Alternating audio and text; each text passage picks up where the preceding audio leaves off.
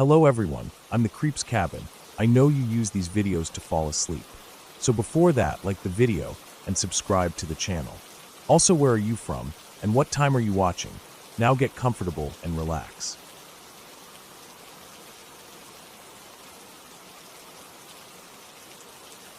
I was 7 years old the first time it happened. It was fall, one of those chilly, dry afternoons where your backpack feels heavier than it is, and every sound is sharper in the air. Leaves skittered along the sidewalk, and the sky was this pale, washed-out gray. I had a routine. Every day after school, I walked to my babysitter's house by myself. She lived just a block away from the school, and it was so normal I didn't think anything of it. Other kids were still around, either waiting for rides or heading home the other way. The yard was still noisy behind me. I turned onto the street like I always did, my backpack straps cutting a little into my shoulders, scuffed shoes scraping against the uneven sidewalk. My mind wasn't on anything. Maybe a cartoon I wanted to watch, or something dumb someone said at lunch. I wasn't in a rush. I never was. I was halfway down the block when I noticed the car. It wasn't there before, but now it was creeping along the street beside me. A pale blue sedan. Kinda old. The kind of car a grandparent might drive. I didn't really look at first. I didn't feel afraid, just aware of it. But it didn't keep driving. It slowed down more. Then the window rolled down.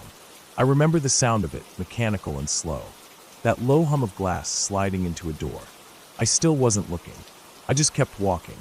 But then a voice snapped into the air, loud and sharp like it had been thrown at me. Come here. I stopped cold. Just like that. My legs wouldn't move. My breath caught in my throat, like I'd forgotten how to breathe in and out. Come here. Come here. The voice got louder, more angry or desperate. I couldn't tell which.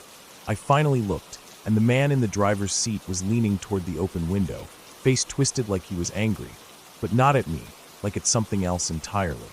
He was older, middle-aged maybe. Dark hair but going gray at the sides, kind of messy like he'd been running his hands through it all day.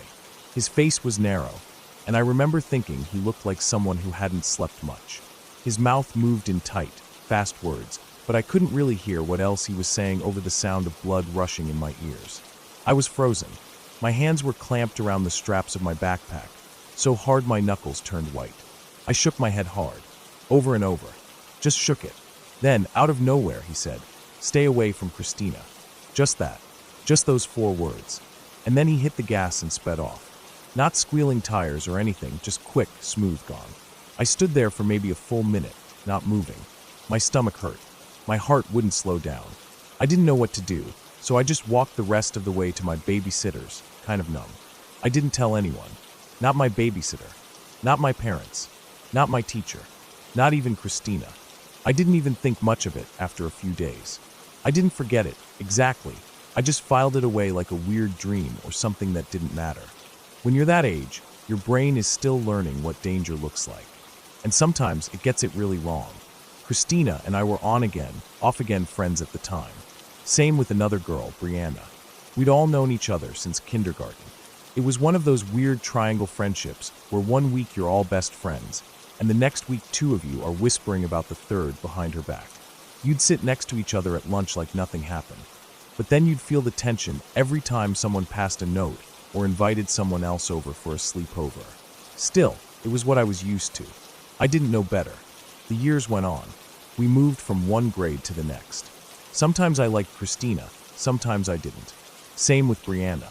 We'd play together at recess, then ignore each other for days. Nothing unusual. I forgot about the man. I really did. I had other things to worry about, spelling tests, gym class, whose mom packed better snacks. Christina didn't seem that different from any other kid. She liked horses. She liked Lisa Frank stickers and gel pens. Sometimes she gave me gum. Sometimes she glared at me and refused to speak for a week. Then came 5th grade. I remember that year better than most. Something about being 10 or 11 just sharpens your memories. It was the year we all started realizing who we were in the social pecking order. Who had name brand shoes. Who brought extra dessert to trade. Who got picked first for dodgeball. It was the year you either started getting invited to birthday parties or you didn't. That winter, Brianna started being nice to me again after ignoring me most of the fall. She asked if I wanted to go get a pop with her from the machine in the back hallway. It was a weird hallway, not really part of the school layout, More like an addition they didn't finish properly. Concrete floor. Cold. Kind of echoey. The pop machine was always there, though, humming and clunking out cans when you hit the right buttons. I said sure. It felt like a peace offering. I had spare change. We went and bought sodas. She chatted with me about nothing. I remember she was smiling a little too much. I thought she was just being extra nice. We came back to class. I set my drink and lunch down on my desk and went to the coat hooks to grab something. When I came back, Christina was sitting at her desk, looking at me with this half smirk. She told me someone had messed with my stuff, hid it around the room, but she had found it and brought it back. I just kind of blinked at her. Didn't really think about it. I cracked open the soda. I took one sip. Immediately, I knew something was wrong. It hit my tongue and burned. Not the fizzy kind of burn. This was chemical. Bitter. Sharp. I spit it right back into the can, gagging. My throat and mouth felt raw. I ran for the water fountain, rinsing my mouth over and over until I could hardly stand up straight. Someone told the teacher. The nurse got involved. The principal. Eventually the cops. Turned out they had poured Lysol into my drink. Not a lot. Just enough to screw with me. Enough that if I hadn't spit it out, if I'd taken a few big gulps, I might have ended up in the hospital. Or worse. And they thought it was funny. Christina and her sister. Her older sister had come into the school building that day for something. I don't even remember what excuse they gave. They did it together. The school was small. One class per grade. No extra rooms to separate kids. So even after the police got involved and a restraining order was issued, I still had to sit in the same classroom with them. They got suspended. 3 days. Maybe 4. I don't remember if it was even a full week. I remember sitting at my desk the next day, trying not to cry, trying not to throw up, trying to pretend I wasn't afraid to touch anything. I remember Brianna avoiding my eyes. I remember Christina walking in on her first day back like nothing had happened. I don't think she even looked at me. Just slid into her chair, chewing her gum, flipping open her notebook. No one really talked about it. Kids whispered, sure. Teachers looked uncomfortable. My parents tried to raise hell, but the school couldn't or wouldn't do much more. It was a small town. Everyone knew everyone. Everything felt stuck in place. Years went by. I switched schools eventually. Made new friends. Got older. Learned more about people, about trust, about how some things don't have explanations. But I never forgot about that man in the car. Stay away from Christina. That's what he said. Not she's dangerous. Not watch out. Not even she's going to hurt you. Just those 4 words. Like a warning. Or a threat. Or a plea. I don't know. I still don't know who he was. I never saw him again. I've replayed it in my head 100 times. Maybe he was someone who knew Christina's family. Maybe he saw something, knew something. Maybe he tried to help in the only way he knew how. Or maybe he was someone dangerous himself, and I was lucky not to get in that car. I'll never know. All I know is he was right. I should have stayed away from Christina. Not because I think she's evil, or because I think she was some monster in disguise, but because some people are broken in ways that don't show on the outside. Some kids grow up in homes where love gets twisted into something else. Some learn to hurt before they learn to speak kindly. And sometimes that damage spills over onto anyone nearby. I was a quiet kid. I didn't push back much. I wanted friends, even if they were the wrong ones. I didn't understand what real danger looked like. But after that, I started to. After that, I watched people differently. I kept the soda can for a while, cleaned it out and hid it in my closet like it was proof. I don't have it anymore. We moved, and I tossed it, or maybe my mom found it and didn't understand. But I remember the color of it. Bright red. Cherry Coke. The smell of chemicals when I first opened it. The sting in my mouth. The way my fingers trembled when I set it down. I never walked alone after school again. Not even a block. And even now, as an adult, if I see an old blue sedan crawling down a street slowly, something clenches in my stomach.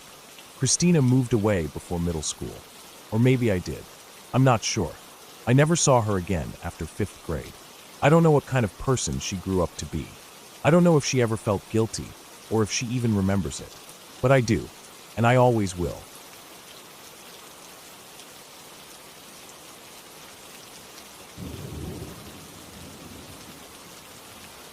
I never knew my father.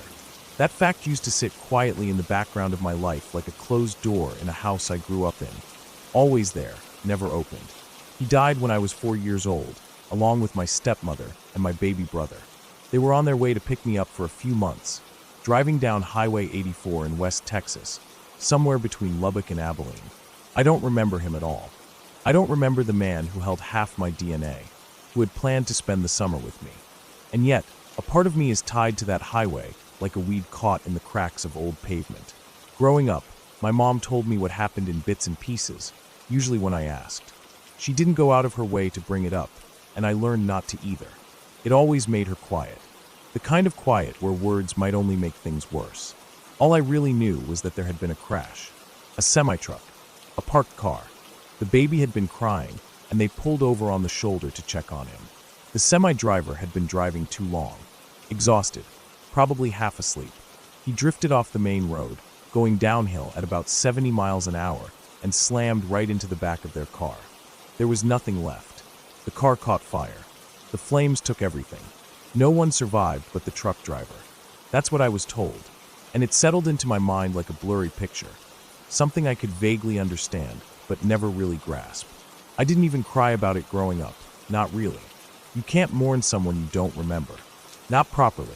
But the story always hung in my mind like a strange fact I didn't know what to do with. It was just part of my life. A page in the book I was born into, already turned before I could read it. Years went by. I grew up, graduated high school, and ended up attending Texas Tech in Lubbock. It wasn't planned, nothing poetic about it. I got in, they gave me some money, and it was far enough from home that it felt like a fresh start. The thing was, every time I drove to and from school, especially when I was heading to DFW to see friends or go home for a holiday, I had to take Highway 84. That same road, that same stretch of highway. At first, I didn't really think about it.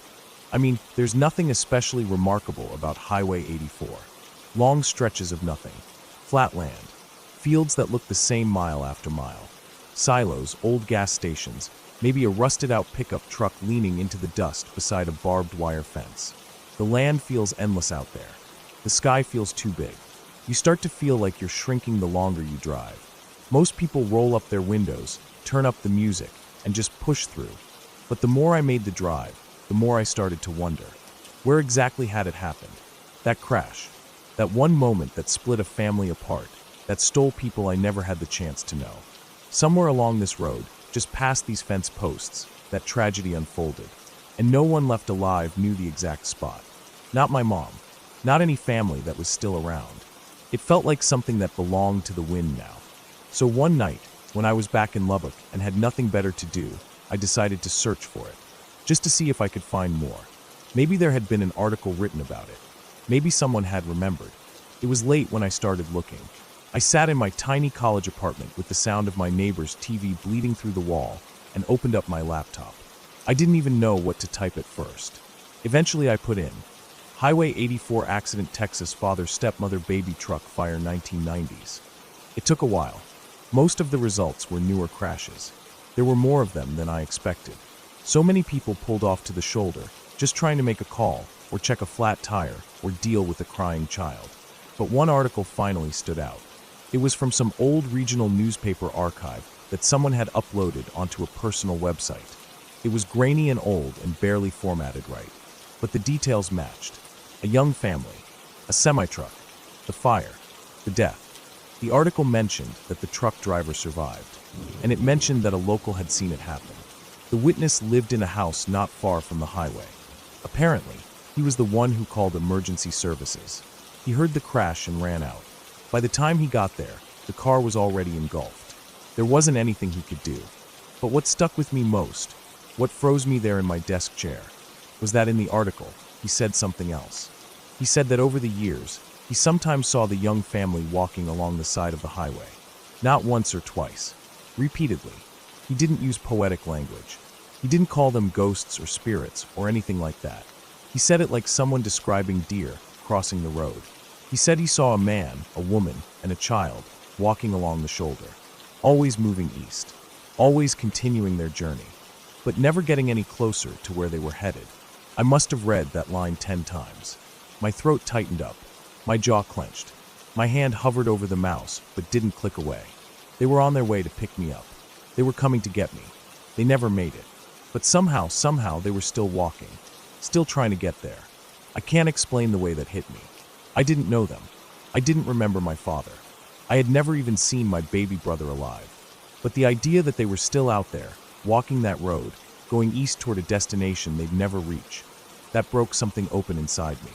I sat in that chair and cried like I hadn't cried in years. Not loud, just slow and steady. It was like mourning something I didn't know I'd lost until that moment. I printed the article, folded it carefully. I kept it in my glove box for months, taking it out sometimes and reading it again when I made that drive. Eventually, I decided I needed to find the spot. The exact spot, or at least as close to it as I could. I started by asking people. At gas stations, small stores, roadside diners. I didn't expect much, but to my surprise, a few people actually remembered. It was a big crash. Fires are rare out there. People don't forget when they see black smoke rising for miles over flat land. One old guy at a gas station near Sweetwater remembered hearing about it on the local radio back then. He told me to drive about 15 miles past a certain ranch fence with a sign that read 3 Oaks and look for a break in the shoulder rail. He said it was patched up now, but for a while you could still see black scorch marks on the pavement. So that's what I did. I drove out there alone one weekend. No music, no distractions, just the hum of the engine and the wind through the cracked window. I passed the 3 Oaks sign and started counting the miles. The sky was overcast, pale. It looked like the kind of day when the sun was trying to push through but gave up. I found the place. I didn't even need to check the odometer. I just felt it. There was a slight dip in the shoulder. The grass beyond it was a little thinner. The soil looked darker. A newer guardrail had been put in, and a small drainage ditch ran beside it. There were no signs. Nothing to say what had happened. Nothing to tell the story of what was lost there. But I knew. Somehow I just knew. I parked my car and stepped out. The wind hit me hard, dry and gritty. I stood there for a long time, just breathing, just listening to the wind rush through the grass. It was quiet out there. No cars passed for a while, just me and the land. I didn't say anything. I just stood there and thought about them, about what that day must have been like, about how scared they might have been, about what they had planned. A road trip, picking me up, spending time together. Maybe they had a bag packed for me in the trunk, a car seat, maybe snacks. I'll never know. I closed my eyes and pictured them. Not how they died, but how they might have looked. A father focused on the road. A young woman turned around in her seat, calming the baby. A baby crying because something didn't feel right. And then nothing. Just silence and flame. I stayed for about an hour. Didn't take any pictures. Didn't need to. It was burned into my mind now. I said a quiet goodbye, though I wasn't even sure who I was saying it to. Them? That version of my life that never happened? Myself? I don't know. When I got back in my car and started driving, I didn't look in the rearview mirror for a long time. I just kept my eyes forward, kept driving east, toward a place they were never able to reach, toward a life that had kept going even after theirs stopped. And here's the strangest part of all. I don't believe in ghosts. I don't believe in spirits or haunted highways or signs from the beyond. But every time I drive past that spot now, I slow down. I glance to the shoulder, and sometimes, just for a second, I think I see movement. The shape of a man, a woman, a small child. Not clear, not sharp, just the suggestion of something still walking, still trying. It could be my imagination. It probably is. But whether or not they're out there doesn't change the truth. They never made it. I did, and part of me will always carry that weight. Not guilt, just a hollow kind of understanding. An empty space where people should have been. I don't go searching for answers anymore. I've read the article. I've stood on the roadside. I've felt the wind. There's nothing else to find. But I still think about them when I drive. I think about how quickly life can change. How a single moment can split a road into 2 paths. One where you go on, and one where everything stops. So I tell the people I care about that I love them. I try not to leave things unsaid. I never drive tired. And every once in a while, when I'm out on that highway, and the sun is setting just right, I look to the shoulder. Just in case they're still out there. Still walking. Still trying to get home.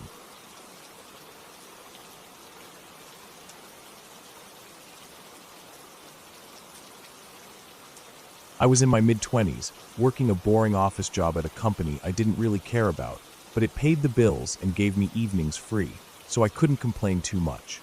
I lived in a small flat about a 30-minute walk from the office, and every day, unless it was pouring rain, I walked home through the local park.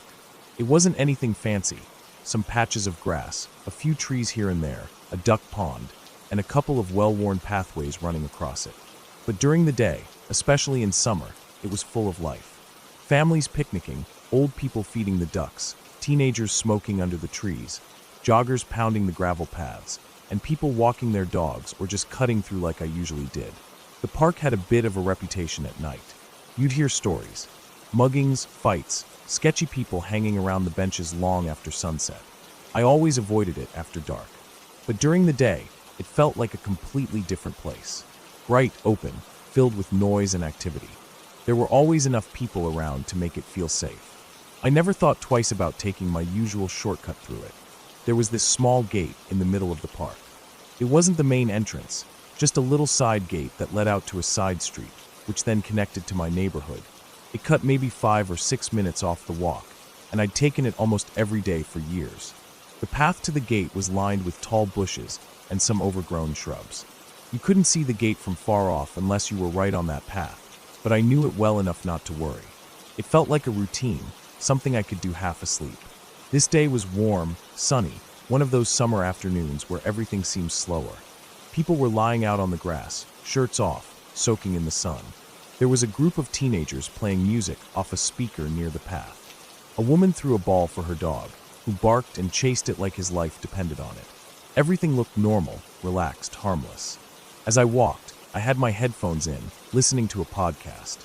Some true crime episode, funny enough, about a girl who went missing on her way home from work. I remember the host describing how she was last seen walking alone down a road just a few blocks from her apartment. The details blurred a bit, but something about the tone of it made me pause the episode. I remember thinking, maybe I should switch to music, but I didn't. I just took the earbuds out and left them dangling around my neck, letting the quiet fill the space. I kept walking, turning onto the narrower path toward the gate. That's when I saw them. 2 guys, maybe late teens or early 20s, standing right by the gate. They were both wearing black hoodies, one with the hood up despite the heat, and the other with short cropped hair. They weren't doing anything, just standing there, sort of leaning against the gate. From far off, they didn't look threatening, just 2 young guys hanging out. But something in my gut shifted. I felt it right away. A tightness in my stomach. That strange little alarm bell that you try to ignore. I slowed down just slightly, not enough to be obvious. My brain started making excuses. Maybe they were just waiting for someone. Maybe they were having a smoke. Maybe I was just being paranoid. You always hear about people assuming the worst, and I didn't want to be one of those people. So I kept going, telling myself to stop being ridiculous. It was daylight, after all. People were nearby. I wasn't alone. I just walked past, say excuse me if they didn't move, and be on my way. But as I got closer, maybe 20 feet away, one of the guys stepped away from the gate and drifted over toward the bushes on the left side of the path. It was subtle, like he was just moving to stretch his legs or something. But he didn't come out the other side. He crouched down, disappearing from my view completely. That's when the tightness in my stomach turned to something else, fear. Cold and real. The second guy suddenly turned and looked straight at me. He was smiling, but not in a friendly way. It was that forced, fake smile that doesn't reach the eyes.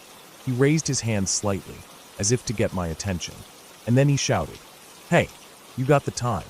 I didn't answer. I didn't stop walking. My feet kept moving, but something inside me started screaming. That voice that had been whispering all along was now yelling. I looked past him for the first time and noticed the car. It was parked right next to the gate, just barely off the path, nose pointed toward the street. A gray sedan, kind of dirty, with tinted windows. I hadn't even seen it until then. It had blended into the background.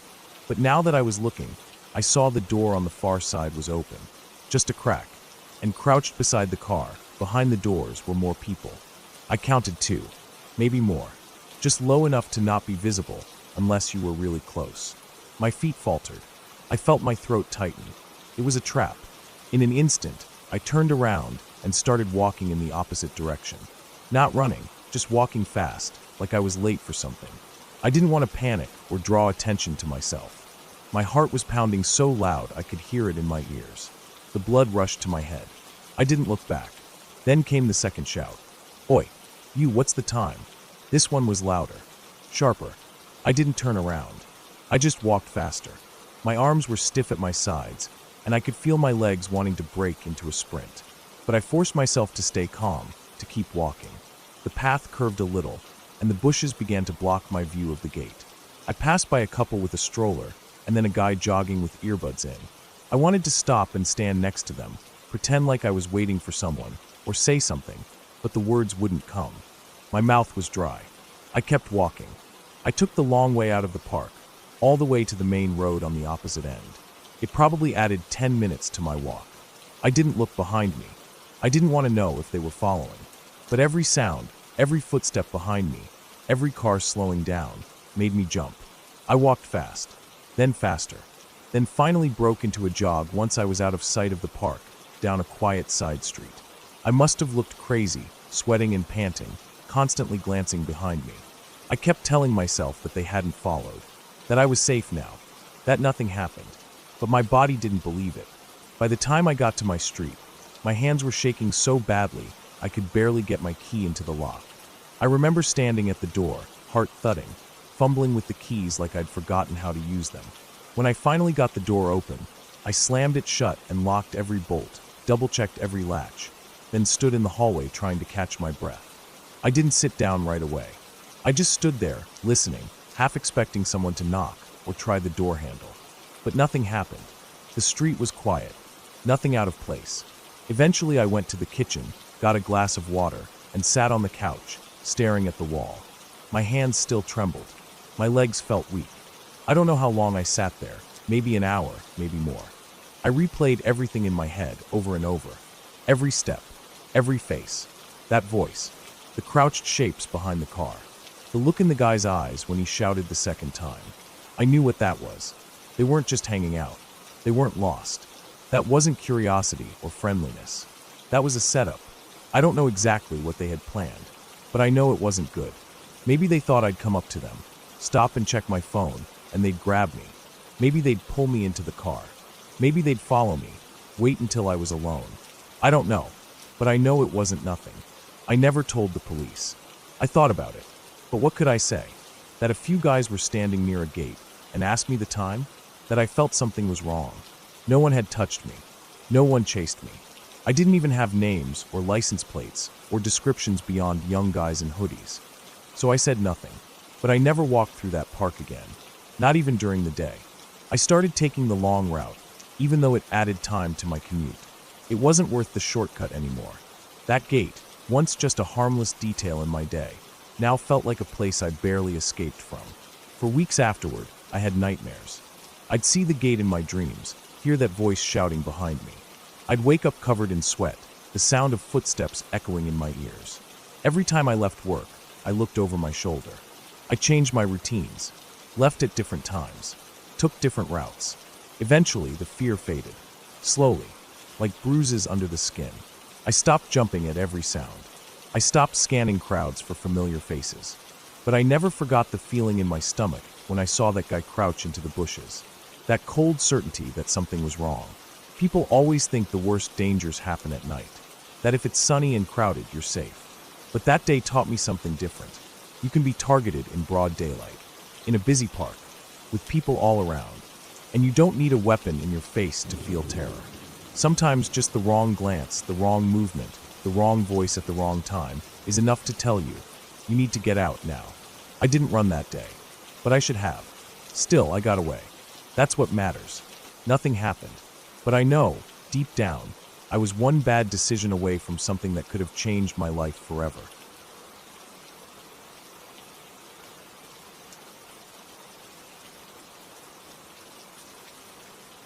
When I was a kid, we lived in an apartment building that wasn't really bad, but it wasn't great either. It was one of those places where the walls were thin, the carpet in the hallway always smelled like dust and old soup, and the elevator never worked right. We were on the 3rd floor, and our apartment faced the back alley. So every night I'd fall asleep hearing stray cats fighting or people dragging out trash late at night. It wasn't scary to me at the time, it was just normal. That was life. My mom was the kind of person who always tried to be kind to people, even when she didn't have much to give. She worked 2 jobs and still found time to bake banana bread or brew tea for neighbors. She was tired most of the time, but she never let it stop her from smiling. One of the people she connected with in those early days of living there was the woman who lived directly below us on the second floor. Her name was Denise. Denise was quiet. I hardly ever heard her voice through the floors, which was rare in that building. Most nights you could hear people fighting, watching TV too loud, or dragging furniture. But Denise, she was like a shadow. She lived alone, and I never saw anyone come or go from her place except for her. I didn't know much about her at first, only that she had short, messy hair and usually wore big sweaters, even in the summer. She had tired eyes, like she'd cried too many times and just didn't have any tears left. I remember the first time I actually noticed her was when she helped my mom carry groceries up the stairs. The elevator had broken again, surprise, surprise, and my mom had 2 bags in each hand, with one starting to rip at the bottom. Denise came out of nowhere and scooped up one of the bags without a word. She didn't smile, just nodded at my mom and walked up beside her. After that, my mom started inviting her up, just for coffee or tea, or sometimes just to sit in silence. I'd be doing homework or watching TV while they sat at the kitchen table talking about grown-up things. Most of it was boring to me, work, bills, family problems, but sometimes I'd hear things that stuck with me, like how Denise talked about someone named Carla. She didn't say a lot about her, but the way she said her name, soft and slow, told me everything. Carla had been important. Carla had been loved. But Carla wasn't around anymore. A few times I saw Denise crying, quietly, wiping her face with a napkin and turning her head so my mom wouldn't see, even though she probably did. I didn't ask questions, because kids just kind of pick up on when not to. I'd sneak away to my room or turn the volume up on the TV just enough so they could keep talking in peace. I didn't know what heartbreak looked like back then, but now when I think about Denise, I know that's what I was seeing. Weeks went by, maybe 3. We didn't see Denise. My mom knocked on her door a couple of times, left a note once. Nothing. No answer. At first, I didn't think much of it. Grown-ups had their own lives. People get busy. But one day, I remember this heavy silence, this weird stillness that sat in the apartment like a blanket. Even my mom seemed off. She stood by the kitchen window looking down at the back alley, like she was trying to see something that wasn't there. Then one morning, after breakfast, she told me we were going to check on Denise together. I asked her why now, and she said she had a bad feeling. Just that, a bad feeling. I didn't argue. We both got dressed and walked down the stairs. When we got to Denise's door, my mom knocked once, twice, then tried the knob. It was one of those slow, creaking turns you only see in movies. The door wasn't locked. It opened an inch, then 2, then fully swung open, like someone had left it like that for days. The hallway inside was dark, no lights on. There was a smell, heavy, wet, sour. Something like rotting food, but sharper. It hit me like a wall. I gagged without meaning to, and my mom held her arm out to stop me from going further. But we did go in. Her apartment was almost identical to ours in layout, but it felt colder. The furniture looked untouched. The coffee table had a ring from a cup that had long dried out. A plant near the window had withered to nothing. Everything was still. No sound of a fridge humming.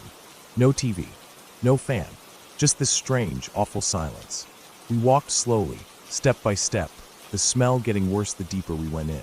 I kept looking over my shoulder, even though there was no one behind us. The bathroom door was slightly open, a sliver of shadow breaking through. My mom pushed it the rest of the way. That moment is burned into my brain. The bathtub was half full with what looked like muddy water, but it wasn't mud.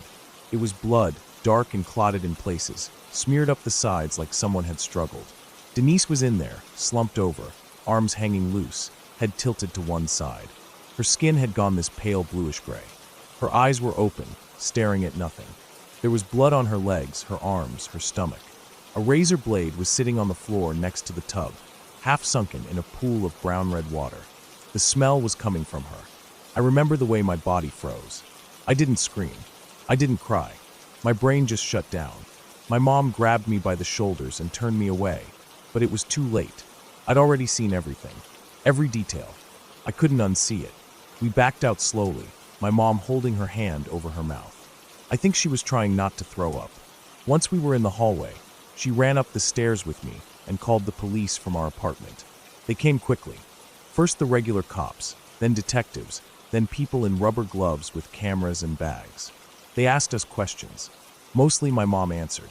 I sat on the couch with a blanket over my shoulders, even though it wasn't cold. Everything felt unreal, like a bad dream you can't wake up from. Later, we found out what happened. Carla, her girlfriend, had left her. Just packed up and walked out one day, no warning. Denise had called in sick to work several times, stopped answering her phone, stopped paying bills. She'd been dead for at least a week before we found her. I had trouble sleeping after that. Every time I closed my eyes, I saw her face again. Not just the way she looked in the bathtub, but her face from before, alive, quiet, soft. I couldn't understand how someone who had sat at our table drinking tea could end up like that. How a person could hurt so quietly that nobody knew it was happening until it was too late. My mom tried to comfort me in her own way. She told me not to worry. She said Denise was our friend, and friends don't haunt friends. That was supposed to help, I guess. But it didn't. Not really. I knew there wouldn't be any ghosts or anything, but that wasn't what I was afraid of. I was afraid of how close everything had come to being missed forever. If we hadn't gone down there that day, how much longer would she have stayed there, rotting in silence? After the police cleared the apartment, they had someone come clean the place out.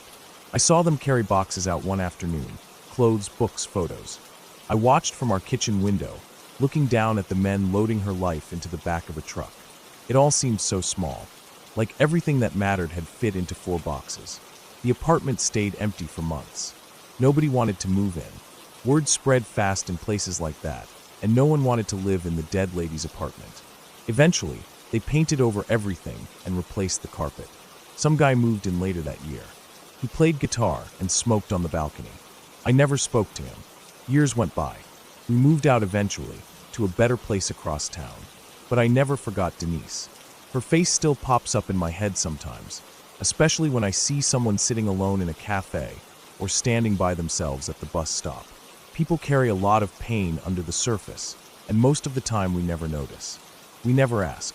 Now that I'm older, I think about how many people are out there like her. Quiet, lonely, sad in ways that don't show on the outside. It makes you wonder how many Denises are out there, walking around with heavy hearts, waiting for someone to care enough to knock on the door. I still don't believe in ghosts, not really. But there's something else that stays with you. A weight, a presence. Not in a haunted way, but in a real human way. The kind that lingers in your chest long after the memory fades from your mind. The kind that makes you look twice at people, wonder how close they are to the edge. Denise died alone, but at least someone found her. At least she wasn't forgotten in that place forever. That thought is the only thing that makes it all feel a little less cruel. And I guess, in a way, my mom was right. Denise hasn't haunted me in the way people think of ghosts. But the memory of her, the weight of it, that's something I still carry. I always will.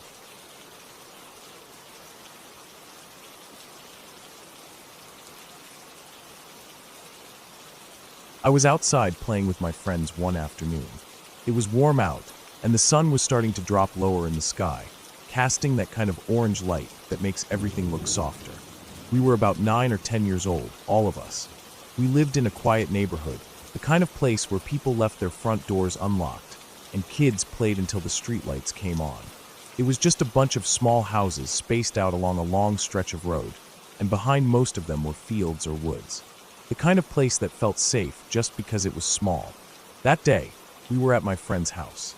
His yard was wide and open, and we were running around with a ball, taking turns kicking it across the grass, making up rules as we went.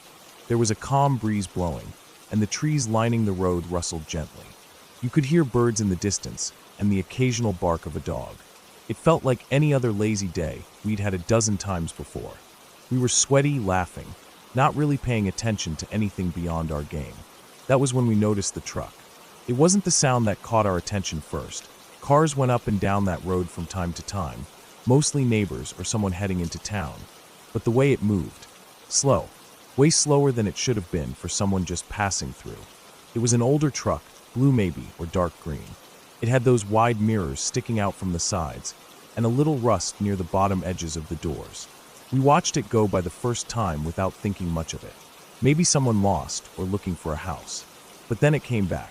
A few minutes passed and we saw it again, rolling past even slower this time. It didn't stop, just crawled by, the engine low and steady, like it was trying not to draw attention. But we were already watching. It passed the house again and kept going. This time we noticed the driver. He was alone. A man, probably in his 40s or 50s, with a short beard and wearing a cap. He didn't look at us directly. Not that time anyway. But there was something about the way his head stayed level, pointed toward the yard, that made us all stop playing. We stood still for a minute after he passed. One of my friends said it was weird. Another shrugged it off. Maybe he was just lost, looking for a turn. We went back to kicking the ball around, but something had shifted. I was glancing up at the road every few seconds, even when it wasn't my turn. The third time he came by, we all saw it clearly. He had something in his hand. One of those old camcorder-style recorders, the kind you held up on your shoulder or supported with both hands. It was definitely pointed at us. He wasn't even pretending to hide it now. He had slowed down even more, and his window was open. The camera was resting on the door, angled right at the yard. Right at us. That time, he did look. Right at us. Not just a glance, he stared. That's when everything in me turned cold. It's a hard thing to describe, that feeling. It wasn't panic, not yet. But it was like a knot tightening in your stomach, something in your body, knowing something was wrong before your brain had fully caught up. It was a warning. Every hair on my arm stood up. The moment he passed the house and disappeared down the road again, we ran. We dropped the ball and sprinted to the front door, not even talking to each other. We didn't have to. We all knew. Inside, we found my friend's mom and told her everything. She got serious real quick and told my friends they had to stay inside.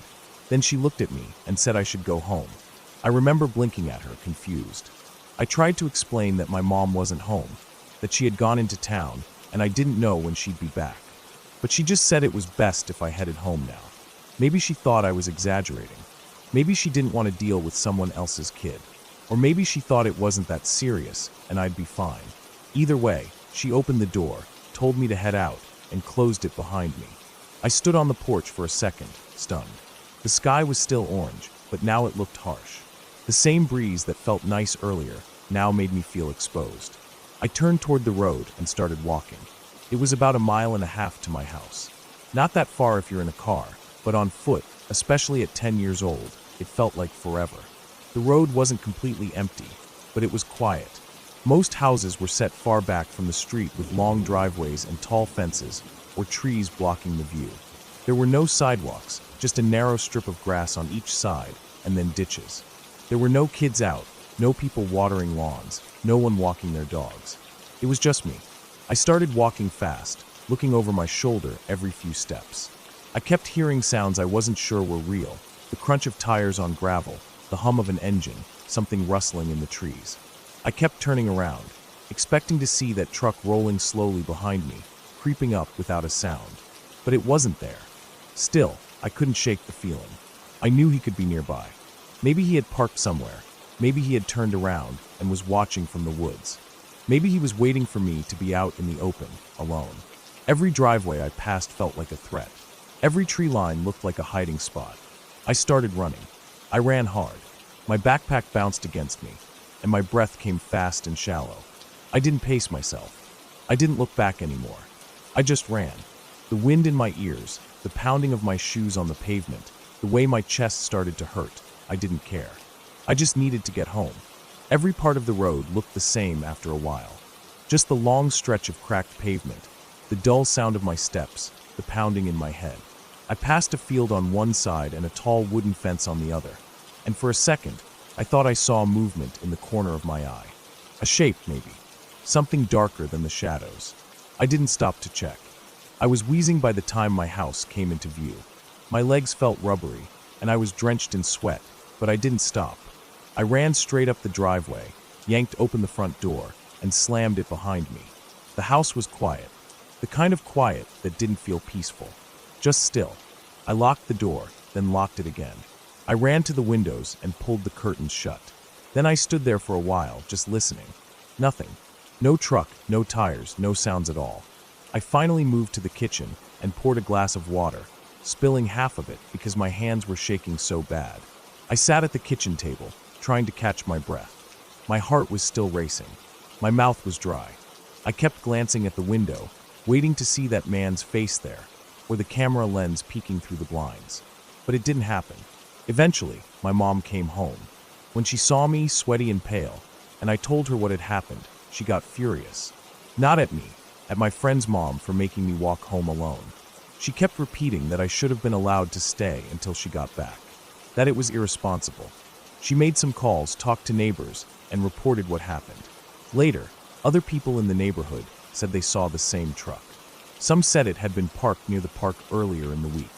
Someone else mentioned seeing it at the school playground on a Sunday. No one ever got a plate number. The truck never came back, at least not that anyone noticed.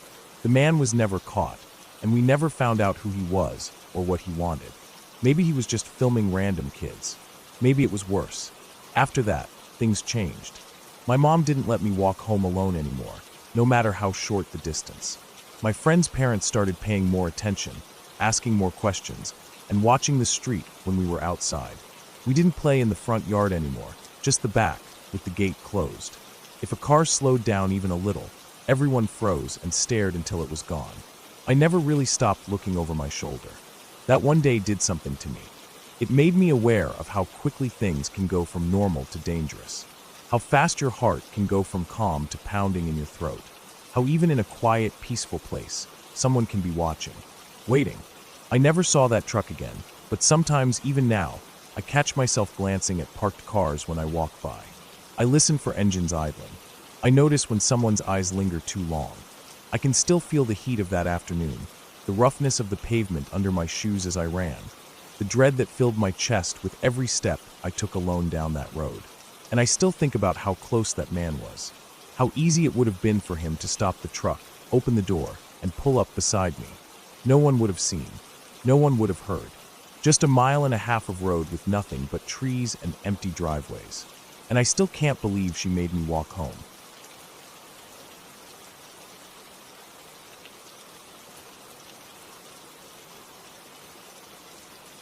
When I was around 8 years old, I had a habit of wandering a little too far from the group during recess. Not in a troublemaking way, just curious. I liked to look at things a bit closer than others did. A tree stump could hold my attention for 10 minutes. A crack in the sidewalk could be a treasure map in my head. I was always the last one to line up when the bell rang, always the one who hadn't noticed it was time to go back inside. I liked quiet things. I liked moments where no one else was looking. But that day was different. That day there was noise, panic, a cluster of kids near the edge of the blacktop, close to a part of the building we weren't supposed to mess around with. It was the storage room. Teachers always said to stay away from it. Not in a dramatic way, just that it was off limits. I never had any reason to go near it before. It was just a gray metal door near the side of the gym, with a rusted handle and one of those old circular keyholes you don't see much anymore. No windows, no signs, just a dead-end space that didn't concern us. But that morning, something was going on. A bunch of kids had gathered in a half circle a few feet from the door. Some were whispering, some yelling. One of the boys was waving his arms, warning others not to get too close. I couldn't hear everything from where I was, but the words eyeball and staring caught my attention like a hook. I walked up, weaving through the crowd slowly, curious more than anything else. The kids weren't faking it. Their faces were pale. A couple looked like they wanted to cry. One of the older girls was pulling on her friend's sleeve, urging her to stay away. I remember the look on her face. She wasn't pretending.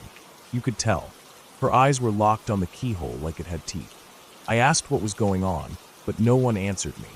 Maybe they didn't hear me. Maybe they didn't want to talk. Or maybe they were just too freaked out. I heard someone say it again. There's an eyeball in the keyhole. At first I thought they meant someone was inside. Maybe a teacher or someone playing a prank. But their reactions didn't match that kind of joke.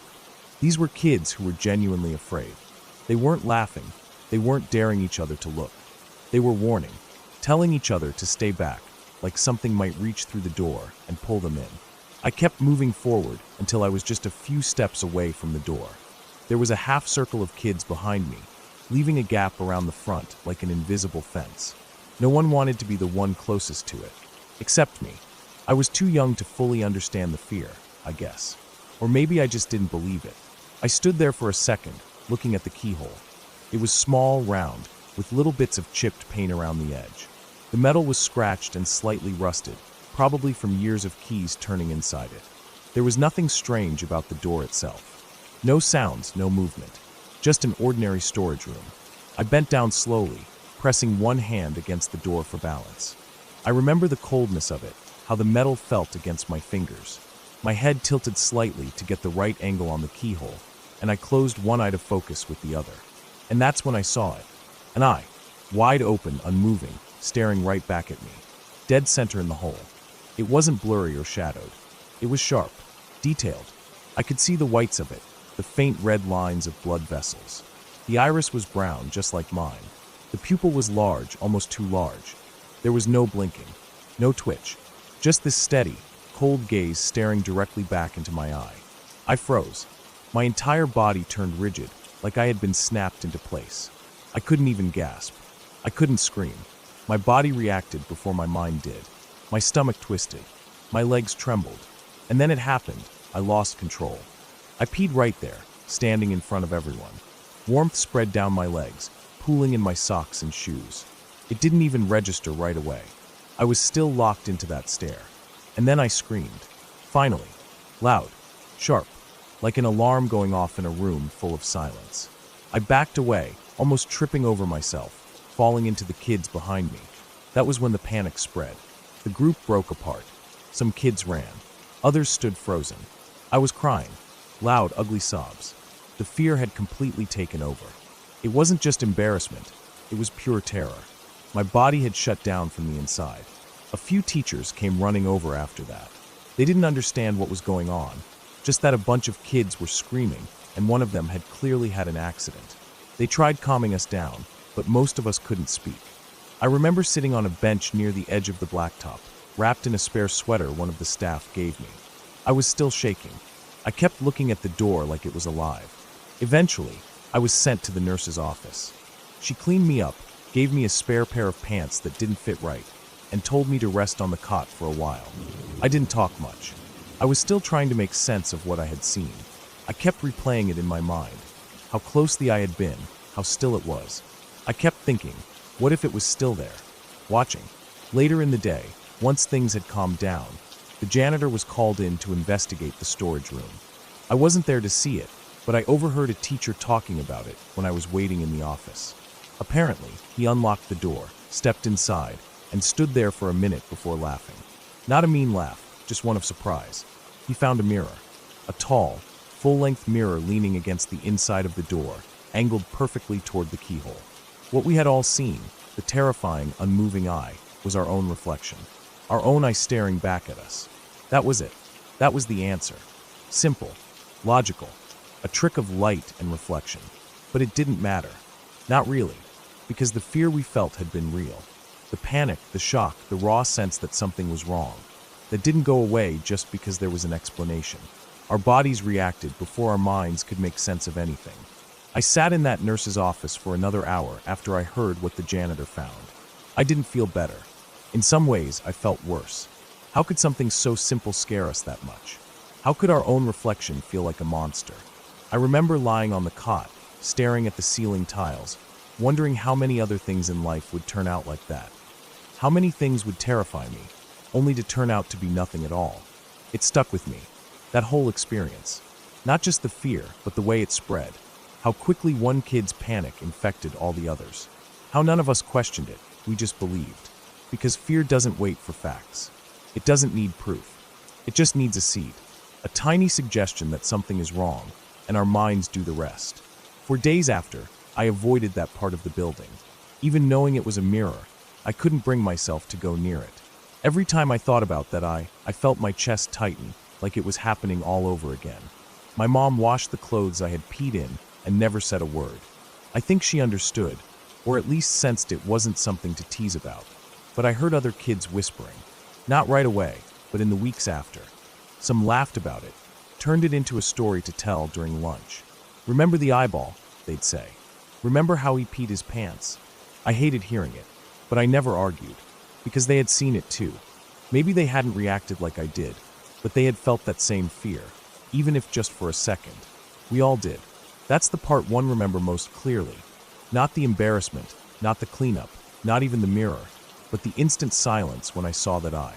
The weight of it, the way time stopped. Looking back, I know how silly it sounds. An eye in a keyhole, a bunch of scared kids, a janitor finding a mirror. But it didn't feel silly at the time. It felt real. It was real. That's what fear does. It makes everything feel heavier, bigger, closer. I learned something that day, even if I didn't fully understand it until much later. I learned how powerful the mind is, how it can take a reflection and turn it into a monster, how it can take a quiet moment and turn it into chaos. I learned that fear doesn't always come from the things we can see. It often comes from the things we think we see.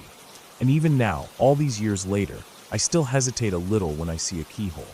Not because I expect to see something staring back at me, but because I remember that moment.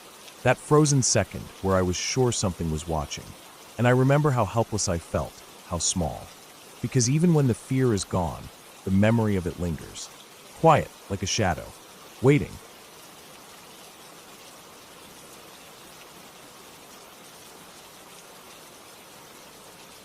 Back when I was in 3rd grade, I didn't really understand what it meant when adults said something felt off. I didn't have that instinct developed yet, or maybe I did, but didn't know how to listen to it. Kids are like that. They notice things, they feel things, but they don't always know how to explain them. They go by what feels good or bad in the moment, and I guess that's what made me such an easy target. Mrs. Todd was short. That's one of the first things I remember about her.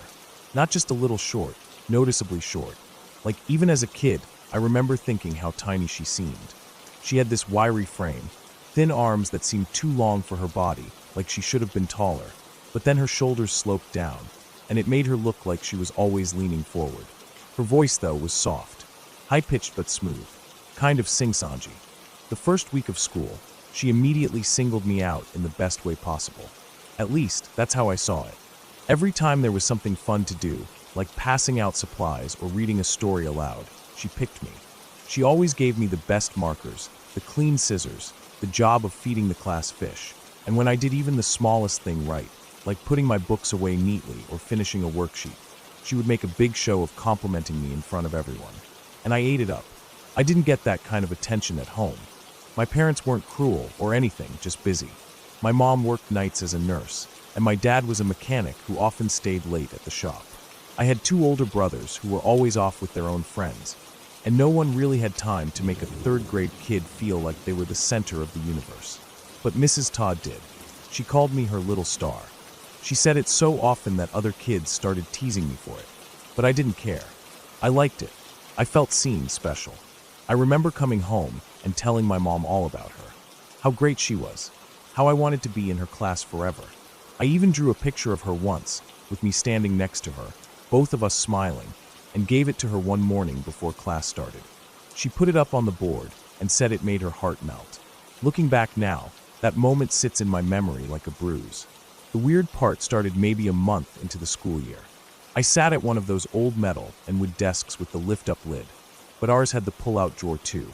That morning, I came in like normal, sat down, pulled out the drawer to put in a pencil or something, and there it was, a Victoria's Secret catalog. At the time, I didn't really know what it was, just that it was full of pictures of women in underwear. That was enough to make me panic. I thought it was something dirty, something bad, and I instantly looked around like I'd been caught stealing. I was so scared I'd get in trouble. The kid sitting next to me, Evan, leaned over and saw what I was staring at. He let out this quiet laugh and said something like, "Whoa," and that made it worse. It wasn't even mine. I hadn't put it there, but I felt guilty anyway. Then Mrs. Todd came up. She must have seen us looking at something, because her voice came sharp. I remember how fast my heart started beating. She asked what I had, and I told her it was just sitting in my desk when I got there. I expected her to believe me. She always believed me. But she didn't. Instead, she turned to Evan and started saying things like, "You must have put it there. That's what happened, right?" She said it again and again, not yelling but repeating it in that same tone over and over. Evan looked confused too, but eventually I got so uncomfortable that I said, "I guess maybe he did," just to end it. I still remember Evan glancing at me after that, like I'd betrayed him. Maybe I had. I don't know. I was scared. Mrs. Todd never brought it up again, and neither did Evan. We just moved on. A few days later, she pulled me aside after class. Everyone else had already left. She knelt down to my level and told me I was doing so well in class, better than anyone else. and that she had something special in mind for me. She said if I kept it up, she'd take me on a field trip. Not a regular class field trip, but something just for me and her. She said it would be a weekend trip to the Gulf of Mexico. We'd see dolphins, collect seashells, go out on a boat. I was thrilled. To a third grader, that sounded magical. My family didn't take vacations. The idea of going to the beach, just me and my favorite teacher, seemed like the best thing that could ever happen. I didn't even question it. She told me not to tell anyone else, said it was a surprise, and she didn't want the other kids getting jealous. I didn't say a word. Then one day, maybe a week after that, she was just gone. No warning, no announcement. I walked into class, and there was a substitute. The next day, we had a new teacher entirely, Ms. Dawson. She was older, strict, and didn't like me much. At least, not the way Mrs. Todd had. I was crushed. I kept waiting for Mrs. Todd to come back. I even asked my mom about it, and she just said that sometimes teachers leave, and the school doesn't explain why. The field trip never happened. At the time, I didn't think too hard about it. I was just sad. I didn't know what disappointment like that meant, not in the bigger picture. I just missed my teacher. It wasn't until years later that I realized how strange, how wrong, all of it was. I was maybe 17 when the memory came back hard. I don't know what triggered it. I think I was watching some documentary about child abuse in schools, and they were talking about grooming. That word stuck with me. The signs they described, the favoritism, the secret gifts, the isolating of the child, the encouragement to keep things private, it hit me like a truck. I sat there in silence for a long time. I remembered that catalog. I remembered how she kept insisting Evan put it there, even when it didn't make sense. I remembered her offering to take me on a weekend trip, out of state, just the two of us, and how she made it sound so fun, so innocent. And I remembered how she vanished overnight. Back then, no one talked to us kids about that kind of danger. We had those weird assemblies where they told us not to talk to strangers or accept candy from people in vans. But they never told us that sometimes the danger didn't come from the people outside. Sometimes it was from the ones smiling at us every day, the ones we trusted. I thought about what would have happened if she hadn't left, if someone hadn't intervened. Maybe another teacher noticed something. Maybe a parent complained. Maybe Evan said something to his mom. Maybe someone saved me, and I'll never know who. And I think about that a lot, because for a long time, I thought of her as the kindest, most wonderful adult in my life. Someone I loved, someone I wanted to make proud. But the truth is, I think she was trying to hurt me. Not in a way I would have recognized then, but now it's so clear. She was planning something. That trip was real in her mind. She was setting something in motion, and I was the one she picked. I can't explain how sick that realization makes me feel, how close I came to something terrible, without even knowing I was in danger. Now that I'm older, I understand how many stories like mine are out there. How many kids never get that lucky break, that sudden removal, that unexplained replacement. How many kids end up going on that field trip. And I hate that it still makes me feel guilty, like I should have known better, like I did something wrong. But I was a kid. She was the adult. And no matter how small she was, no matter how sweet she acted, she had all the power. That's what makes it so scary. Not that she did something, but how close she came, how well she hit it, how easy it was, and how much I loved her for it.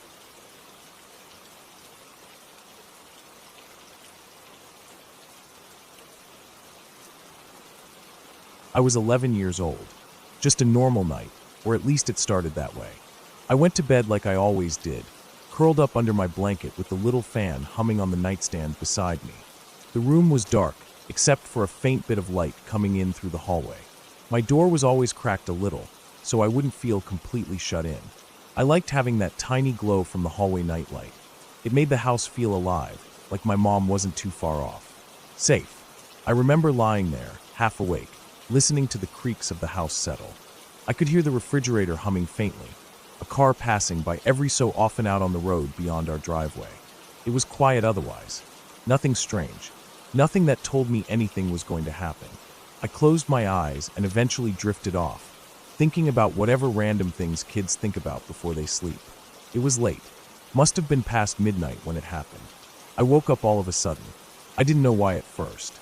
It wasn't a noise, not something outside. It was more like my body sensed something.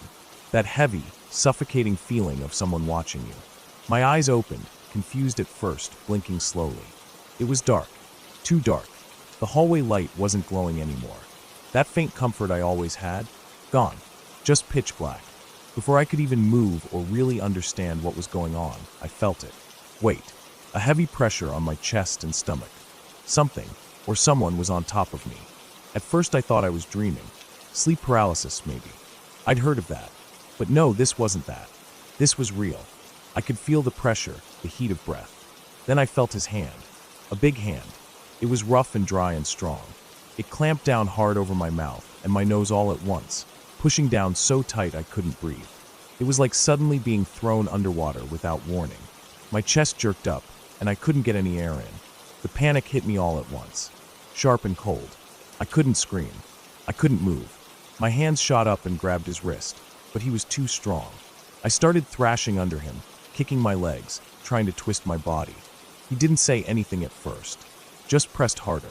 Then, in a low, shaking voice, he told me to roll over. Don't scream. That's all he said. Roll over. Don't scream. He didn't yell it. He didn't sound angry or even loud. It was almost calm, but something in the way he said it made my stomach turn. I was frozen. My head was spinning, and my lungs were burning from the lack of air. My body wasn't listening to me. It was like every nerve had shut down. But I rolled. I did what he said. I rolled hard to my side, and my body hit the floor with a thud. That small moment, falling off the bed, was enough to jolt me back. Like it snapped me out of that frozen, terrified state. I gasped, pulling in a sharp breath, and that's when I tried to scream. Nothing came out. At first, my throat just opened and nothing happened. My mouth was wide, but it was like my brain hadn't caught up with the rest of me. Just air. Silent, panicked air. Then it hit me all at once. My voice came crashing out, loud and raw and broken. I screamed over and over. I screamed like I never had before in my life. Screamed so loud I thought my throat would tear open. My mom heard me. I don't even remember the exact moment she came into the room. Everything happened so fast. The man, whoever he was, had gotten off the bed and was moving toward the window. That's when she charged in. My mom is 5'3", maybe 120 pounds soaking wet, but I swear in that moment she looked like a giant. She didn't hesitate. No questions, no fear. She came in swinging. There was a blur of movement. I remember the sound of something hitting the wall, the scuffling of feet on the hardwood floor. She grabbed at him, tried to pull him back. He shoved her.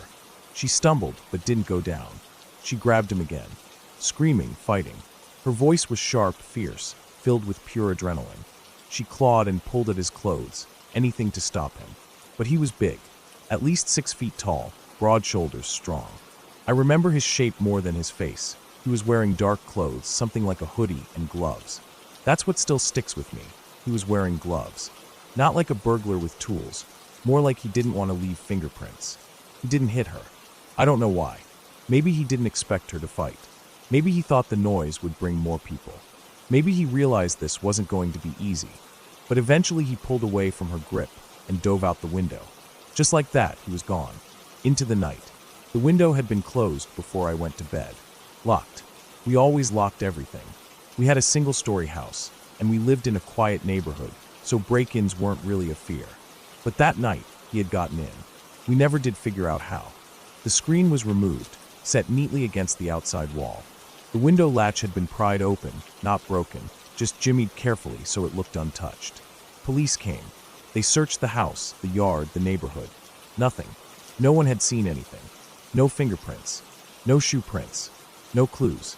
Just a child's bedroom turned upside down, the curtains fluttering in the breeze, and my mom's trembling hands trying to clean up the shattered feeling in her own home.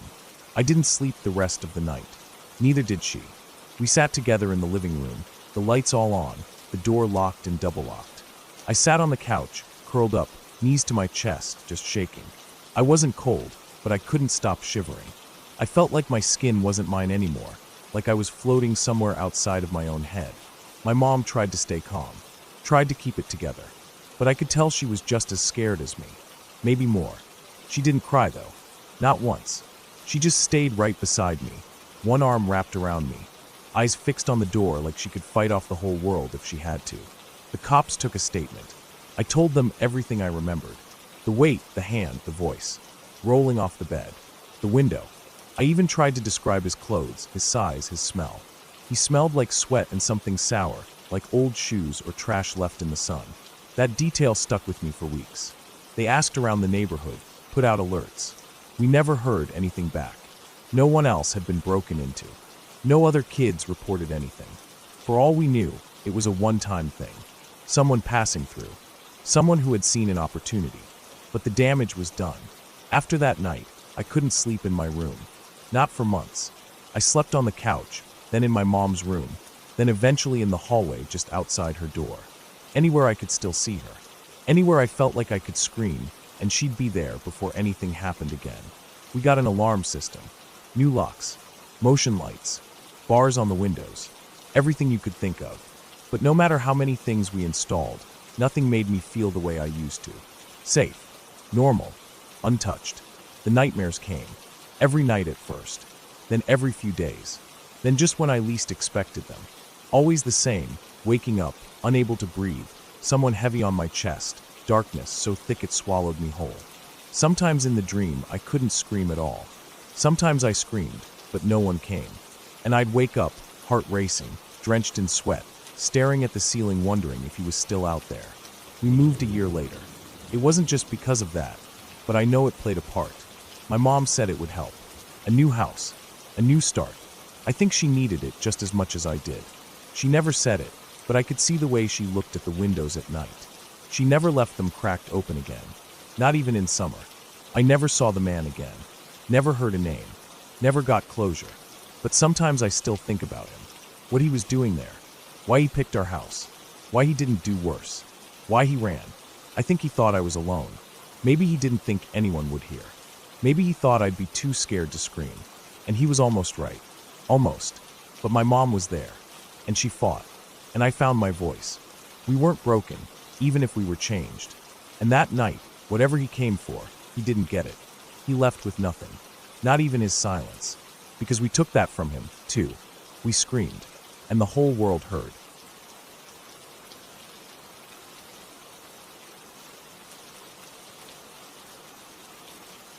Probably just my entire life would count as a disturbing, scary story. It didn't start with anything big, nothing people would point to and say, "That's abuse." It was quieter than that, slower, like a fog that crept in over the years and smothered everything.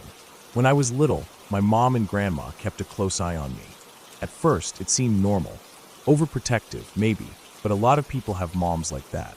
I wasn't allowed to walk to school or ride my bike to the corner store like the other kids. I couldn't go play outside by myself, even though I saw other kids running around and getting dirty. I couldn't have friends over either, and I was never allowed to go to their houses. It always had to be just us. Just family. That was the line. They told me the world was dangerous, that people were evil, that accidents happen when you think you're safe. My mom said it with a kind of desperation that made me feel like she believed it. And my grandma backed her up, always. I remember once, I asked if I could go to a sleepover at a girl's house from school. I didn't even finish the question. My mom looked at me like I had betrayed her. Her voice dropped low, and she said I should be ashamed of myself, that I didn't appreciate how much she was doing to keep me safe. That was the first time I realized I wasn't just being protected. I was being owned. When you grow up like that, you don't always know it's wrong. You think maybe other kids have it too easy. You start to believe that you really are safer inside, that you really don't need friends, that everything you need is right there in that house, with those two women. They repeat it enough times, and it sinks into your bones. It got worse as I got older. Way worse. I wasn't allowed to cook on the stove. Not even something simple like ramen or eggs. My mom said I could burn the house down. I wasn't allowed to drive, even after I got my permit. She said it was too dangerous. I didn't have a job. She wouldn't let me work. She said I didn't need money because I had her, that everything I needed was there. But it wasn't. I didn't have freedom. I didn't have a future. I didn't even have privacy. She would go through my things when I left the room. I know because once I came back and the books on my shelf were rearranged, not how I left them. She checked my drawers. She read my notebooks. She even checked the trash. If she found a scrap of paper with anything personal, she would bring it to me and demand an explanation. I started hiding money. Coins at first, from doing laundry. A few bucks here and there from pockets or under the couch cushions. I kept it hidden in a sock stuffed into a shoe box that I buried under my bed. I would wait until everyone was asleep and go check it sometimes, just to make sure it was still there. It became a kind of obsession, my only way out. I felt like I was robbing a bank, like I was stealing my own future back, $1 at a time. When I was 19, I finally decided I couldn't do it anymore. I had saved about $75. It wasn't much, but it was enough to get a cheap bus ticket and maybe a few snacks. I packed a backpack, just the basics. I figured I'd figure the rest out once I was gone. I didn't make it past the front yard. She tackled me. I heard the door swing open behind me, and then she was on me like a wild animal, screaming, nails digging into my arms, her knee in my back, my face pressed into the dirt. Then I saw my grandma's slippers. She came outside and helped drag me back in. They locked the doors and took my backpack. My mom ripped it open and threw everything across the floor. She found the money and took it. She said it belonged to her, that everything in that house was hers. She said I had betrayed her. That night, she slept beside my bed, not on the floor either. She pulled a chair right next to the bed and sat there, watching me. The lights were off, but I could see her shadow. Every time I moved, I heard her shift too. I didn't sleep at all. She took my phone, reported it stolen so I couldn't reactivate it. I couldn't make calls, couldn't contact anyone. She made sure of that. She started going through my room even more, checking everything. I think she was afraid I had another stash of money somewhere. Then she took me to church. It wasn't the regular church we used to go to. This one was different. Holiness, she called it. They had loud music and people shouting. They made a big deal about demons and sin. That day, she told the pastor I was possessed, that I was rebellious, that I had tried to run away. They held me in the middle of the floor and prayed over me for 3 hours straight. My mom cried and shouted, telling them to get the darkness out of me.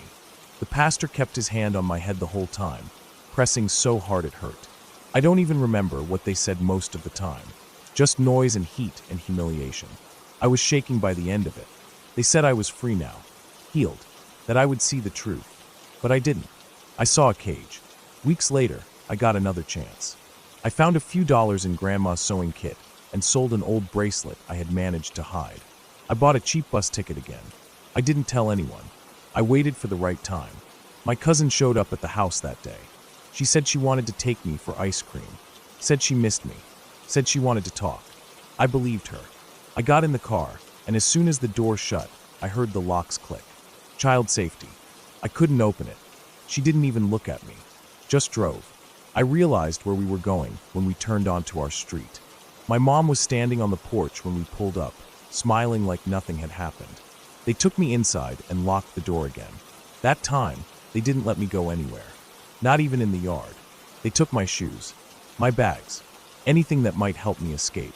They turned the TV up loud, so I couldn't hear what was going on outside. For an entire year, I was a ghost in that house. I stopped talking much. I didn't eat unless they gave me food. I just sat, waited, watched the days go by. Some of my relatives started parking in the driveway randomly. I think they thought I might run again, so they blocked me in. They made it impossible for me to even try. I had no phone, no ID, no cash, no shoes. I had no proof I even existed outside of that house. But I watched. I waited. I listened. I knew I had to find a real way out, not just a desperate run. I started memorizing the phone numbers of local shelters when they came on commercials. I watched where they put the keys. I listened to their schedules when they went to sleep, when they went to church, when they took naps. I played the part. I smiled when they wanted me to. I said thank you. I told them I was sorry. I said I saw the truth now. I made them think I had given up. One night, my grandma fell asleep on the couch while watching her shows. My mom was upstairs taking a bath. I walked into the kitchen, took the spare house key from under the sink, and walked right out the front door. I didn't run. I walked. I walked 5 miles to a gas station that I remembered seeing once years ago. It took almost 2 hours. I didn't have shoes, so my feet were bleeding by the time I got there. I asked to use the phone. The clerk hesitated, but let me. I called the number I had memorized, a women's shelter hotline, told them my name, told them what happened, told them I didn't have ID or shoes or anything. They came and got me. That was 2 years ago. It took almost a year to get my documents back. Birth certificate, social security card. I had to file reports and statements. I had to talk to police and counselors and lawyers. My mom told them I was mentally unstable, that I had always been that way, that she was only protecting me. She even said I was a danger to myself. But they didn't believe her. They saw through it. They talked to doctors. They saw the patterns. They recognized the signs. Now I have a job. I have an apartment. I have shoes. Sometimes, I still wake up at night thinking she's sitting beside my bed, watching me. I check the closet. I check the door. I turn on the lights just to be sure. But I'm okay. I'm here. I'm alive. And I'm free. For a long time, I thought my life wasn't mine, that I belonged to her, that I would never leave. But I did. It took everything I had, and more than I thought I could give, but I made it out. No ghosts. No monsters. Just people. People who think they own you. And the long, slow fight to prove them wrong. It still scares me to think how close I was to disappearing in that house forever. But now, when I walk down the street with the sun on my face, and no one telling me what to do, I know I made it. I know I won.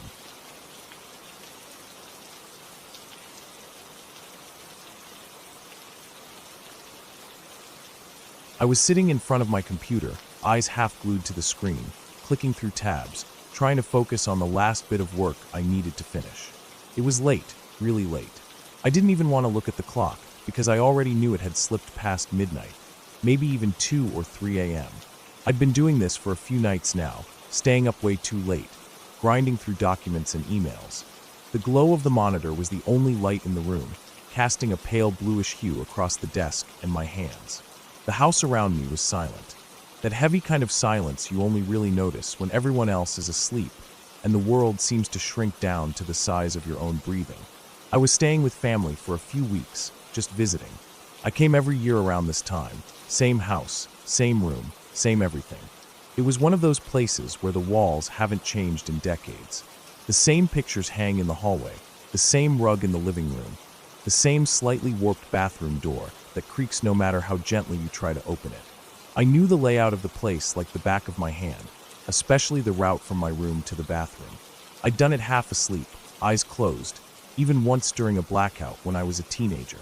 The path was simple.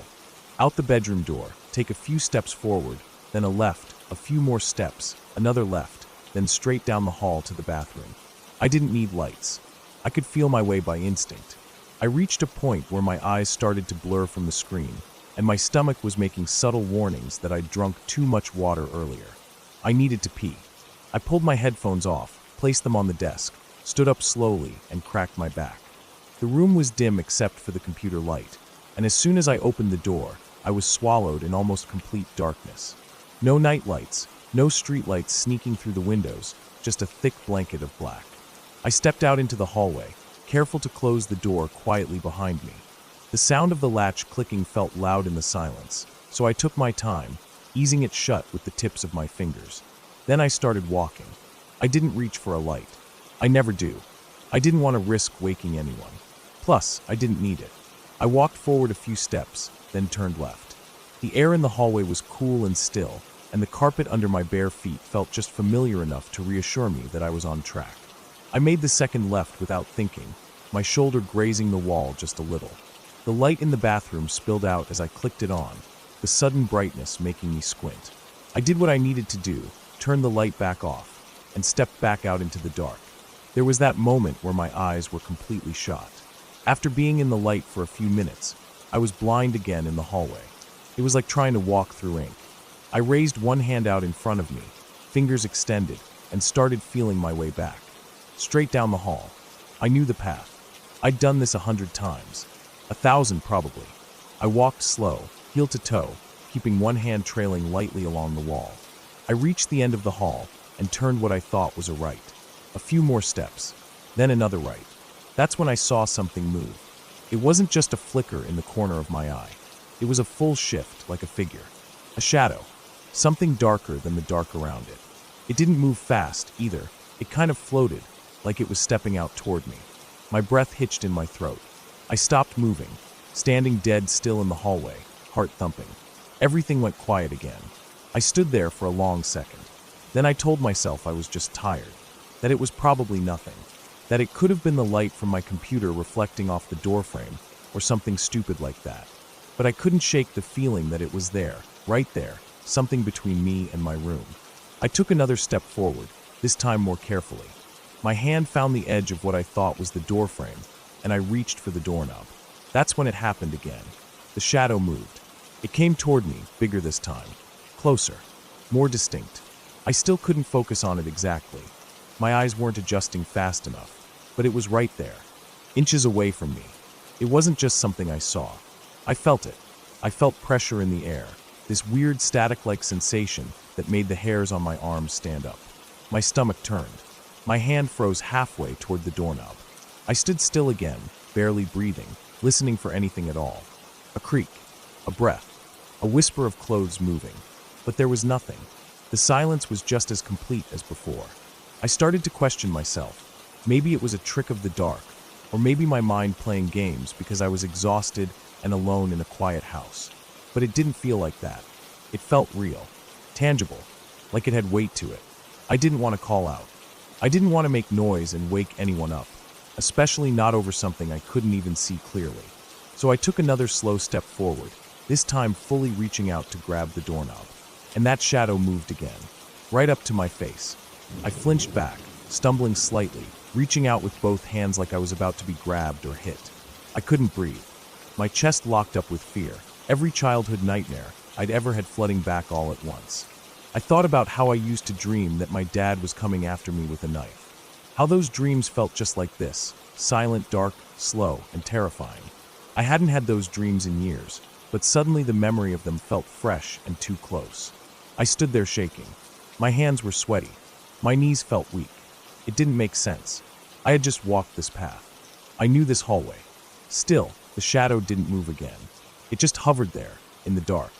I leaned forward slightly, squinting, trying to make out details, trying to understand what the hell I was looking at. That's when my nose bumped into something cold and flat. Glass. It startled me more than it should have. I jerked back instinctively, completely confused for a second. Then I reached out with my hand and felt the surface. Smooth. Vertical. I moved my hand to the side and felt the edge of a frame. It hit me all at once. I wasn't at my bedroom door. I never made the second right turn. Instead, I had walked straight past it, like an idiot, disoriented in the dark, and ended up standing directly in front of the mirror that hangs next to my door on the adjacent wall. It was at a 90-degree angle, so when I turned and thought I was seeing something move toward me out of the door, I was actually just seeing my own reflection in the glass. The faint shape, the movement, the size, everything was just me, cast faintly in the hallway's ambient light. My own body, half illuminated by the glow of the computer screen leaking through the crack in my door, had been mistaken for something else. Something terrifying. Something other. I leaned my forehead against the mirror and exhaled. I didn't realize how hard I'd been holding my breath. My heart was still racing, and I felt this weird mixture of embarrassment and relief sweep over me. I wanted to laugh, but I didn't. I just stood there for a second, letting my nerves settle, wiping the sweat off my hands on the front of my shirt. Eventually, I took the real right turn, found my actual bedroom door, opened it, and slipped back inside. The monitor light welcomed me, familiar and comforting. I sat back down in my chair and stared at the screen for a long moment, trying to collect myself. I didn't even feel tired anymore. I didn't feel like working either. I ended up just sitting there for a while, eyes drifting across the screen, brain still halfway in that dark hallway, still replaying the moment when the shadow came at me. It had felt so real. It reminded me how much your mind can turn nothing into something when you're alone in the dark. It reminded me how being in a familiar place doesn't always mean you're safe from fear. Sometimes, even in your comfort zone, even in a house you've known your whole life, your brain can betray you. I didn't leave the room again until the sun came up.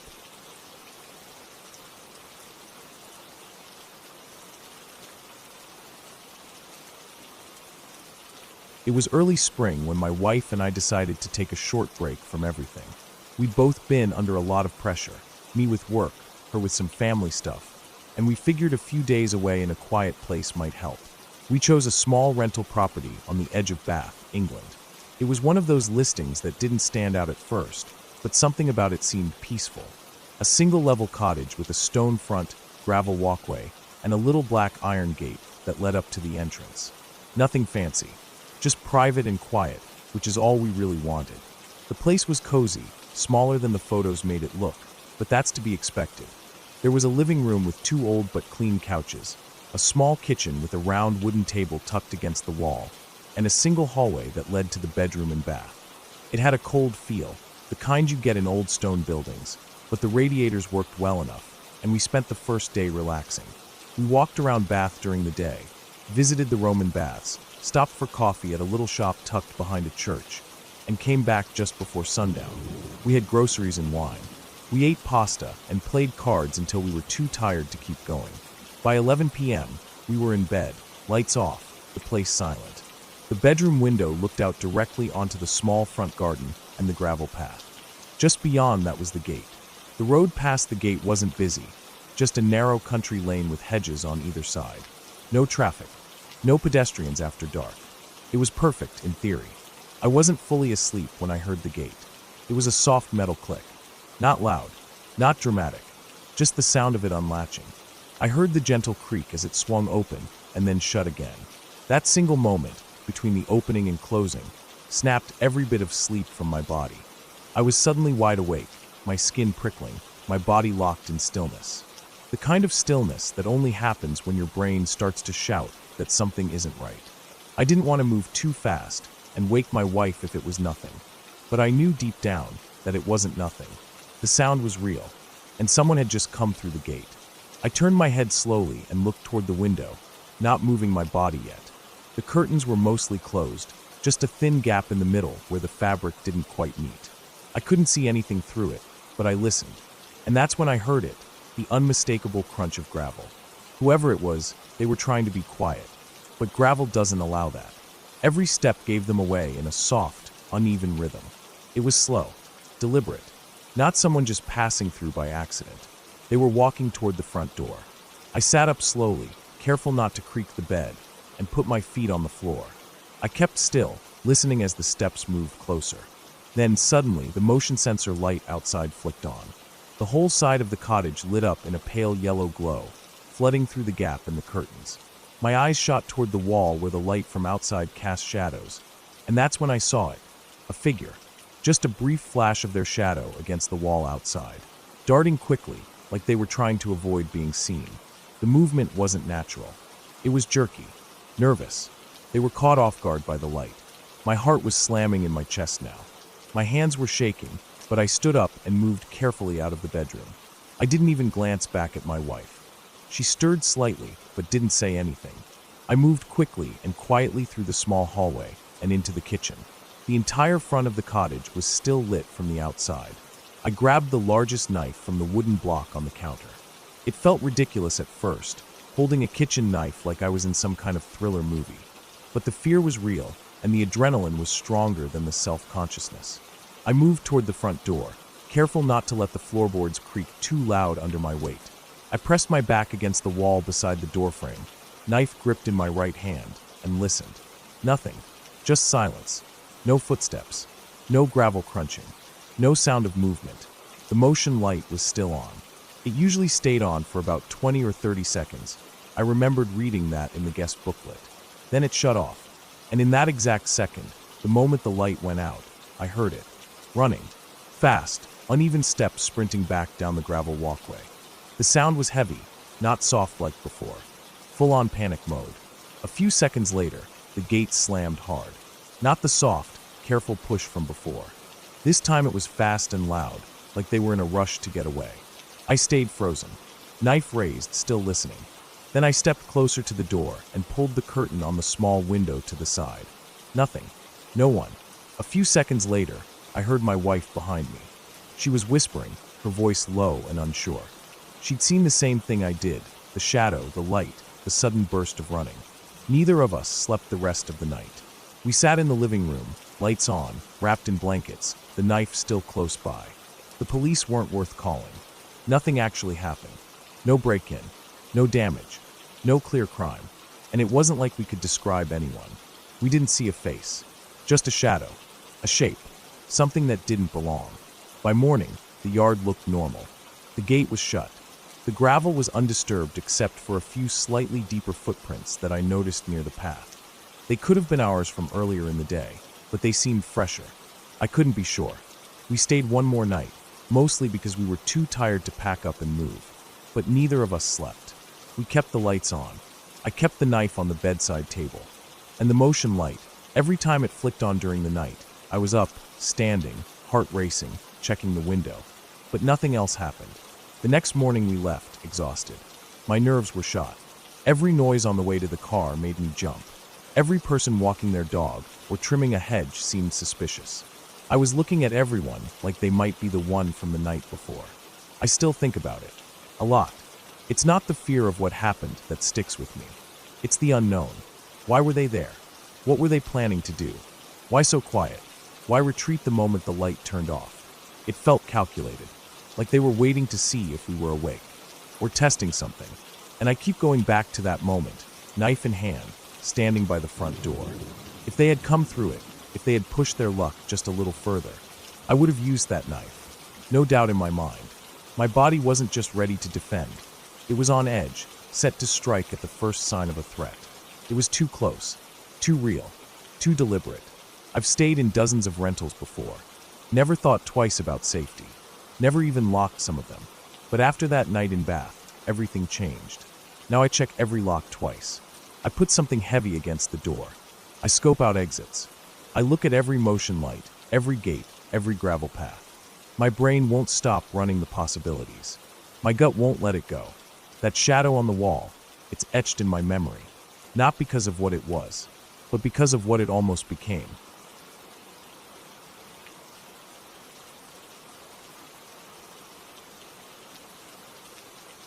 It started with a road trip I hadn't planned to take. My cousin had called me 3 days earlier and asked if I could help him move some things from an old cabin his family owned in the mountains. He said he couldn't get any of his friends to help, and it'd only take a day or two max. I didn't want to go. I had work, stuff to do at home, errands piling up. But he was the kind of guy who'd help me without question if I asked, so I gave in. I packed a duffel bag, filled up my gas tank, and headed out at dawn on a Thursday. The drive was long. The first few hours were nothing special, highways, gas stations, the usual. But after I turned off the main road and started climbing into the mountains, the scenery changed. The trees thickened and the road narrowed. I didn't pass another car for nearly an hour. The air started to feel cooler, the sky a little darker, even though it was only early afternoon. The GPS signal flickered in and out. I wasn't nervous, just annoyed. Eventually I reached the cabin. It was a squat wooden building with a metal roof, surrounded by trees so thick they looked like they were leaning in. There was a small clearing out front with an old gravel driveway, and a tiny side shed half covered in vines. I didn't see my cousin's car. I checked my phone, no signal. That was weird, but I figured maybe he hadn't arrived yet. Maybe he was delayed. I parked and got out. The air was dead silent. No birds, no wind, nothing. Just the sound of my own boots crunching the gravel. I walked up to the front door. It wasn't locked, so I pushed it open and called out his name. Nothing. The inside looked like it hadn't been used in a while. Dust on everything. A few old chairs, a rolled-up rug, a wood stove. Boxes stacked near the back wall. Some of them were labeled, others weren't. I figured I'd wait for him, so I dropped my bag by the door and sat in one of the chairs. Hours passed. I read a book I brought. Ate a snack. Still no sign of him. By evening, I started feeling uneasy. Not scared exactly, just not right. I walked outside to get some air. The sun was already sinking behind the trees, painting everything in this weird gold light. I kept thinking I was hearing something move behind the trees, little cracks and rustles. But every time I turned my head, nothing was there. Probably deer or squirrels. I told myself that, but it didn't help. I waited until full dark before finally deciding to call it a night. There was a mattress on the floor in the back room. I laid out my sleeping bag and tried to sleep, but I kept waking up. Every time I dozed off, some small noise outside the cabin would snap me awake again. A branch snapping, something brushing the side of the building, the creak of wood shifting. I kept telling myself it was normal. Old building, forest animals. But still, I couldn't shake this crawling feeling in my stomach, like something wasn't right. Around 2 a.m., I heard something different. It wasn't an animal sound. It was more deliberate. Heavy, slow crunches on the gravel outside. Someone walking. My heart started pounding. I held my breath, straining to hear. The steps stopped near the side of the cabin. Then silence. I waited, every muscle in my body tensed. Then I heard it, 3 knocks. Not on the front door. On the wall. Like someone knocking just to see if anyone was inside. I didn't move. I didn't breathe. I didn't even blink. I just stared at the wall, barely lit by the moonlight coming through the window. Minutes passed. Nothing happened. Then more knocks, closer this time. A little lower on the wall. I wanted to move, to get up, to grab my flashlight or the pocket knife in my bag, but I was frozen. Then the sound stopped again. I stayed like that until dawn. When it was finally light enough, I got up and walked the perimeter of the cabin. I didn't see anything. No footprints. No damage. Nothing. It had rained a bit in the night, so if someone had been walking, there should have been some sign, but the gravel looked undisturbed. I tried telling myself it was a dream. Maybe I'd been half asleep. Maybe it was a raccoon. But I didn't believe that. I was about to leave. I didn't care if my cousin showed up or not. I was done. But when I got to my car, it wouldn't start. The engine clicked but wouldn't turn over. I tried again and again, but nothing. I popped the hood, thinking maybe I could fix it, but I don't know enough about cars. I stood there, looking around, trying to decide what to do. Then I saw something that made my stomach drop. A small pile of rocks stacked on the edge of the driveway. They hadn't been there the day before. 4 rocks, balanced carefully on top of each other. Not random. Not natural. Someone had made that. I didn't know what it meant, but I didn't like it. I went back inside and started packing my stuff. I figured I'd grab my gear and walk down the road until I found a signal or another car. I stuffed everything into my duffel, grabbed my water bottle, and stepped outside. The rocks were gone. I swear they were there 10 minutes earlier. I'd seen them. I'd stared at them. But now the spot was bare gravel. I didn't hear anything. Didn't see anyone. Just empty woods. I didn't wait. I started walking. The road was long and winding. I walked for an hour, then 2. Still no signal. Still no sign of a car or house or anything. Just trees, endless trees. The sun was getting higher. The heat picked up. My water started to run low. After nearly 4 hours of walking, I heard something behind me. Just a soft scuff, like a foot dragging against dirt. I turned around fast, but the road was empty. I stood still for a moment, then kept going. Every once in a while, I'd hear another step. Then silence. Then another. Like someone was matching my pace, just out of sight. I started walking faster. Eventually I came to a fork in the road. One path went downhill, the other curved uphill into more forest. No signs. No markers. I didn't remember this from the drive-in, but I hadn't been paying close attention. I chose the downhill path, thinking it might lead to a town or a main road. I walked for another hour. Then I realized something that made my blood run cold. I passed the same spot I'd seen earlier. The same fallen log on the left side of the road. The same tree with a hollow knot in its trunk. I remembered stepping over a puddle that had a strange shape like a footprint. I was walking in a circle. That wasn't possible. I hadn't turned around. I'd walked in a straight line. There were no turns, no loops. I stood there, breathing hard, trying not to panic. I pulled out my phone again. Still no signal. I turned around and started walking back the way I came. Another hour passed. The sun was starting to dip again. My legs ached. My mouth was dry. I felt like something was watching me. I kept hearing things, a cough, a breath, a soft whistle, but never saw anything. I kept glancing over my shoulder, convinced I'd see someone just standing there, half hidden by the trees. But there was never anyone. Eventually, I saw a structure up ahead. Not the cabin, something different. A small shack, maybe 10 feet by 10 feet, made of old weathered wood. No windows, just a door. It looked abandoned. I didn't want to go near it, but I was desperate. Maybe there was something useful inside. A phone, a radio, anything. I approached slowly. The door wasn't locked, so I pushed it open. It was empty. No furniture, no supplies, nothing. Just a dirt floor and walls covered in scratches. Not marks from animals. These were deliberate. Dozens of lines carved deep into the wood. Some were short. Some were long. Some had names next to them. Others were just dates. Years and years of marks. I stood there, staring at them, not understanding. Then I noticed something in the corner. A small pile of clothing. Torn. Dirty. Like someone had left in a hurry, or hadn't made it out. I felt sick. I backed out of the shack and started walking again. Fast this time. My heart was pounding, and my mouth was dry. By nightfall, I still hadn't found the cabin again. I was just lost in the trees. Everything looked the same. I didn't even have the road anymore. Somehow I'd wandered off it, and now I was just crashing through brush, tripping over roots, pushing branches out of my face. Then I saw light, a single flickering glow through the trees. I moved toward it, even though every part of me said not to. I stepped into another clearing, and there was the cabin. The same one, my cousin's family cabin. I'd walked in a full circle again. The front door was open. I didn't leave it open. I was sure of that. I should have turned and run, but I was so exhausted and scared and confused that I went inside. My bag was still there. My water bottle was empty. I sat down and tried to collect myself. That night was the worst. I heard movement all around the cabin, footsteps circling, scraping against the walls. I didn't sleep. I sat there with my back to the wall, eyes fixed on the door, knife in my hand. At one point, I thought I saw a shadow pass by the window, but when I checked, nothing was there. I stayed like that until morning.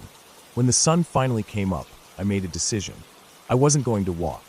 I wasn't going to wait.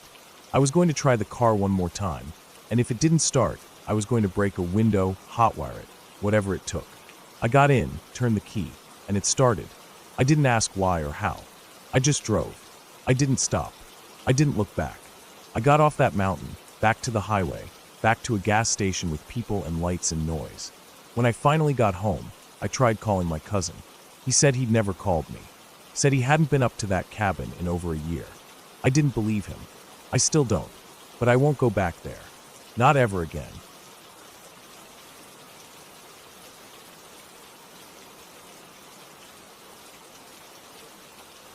The dirt road to the cabin was barely wide enough for my car.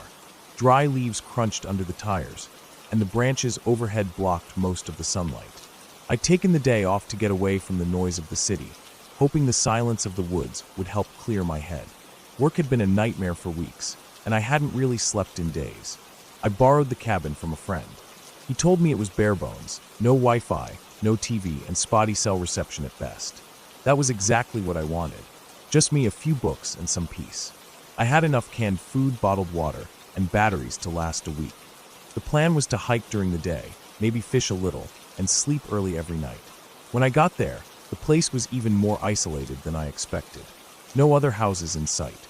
Just trees, hills, and the narrow path that led me there. The cabin was small and wooden, with a tin roof and a front porch that creaked when I stepped on it.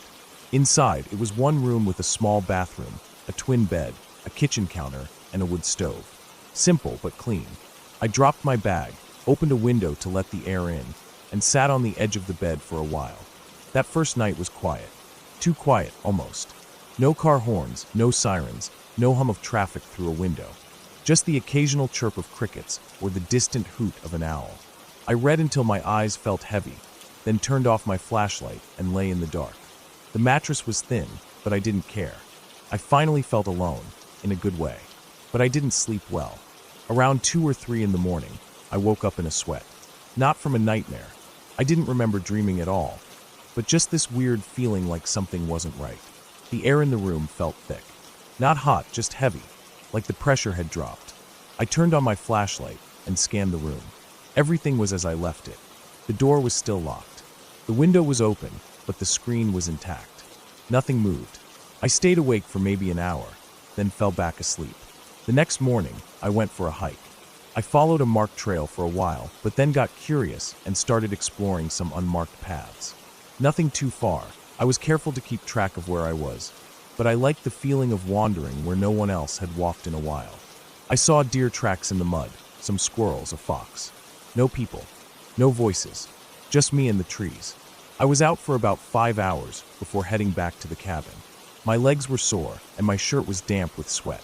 I made some ramen on the portable stove, ate on the porch, then spent the evening reading again. When the sun went down, the air cooled fast. I closed the window and crawled into bed early. That night, I heard something. It started with soft crunching outside the cabin, like footsteps but slow. I froze under the blanket, listening. There were no other cabins nearby. No cars. No reason anyone else would be out here. I told myself it was an animal. A deer. A raccoon. Maybe even a bear. But it didn't sound like a 4-legged animal. It sounded like a person, walking around slowly, careful not to make too much noise. I sat up and reached for the flashlight. I didn't turn it on right away, just held it in my hand, staring at the door. The cabin had no curtains, just wooden shutters on the windows. They were closed. I waited. The footsteps stopped. I stayed like that for almost an hour. Still nothing. No sounds. No movement. Eventually, I laid back down, but I didn't fall asleep for a long time. In the morning, I checked around the cabin. Nothing unusual. No footprints, though the ground was mostly dry and covered in leaves, so it'd be hard to tell anyway. I shrugged it off. I hadn't seen a single person since I got here. Probably just an animal. I went about my day, another hike, some journaling, and more reading. That night, it happened again. More footsteps. But this time, they didn't stop. I was lying in bed, trying to fall asleep, when I heard them again. Slow, deliberate steps circling the cabin. They'd stop for a minute, then pick back up. It was like whoever, or whatever, it was knew I was listening. It was trying to mess with me. This time, I got up. I turned on the flashlight, grabbed the small hatchet I'd brought for chopping firewood, and stood by the door. I didn't open it. I just waited. Eventually, the sound stopped again. But now I was wide awake. Every sound outside felt louder. The wind through the trees, the creaking of the porch, even the rustle of leaves, it all felt intentional. Like someone was trying to scare me. I didn't sleep at all that night. In the morning, I decided to hike a bit less. I stayed near the cabin, checking the area more carefully. Still nothing. No broken branches, no fresh prints, no trash left behind. I started to feel like I was losing it. Maybe the isolation was messing with me. Maybe I'd just imagined it. But I didn't want to leave. Not yet. I'd told myself I'd stay for a week, and it had only been 3 days. I was stubborn like that. That evening, I sat on the porch until it got dark. I kept the hatchet by my side and watched the woods. I wanted to see something, to prove to myself that I wasn't going crazy. Around midnight, I heard it again. This time, it was louder, closer. It started on the side of the cabin, near the bathroom window. Slow steps, then a pause. Then more steps, toward the front. I stood up, holding the flashlight and the hatchet tight. My heart was beating so hard I felt it in my neck. Then came the sound of something brushing against the wall, like a hand dragging along the wooden siding. I snapped. I ran to the door, yanked it open, and shined the flashlight outside. The beam cut through the dark like a blade.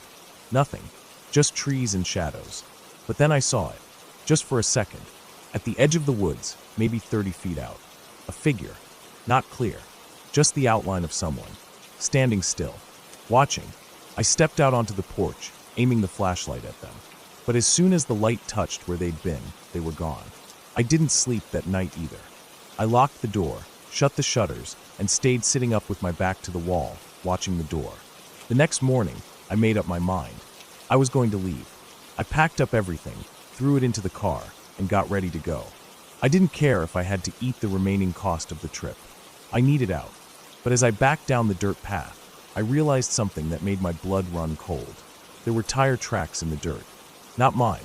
A different set. Slightly wider. Deeper tread. Coming in from the main road and stopping not far from the cabin. Then turning around and heading back out. Someone else had driven up here. Recently. I looked around but saw nothing. The woods were still. Too still. I told myself it was just someone exploring. Maybe another cabin owner checking the area. But I hadn't seen another structure for miles. I drove out fast, heart racing the whole way. Once I hit the highway, I stopped at a gas station and tried to calm down. I bought a coffee, sat in the car with the engine running, and just tried to make sense of it. Maybe I was paranoid. Maybe it was all just wildlife and coincidence. But then I checked the back of the car. There were scratches on the trunk. Long, thin lines that hadn't been there before. Like someone had dragged a key, or a knife, along the metal. 3 deep grooves. That night, I stayed at a motel near the edge of town. Cheap place, but it had lights, locks, and other people. I double-checked all the locks, pulled the curtains tight, and tried to get some sleep. But I couldn't. Not because of noise. Not because of fear. Because at some point during the night, my phone buzzed. I picked it up from the nightstand and saw an airdrop request. From an unknown device. The name was just nearby. No picture, just the prompt to accept or decline. I clicked decline and turned off Bluetooth. I didn't think much of it. Probably someone nearby trying to send something by accident. But then I opened my camera roll the next morning. There were 3 photos I didn't take. All of them were of me. One was through the window of the cabin. I was sitting on the porch with the hatchet, looking into the trees. One was through the window of the motel room. I was lying on the bed, eyes closed, light still on. And the last one was from inside the cabin. It showed me sleeping. Blanket pulled up to my chest, flashlight next to my head. I stared at the photos for a long time. Then I threw the phone in the motel sink and smashed it with the heel of my boot until the screen cracked and the back popped off. I left the motel within 10 minutes. I didn't go home. Not right away. I drove to my brother's place 3 states away. I didn't explain everything, just told him I needed a break. That was 6 months ago. I never went back to the cabin. I never talked to my friend about it. Never asked if anyone else had stayed there before. Never checked the news or the police reports. I didn't want to know. Sometimes, I still feel like I'm being watched. Like when I'm walking back to my apartment at night. Or when I'm at the grocery store and someone's standing a little too close behind me. Or when I'm in bed and hear the floor creak, even though I live alone. I changed my phone, changed my number. I keep the curtains closed. I lock the door 5 times before bed. But I still can't sleep right. Because somewhere out there, someone knows what I look like when I sleep. They stood close enough to hear me breathe. Close enough to take a photo. And I don't know why. Or if they're finished.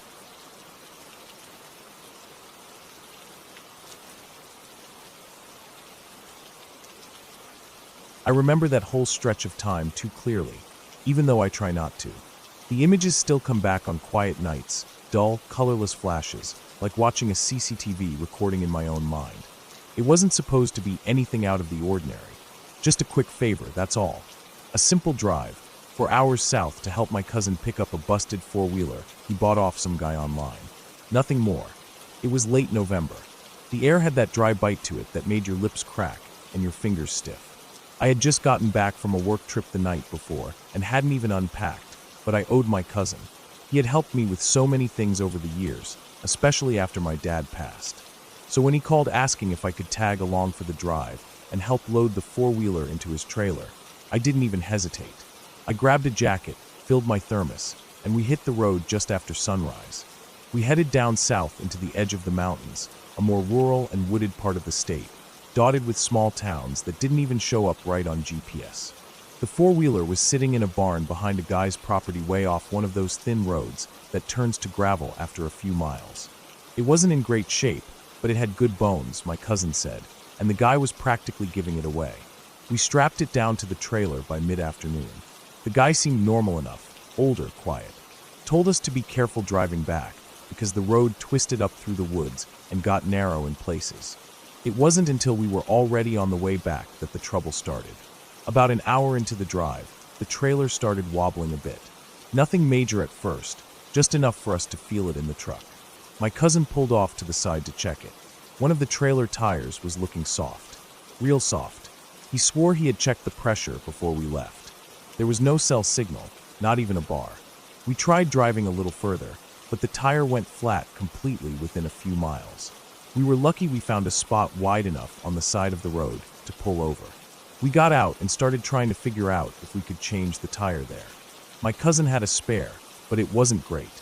Still better than nothing. The sun was dropping fast, and the temperature came down with it. I could see my breath while holding the flashlight. We took turns cranking the jack and getting the bolts loose. The whole process took longer than it should have, mostly because the bolts were rusted and frozen stiff. By the time we finished and lowered the trailer, it was nearly dark. There were no houses anywhere in sight, just trees.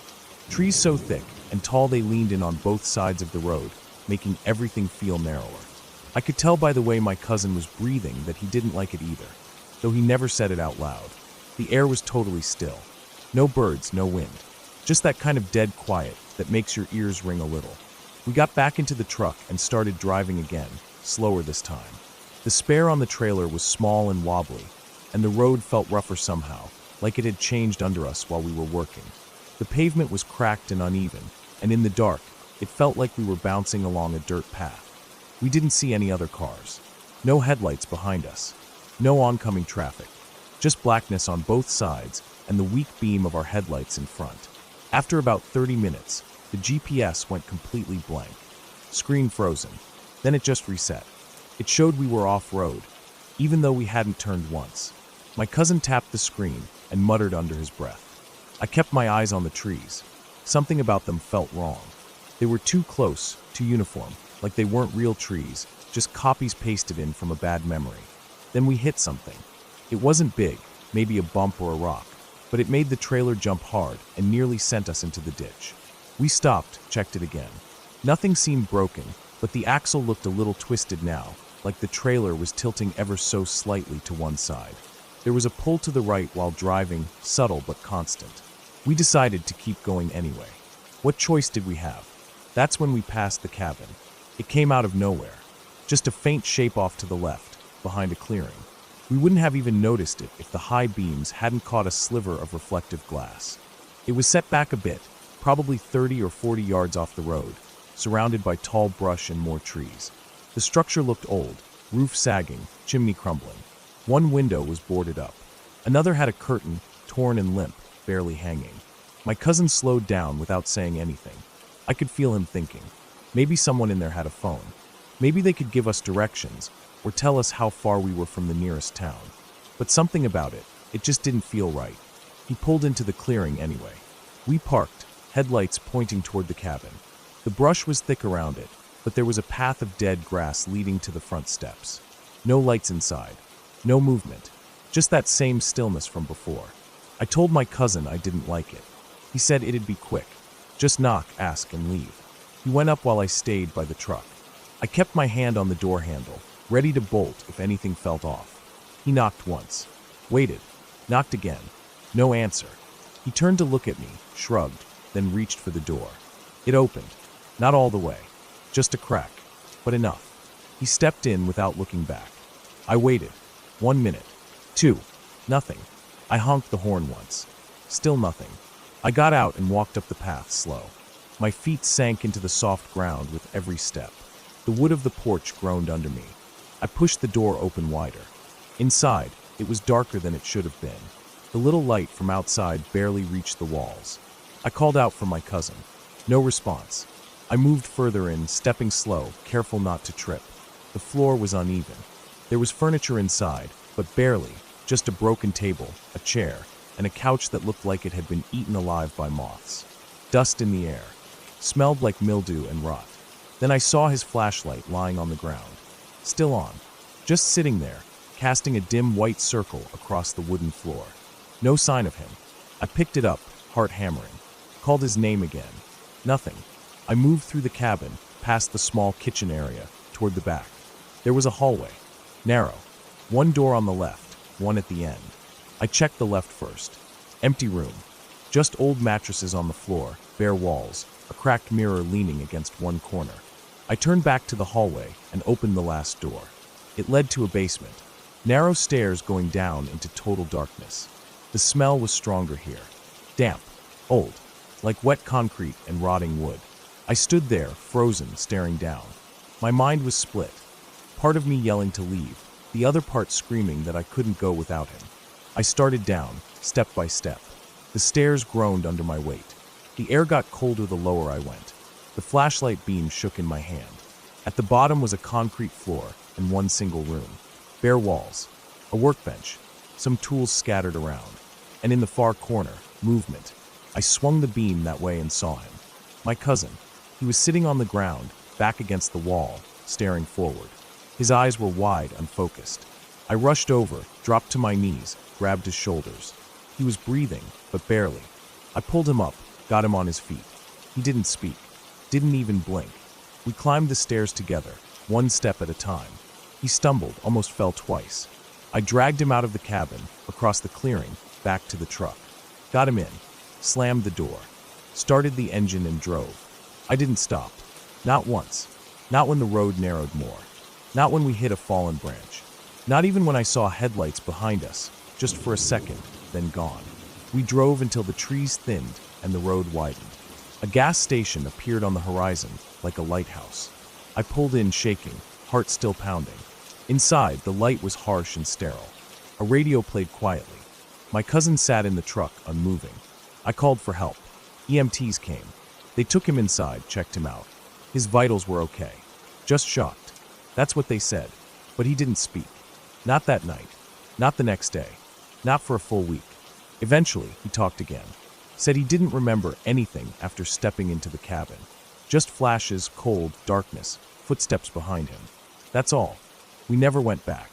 Never told anyone the full story, either. People wouldn't believe it. They'd think we were making it up or exaggerating. But I know what I saw. I know what I felt in that place. The thing that sticks with me the most isn't what was in the basement. It's what wasn't.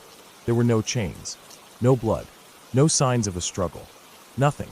Just him, sitting there in silence, like he had been waiting, like something had been watching. And the door, when I went back for a second to grab his flashlight from the porch, I swear it was shut tight, like it had never been open at all.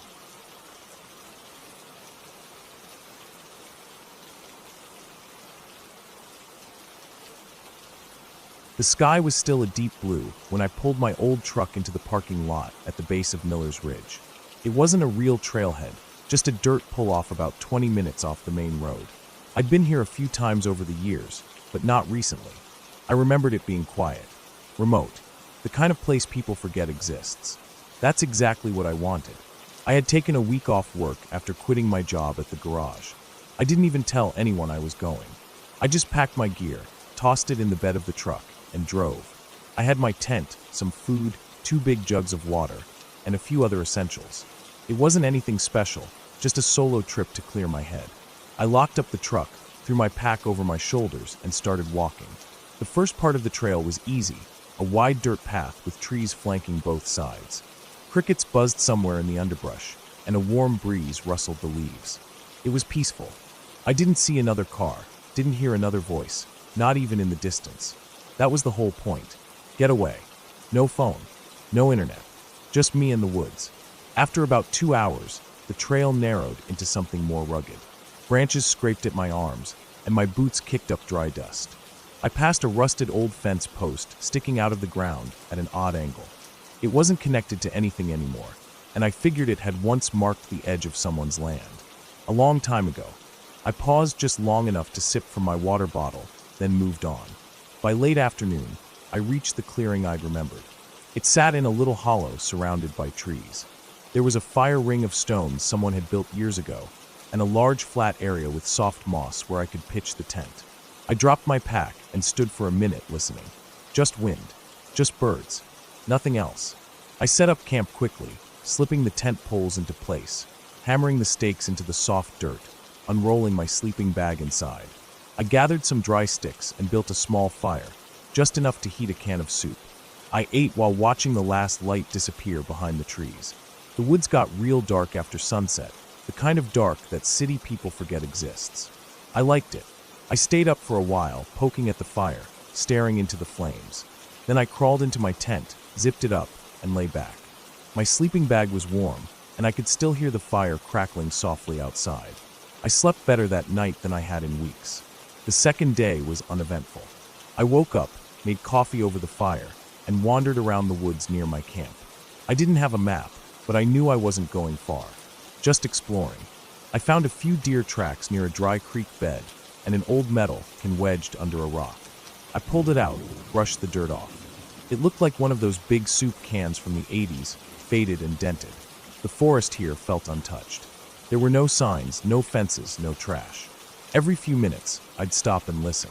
Nothing but wind and birds. That evening, I was sitting by the fire again when I noticed something strange. A few rocks near the edge of the clearing had been moved, just slightly, like they'd been pushed aside. I stared at them for a long minute, trying to remember if I'd walked over there. Maybe I kicked one and didn't notice, but the moss looked undisturbed. It was just odd. I chalked it up to animals. Maybe a raccoon or something had been nosing around. I went to bed that night with the fire still smoldering, zipped up the tent, and tried not to think too much. The next morning, I woke up earlier than usual. The sun wasn't quite up yet, but the sky had turned that cold gray color that means dawn isn't far. I sat up, stretched, and unzipped the tent. That's when I noticed the boot prints. Not mine. These were larger, wider. Deep, like someone heavy had stepped into the soft dirt not 20 feet from my tent. I got up slowly, scanning the area. The prints led from the edge of the clearing to the fire ring, then back into the trees. My heart started beating faster. I looked at my boots, then at the prints again. They didn't match. Mine were smaller, with a different tread. I crouched down and stared at the ground, trying to convince myself I was wrong. Maybe they were old. Maybe I'd just missed them yesterday. But they looked fresh. The edges were sharp. No leaves had fallen in them yet. I didn't hear anything during the night. I didn't wake up once. If someone had been near my tent, I should have heard it. Should have felt it. I didn't know what to do. There was no cell signal out here, no one around for miles. I didn't want to panic, but I also didn't want to ignore it. I packed up my food and gear and sat by the cold fire pit, just watching the woods. I didn't move for over an hour. Just listened. Waited. Nothing. Eventually, I forced myself to eat something. I considered packing up and leaving, but I hated the idea of running scared. It could have been a hunter. Maybe someone else had come out here and didn't realize I was camping. Maybe they saw my tent and left. That was the most logical explanation. Still, I kept my knife on me the rest of the day. I didn't hike, didn't wander. I stayed near the tent, kept my ears open. Every sound in the forest felt louder. Every bird call made me jump. When night came, I didn't light a fire. I didn't want to draw attention to myself. I just lay in the tent, knife in my hand, eyes wide open. I listened to the wind, the creaking branches, the soft rustle of something moving through leaves every so often. I didn't sleep much that night. The next morning, the prints were gone. Not like they were erased, just no new ones. Nothing near the tent, nothing near the trees. But I found something else. A torn piece of black fabric stuck to a branch near the clearing. It was maybe 4 inches long, caught on a jagged twig. I pulled it down and turned it over in my hands. Looked like part of a jacket. The kind of material you find on work coats. It was damp, a little muddy. I didn't recognize it. Something about that fabric unsettled me more than the footprints. It meant someone had been close enough to brush against a branch, close enough to tear something. I told myself it still didn't mean danger. Maybe someone got lost. Maybe they came through after dark and didn't see me. Still, I made the decision to leave the next morning. I just needed to make it one more night. That evening, I didn't cook anything. I didn't want any smells giving away my location. I stayed in the tent as soon as the sun dipped behind the trees. The woods got colder, quieter. The wind had died completely, which made the smallest sounds feel loud. I lay still for hours, barely blinking, ears straining. Then I heard it. A crunch, like a footstep on dry leaves. Not a squirrel, not a deer. Something heavier, slower. It came from the north side of the clearing. Close. I held my breath. My heart thudded so loud I was afraid it would drown out the sounds. I waited. Another step. Then silence. I didn't move. Didn't dare even shift in the sleeping bag. The tent walls were thin. Just nylon. I felt like if I moved, it would give me away. Minutes passed. Another step. Then another. Closer. Then nothing. I lay there for what felt like hours. Eventually, I must have drifted off out of pure exhaustion. When I woke up, it was light outside. The tent was damp with dew, and everything was quiet again. Too quiet. I unzipped the tent and stepped outside, scanning the clearing. That's when I saw it. A small pile of stones near the edge of my camp. 5 of them, stacked in a neat little tower. Not natural. Not random. Someone had placed them like that. I stared at it for a long time. It wasn't threatening. Not really. But it felt deliberate. Like a message. I couldn't explain why, but my gut twisted into knots. That was it. I wasn't waiting around another night. I tore down the tent, stuffed everything into my pack, and started hiking back. I moved fast, barely stopping to drink water. The trail felt longer than I remembered. Every tree looked the same. Every sound made me whip my head around. After 2 hours, I stopped to rest. Sat on a fallen log, took a drink. That's when I noticed something in the dirt a few feet away. Another boot print. Same size as before. Facing the direction I came from. I got up and started walking faster. Almost jogging. My pack bounced on my shoulders. Sweat dripped down my back. I didn't stop again. When I finally reached the parking lot, my truck was there. Untouched. No other cars. I unlocked it, tossed my gear in, and drove. I didn't look back.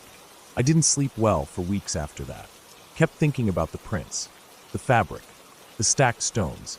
It wasn't a ghost story. There was no monster in the woods. but someone had been there, watching, walking around my tent at night, close enough to touch it.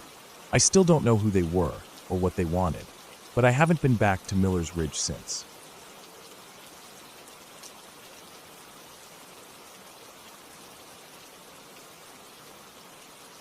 The night I truly understood fear didn't happen in some far-off place or haunted location. It happened during a solo drive through a part of the country I thought I knew. I didn't tell anyone where I was going, and no one expected me back for a couple of days. That was probably the biggest mistake. I had taken a few days off work. I was burned out, tired of sitting at a desk, tired of emails, tired of people. I didn't want to go to some resort or a tourist-heavy place where I'd just be swapping one kind of noise for another. I just wanted quiet, open roads, peace, and isolation. I picked a route that cut through the rural parts of the state, long stretches of nothing but hills, old barns, and trees. The kind of areas where you don't pass another car for miles. That's what I wanted. I left early that morning. My car was packed with a sleeping bag, a small cooler, some snacks, a flashlight, and a battery pack. I didn't plan to camp, but I wanted to be ready for anything. I had no reservations, no fixed stops. I just drove. The first few hours were great. I rolled the windows down, let the wind come in, let the music play loud, and didn't check my phone even once. The towns got smaller, the road signs fewer, and eventually I hit one of those stretches of two-lane highway where the trees press in close, and the only thing you hear is the engine and your own thoughts. It was around 6 p.m. when I pulled off for gas. It was an old station, 2 pumps, no lights, and what looked like a closed shop beside it. There was no one around. I debated just skipping it, but my tank was under a quarter, and I didn't know how far the next town would be.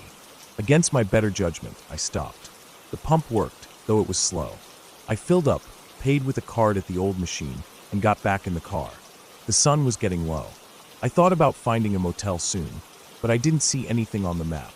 I decided I'd keep going another hour or so and see what popped up. I had passed a dirt road a few miles back that I was curious about. It led into some wooded hills and looked peaceful, so I turned around and headed toward it. The road was narrow and uneven. Trees leaned over it from both sides, and after just a few minutes, I lost cell signal completely. The dirt path wound through forested terrain, getting bumpier the deeper I went. At one point, I had to slow to a crawl because a tree had partially fallen across the road. I debated turning around, but something about the quiet kept pulling me in. I felt like I was moving away from everything stressful, everything fake. I drove for another 15 minutes before I came to a clearing. It was small, just a patch of flattened grass surrounded by trees. There were no tire tracks, no signs of other people. It felt untouched. I turned the engine off and sat for a moment listening. Nothing. No birds, no wind, no insects. Just silence. That should have been a red flag, but I was too caught up in the peace of it. I got out, stretched my legs, and walked a small loop around the clearing. The woods were dense. Old trees, thick trunks, and underbrush that looked like it hadn't been disturbed in years. I decided I'd rest here for a while. I wasn't tired enough to sleep, but I laid the sleeping bag out in the back of my car, cracked the windows, and leaned the seat back. Maybe an hour passed. The sun was completely down by then. I sat in the car, eating chips and listening to the crickets. Finally, some sound again. I turned the interior light off and just sat there in the dim blue light from the dashboard. Then I heard something. It wasn't loud, just a light snap, like a branch being stepped on. I sat up straight and looked out the windshield. Nothing. I leaned forward and peered through the side windows. Still nothing. I told myself it was probably a deer or some animal passing through. I didn't move. I just kept listening. Another snap. Closer this time. Not right beside the car, but within maybe 20 feet. I looked again. Still couldn't see anything through the trees. My heart rate had picked up, and I felt a chill run across my skin, even though the air was warm. I grabbed my flashlight from the glove box and turned it on, quickly pointing it out the driver's side window. The beam lit up the trees, but nothing moved. The underbrush was still. No glowing eyes, no rustling. I stayed like that for a while, light sweeping across the woods in slow arcs, looking for movement. Then I heard breathing. It was faint, but definitely there. Not animal-like. It wasn't sniffing or panting. It sounded like someone breathing through their nose, deep, steady inhales and exhales. The sound was coming from behind the car. I turned the flashlight quickly toward the back window, but it was too fogged up to see clearly. I rolled the window down an inch and shone the light out into the dark. Nothing, just trees, but the breathing had stopped. I didn't move. My hands were tight around the flashlight. I turned the car on and flicked the headlights on. Nothing. I waited. 5 minutes. 10. No movement.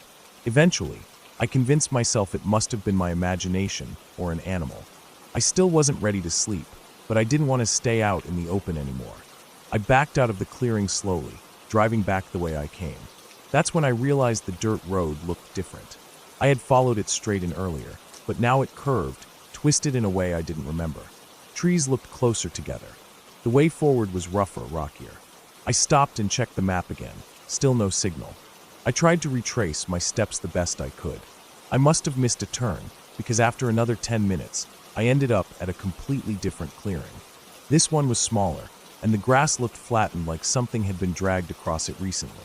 My stomach sank. I didn't recognize anything. I turned the car around and started driving faster, trying to find the main road again. Then I saw something.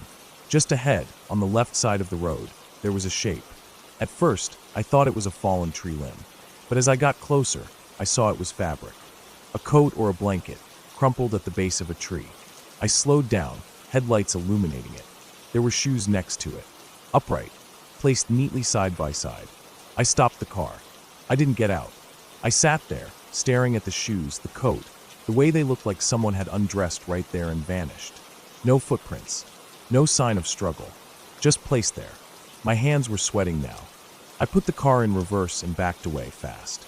About 15 minutes later, the road finally began to smooth out again. I saw a metal fence post, then a broken-down wooden gate. I was near the main road. Relief hit me like a wave.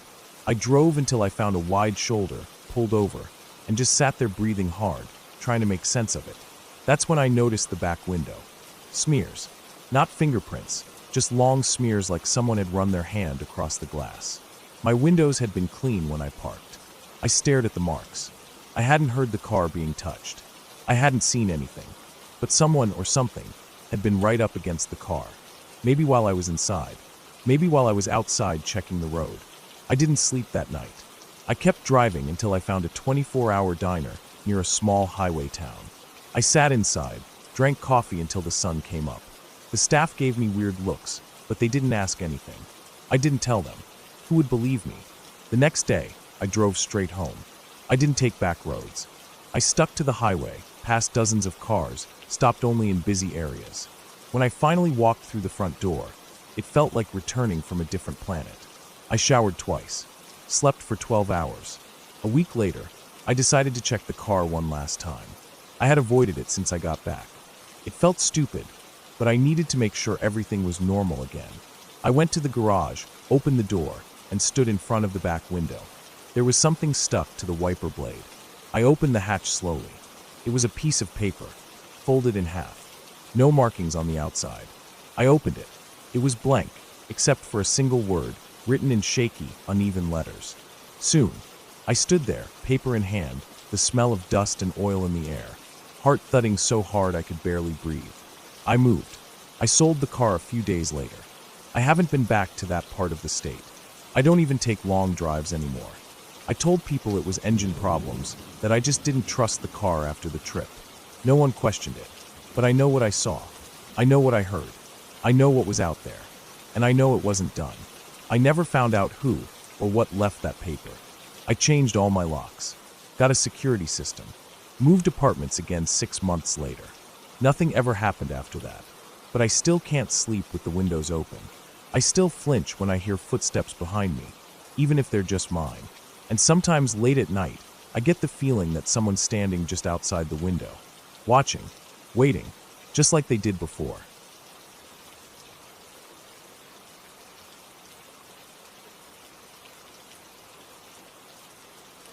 The day started out normal. I remember that clearly. It was the kind of day where everything feels so plain, you don't expect anything unusual to happen. I had the whole weekend free and decided to drive out to this old piece of land my grandfather used to own. It was about 2.5 hours from where I lived now, tucked into the edge of a wide forest that hadn't changed much in the last 50 years. He passed away almost 10 years ago, and the property sat there untouched, still in the family, but no one visited anymore. There wasn't much to see, just a rusted gate, an overgrown gravel path, and what was left of a shed and the old barn foundation. I don't know what made me want to go there. Maybe it was boredom, maybe it was nostalgia. I hadn't been out that way since I was a teenager. My plan was simple: drive out there, walk around a bit, maybe take some pictures, eat a sandwich in the truck, and come home. I didn't even tell anyone I was going. It felt that casual. By the time I pulled off the main road and rattled through the gate, it was late morning. I parked under the same old oak tree where we used to string up a hammock when I was a kid. The path ahead was mostly covered in tall weeds and some fallen branches, but I could still see the outline of it stretching into the trees.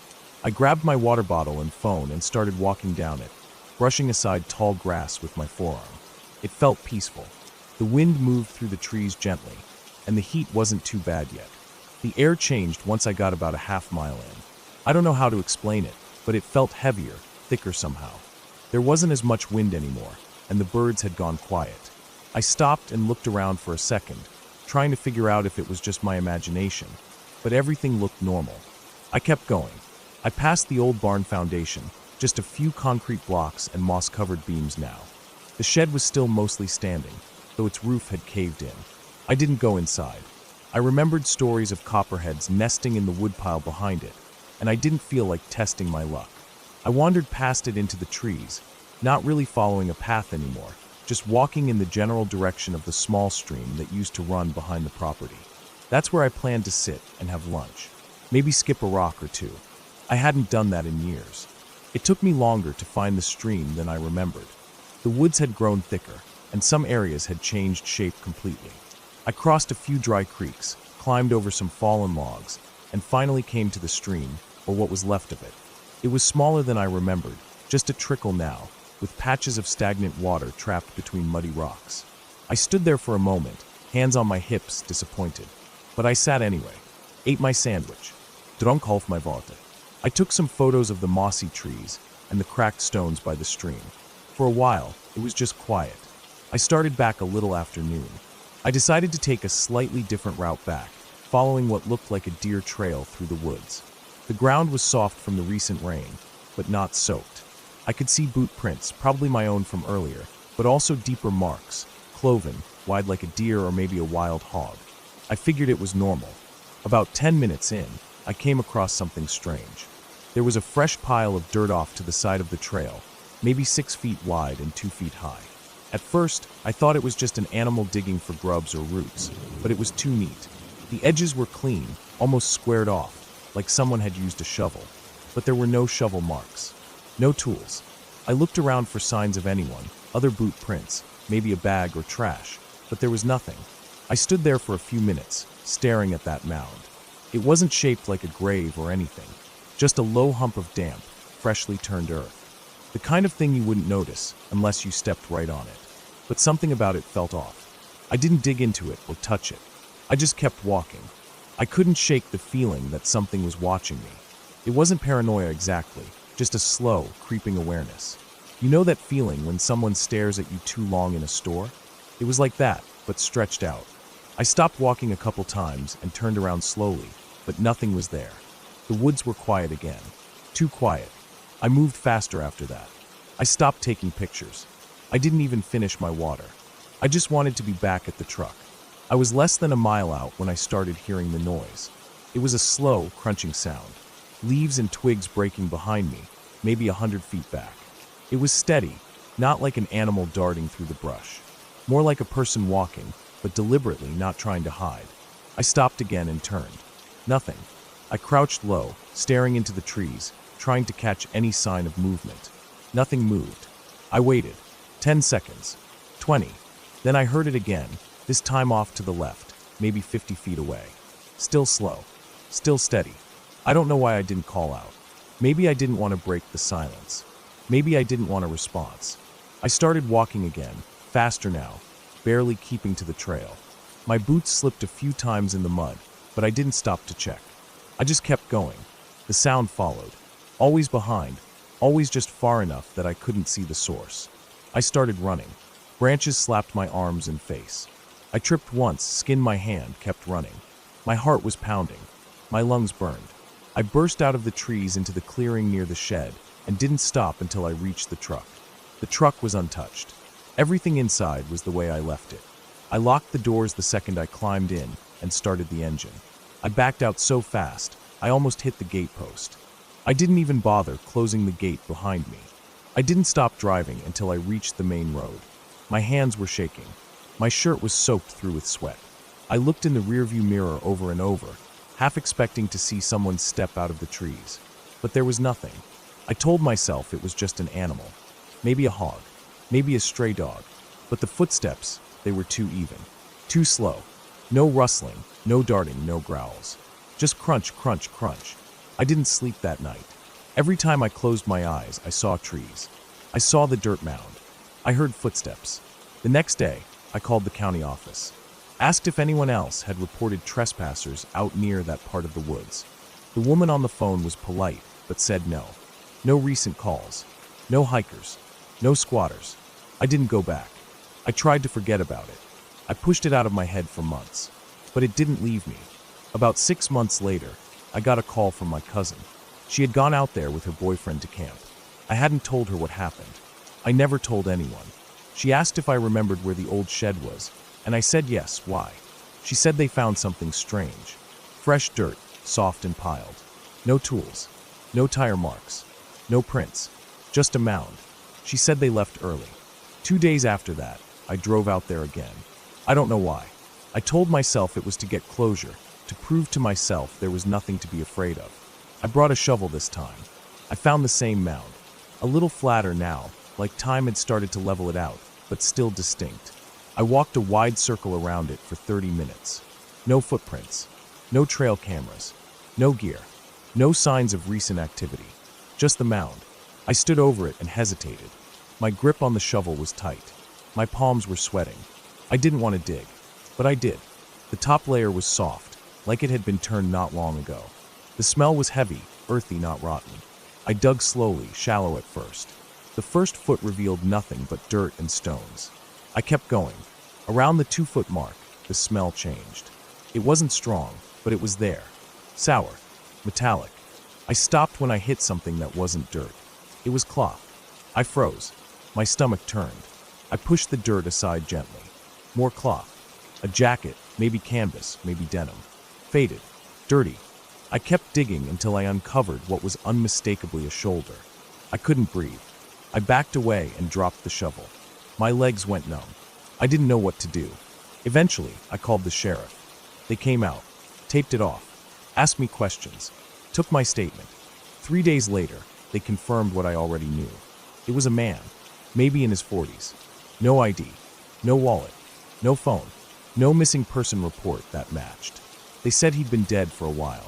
Maybe 6 months, maybe more, buried by hand. No signs of trauma, no weapons. They called it suspicious, but didn't have much to go on. I asked them if they'd found any other graves out there. They said no. I never went back. I sold my part of the land to a timber company. They cleared the whole area 6 months later. Shed, trees, everything. But I still think about it. I think about the footsteps, the silence in the woods, the way that mound looked so fresh, so precise. Like it had just been made. I wonder if the person who buried that man was still out there when I walked past. I wonder if I'd stayed 5 minutes longer, what would have happened. And most of all, I wonder how many other mounds are out there, just waiting, hidden beneath leaves and time.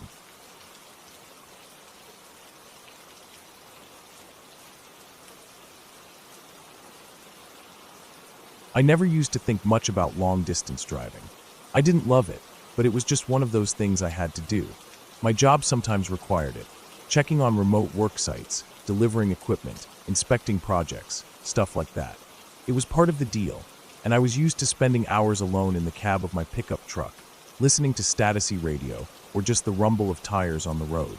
This story happened about 2 years ago. August, middle of summer.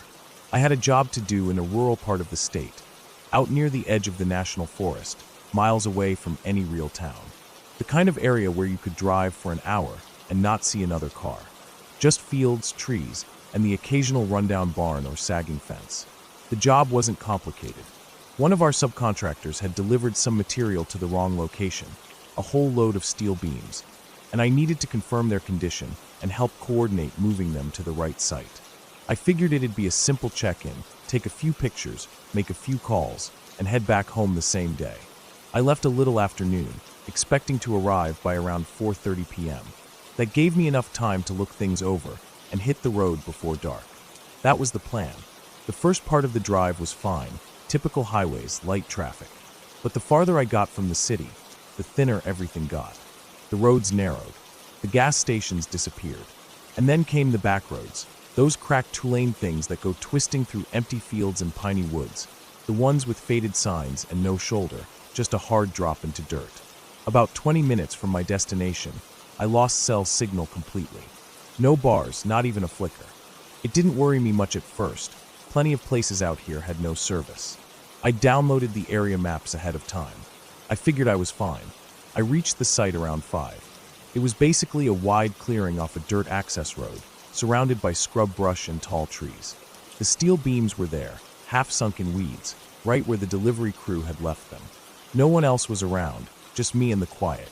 I stepped out of the truck, and the sound hit me nothing. Just hot, still air. No wind, no bugs, no birds. It felt like the world was holding its breath.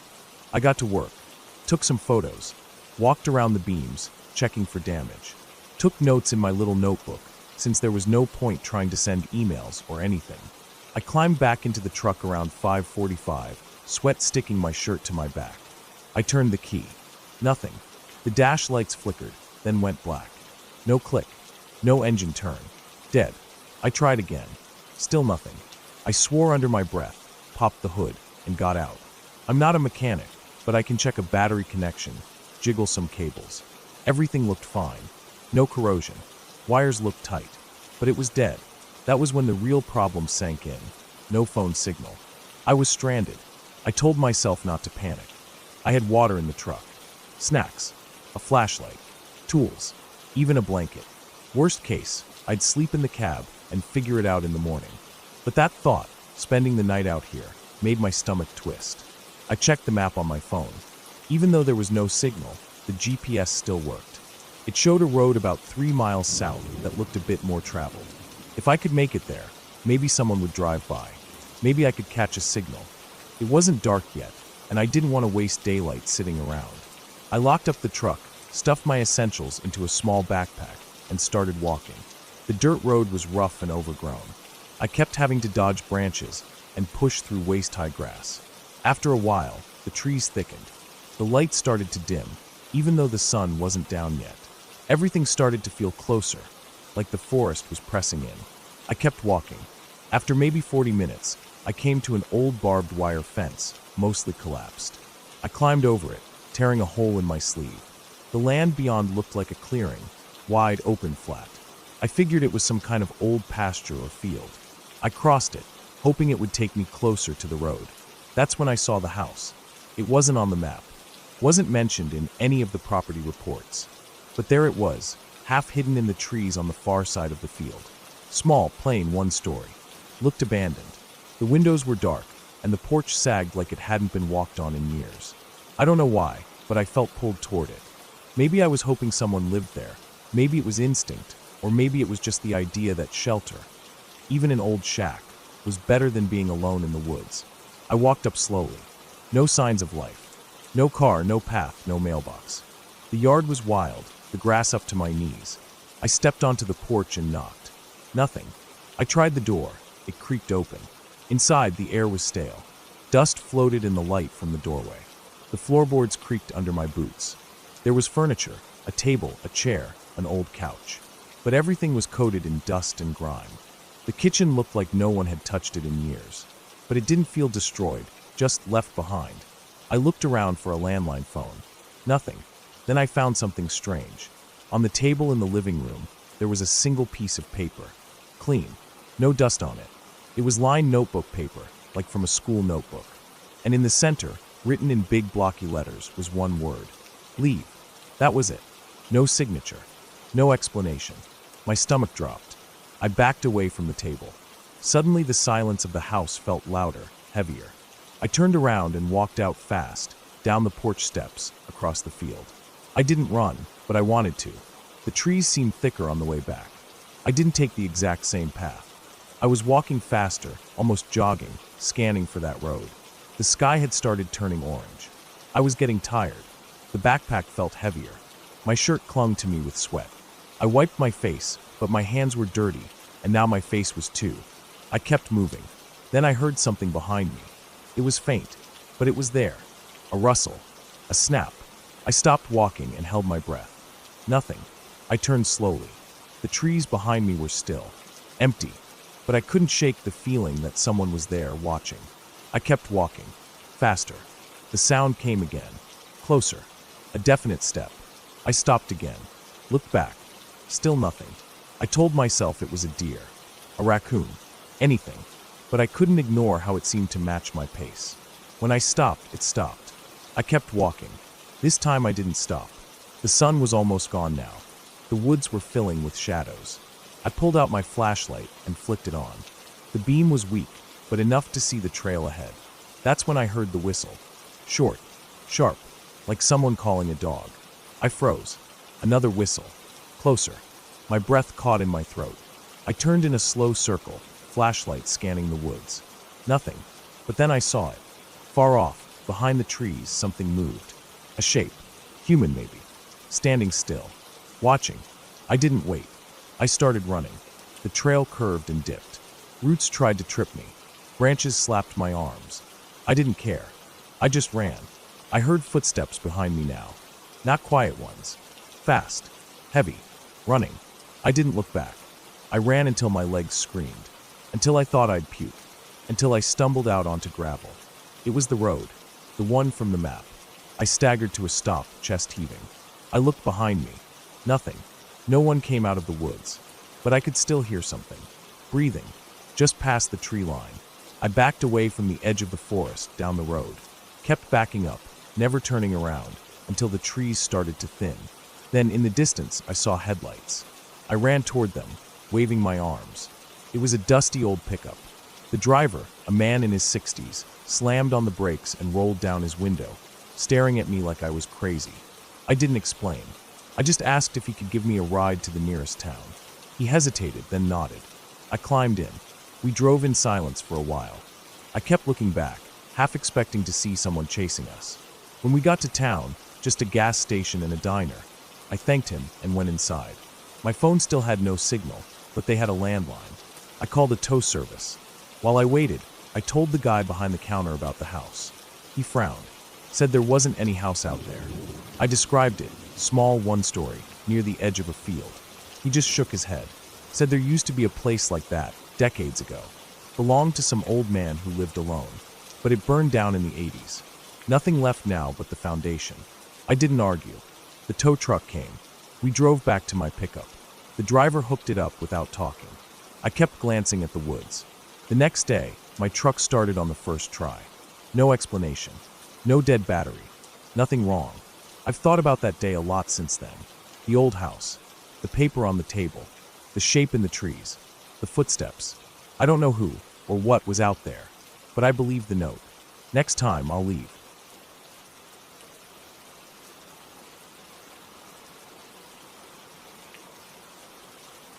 It started with something as normal as needing a break. I'd been working from home for months, stuck behind a screen, barely moving, always tired. My body felt weak, my mind felt foggy, and no matter how much I slept, I never felt rested. One Thursday morning, I shut my laptop mid-task and stared at the wall. Something clicked in me. I needed out. Not just for a few hours. I needed space, silence, nature. I needed to be far from people, from work, from everything. By Friday morning, I had my bag packed and my car filled with enough supplies for a weekend. My plan was simple: drive up into the foothills outside town, past the paved roads and the fenced properties, find a quiet place in the forest where there's no cell signal, set up my tent, hike a bit, maybe read a book or just sleep. I didn't tell anyone exactly where I was going. I just texted a friend that I'd be out of range for the weekend and left it at that. The drive up was peaceful. The road wound through dry farmland before climbing into dense pines. The farther I went, the fewer houses I saw. After about 2 hours, I turned off onto an unmarked dirt path I had found once before while exploring with a friend. It led through a narrow cut in the trees and opened up into a flat patch surrounded by hills and thick forest. I hadn't seen a single other car in nearly an hour. I parked the car, grabbed my gear, and hiked a bit further off the road just to be sure I wouldn't be seen from anywhere. The spot I chose was perfect. A clearing surrounded by trees on 3 sides, with a steep drop-off on the 4th that overlooked a gully. It was quiet, no road noise, no people, just the wind and the trees. I set up my small tent, unrolled my sleeping bag, and made a small fire pit with some rocks nearby. I sat for a while after that, just listening. For the first time in months, I didn't feel the constant buzz in my head. That night, I didn't even bother with dinner. I ate a granola bar, drank some water, and climbed into my sleeping bag early. It was still warm out, so I left the rain fly off the tent and just stared up at the sky through the mesh. The stars were unreal. I must have drifted off sometime around 9 or 10. I woke up around 1:30 a.m. My bladder was screaming at me. I climbed out of the tent half asleep and walked a few yards away to relieve myself. The air was colder now, and the forest felt different. I couldn't explain it, but it felt heavier. The way the wind moved through the trees sounded more like breathing than rustling. When I turned to head back to the tent, I noticed something weird. There was a light, just a faint, barely there glow, off in the woods, maybe 200 feet away. It was low to the ground, like someone had dropped a flashlight and left it on. It didn't flicker, didn't move. At first, I thought it might be a reflection or some kind of weird moonlight, but the moon wasn't even out. My stomach tightened. I stood still, staring at it, waiting for something to happen, but it just stayed there. I backed into my tent and zipped it up, heart pounding. I tried to tell myself it was nothing. Maybe a reflection off some trash. Maybe a glow stick someone dropped long ago. But then the questions started piling up. Who would have been out here? This wasn't a campsite. There were no trails nearby. I hadn't seen a car or person for hours. Eventually, I fell asleep again. When I woke up at sunrise, I unzipped the tent slowly and peeked out. The forest looked normal. Bright, green, peaceful. No sign of the light. I made some coffee on my little camp stove and ate a protein bar. I debated walking over to where the light had been, but I didn't want to mess with it. I didn't come out here to play detective. I just wanted space. That morning, I hiked a few miles out along a dry creek bed, following deer trails. I found a rocky outcrop that overlooked the valley and sat there for hours. I didn't see a single person or animal the entire time. When I got back to camp around mid-afternoon, I noticed something that made my skin crawl. The rocks around my fire pit had been moved. Not all of them, just enough that it was obvious. A few had been pulled outward like someone was trying to dismantle it. My first thought was an animal, but there was no sign of digging or paw prints. No scattered trash. Just the rocks, moved by hand. I stood there, staring, not moving, feeling the heat drain from my body. My ears were ringing. Something about it felt off. Way off. It wasn't damage. It wasn't chaos. It was methodical. I checked my tent. Nothing looked disturbed. My bag was still zipped. Food was still in the bare canister. No sign of anything stolen or messed with. But still, I couldn't shake the feeling that someone had been there. I walked a slow circle around my campsite, looking for tracks. The ground was dry and packed, not ideal for footprints, but in a softer patch behind the tent, I found something. A single heel print. Human. Facing the tent. I stared at it for a long time, not knowing what to do. It was old enough that it could have been mine, but I didn't remember walking there. I usually came from the other side. That evening, I didn't cook dinner. I just sat in my camp chair, my eyes scanning the trees, the brush, the shadows. Every sound made me jump. I tried to act normal, but my body was on high alert. I debated packing up and leaving, but the sun was already dropping. Driving those back roads in the dark wasn't a great option. I told myself I'd leave first thing in the morning. I didn't sleep much that night. Every time I closed my eyes, I thought I heard something. A stick breaking, a shuffle in the dirt, breathing. I kept unzipping the tent, shining my flashlight out into the trees, but saw nothing. Around 3 a.m., I heard something that froze me. A whistle. Not a bird call. Not wind. A long, slow, high-pitched whistle. From the direction of the gully behind the tent. Maybe 100 feet away. It didn't repeat. It was just once. I laid there, barely breathing, my heart hammering so loud I thought it would shake the tent. I didn't move until daylight. When the sun rose, I got out fast. I packed up everything. not even caring how sloppily I shoved it into my bag. I just wanted out. As I hoisted my pack and turned toward the direction of the car, I noticed something new. Something that hadn't been there before. Tied to a small branch near the edge of the clearing was a piece of string, about 2 feet long. It looked fresh, bright white, no dirt or weathering. It was tied in a loop. Not just a knot. A loop. Like a snare. A trap. It wasn't there the day before. I stared at it for a long time, then kept walking. The hike back to the car felt longer than before. Every rustle made me jump. I kept spinning around, sure I'd see someone behind me. But there was nothing. When I finally reached the car, I threw my gear in the back, locked the doors, and drove. I didn't even stop to eat. I didn't look back. I made it home that afternoon. I took the longest shower of my life, turned on all the lights in my apartment, and sat on the couch shaking. I told myself it was nothing, that I had spooked myself, that it was all explainable.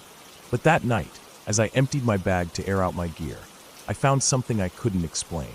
Inside the side pocket of my backpack, one I never used, was a small rock. Smooth, flat, black. It wasn't mine. I hadn't picked it up. It wasn't there when I packed. There was something scratched into the surface. Faint but clear. A straight vertical line with 2 diagonal slashes crossing it. Almost like a tally mark. That was the last time I ever went camping alone. I didn't report anything. I didn't tell my friend who I had texted. I didn't post about it online. I didn't want to think about who or what might have been out there. Maybe someone lives off-grid out there and doesn't like visitors. Maybe it was some twisted prank. Or maybe someone was waiting for something, or someone else. Maybe I left just in time. Since then, I always check my car twice before I drive. I make sure no one follows me home. I leave lights on even during the day. I haven't felt safe since, and I don't think I ever will again.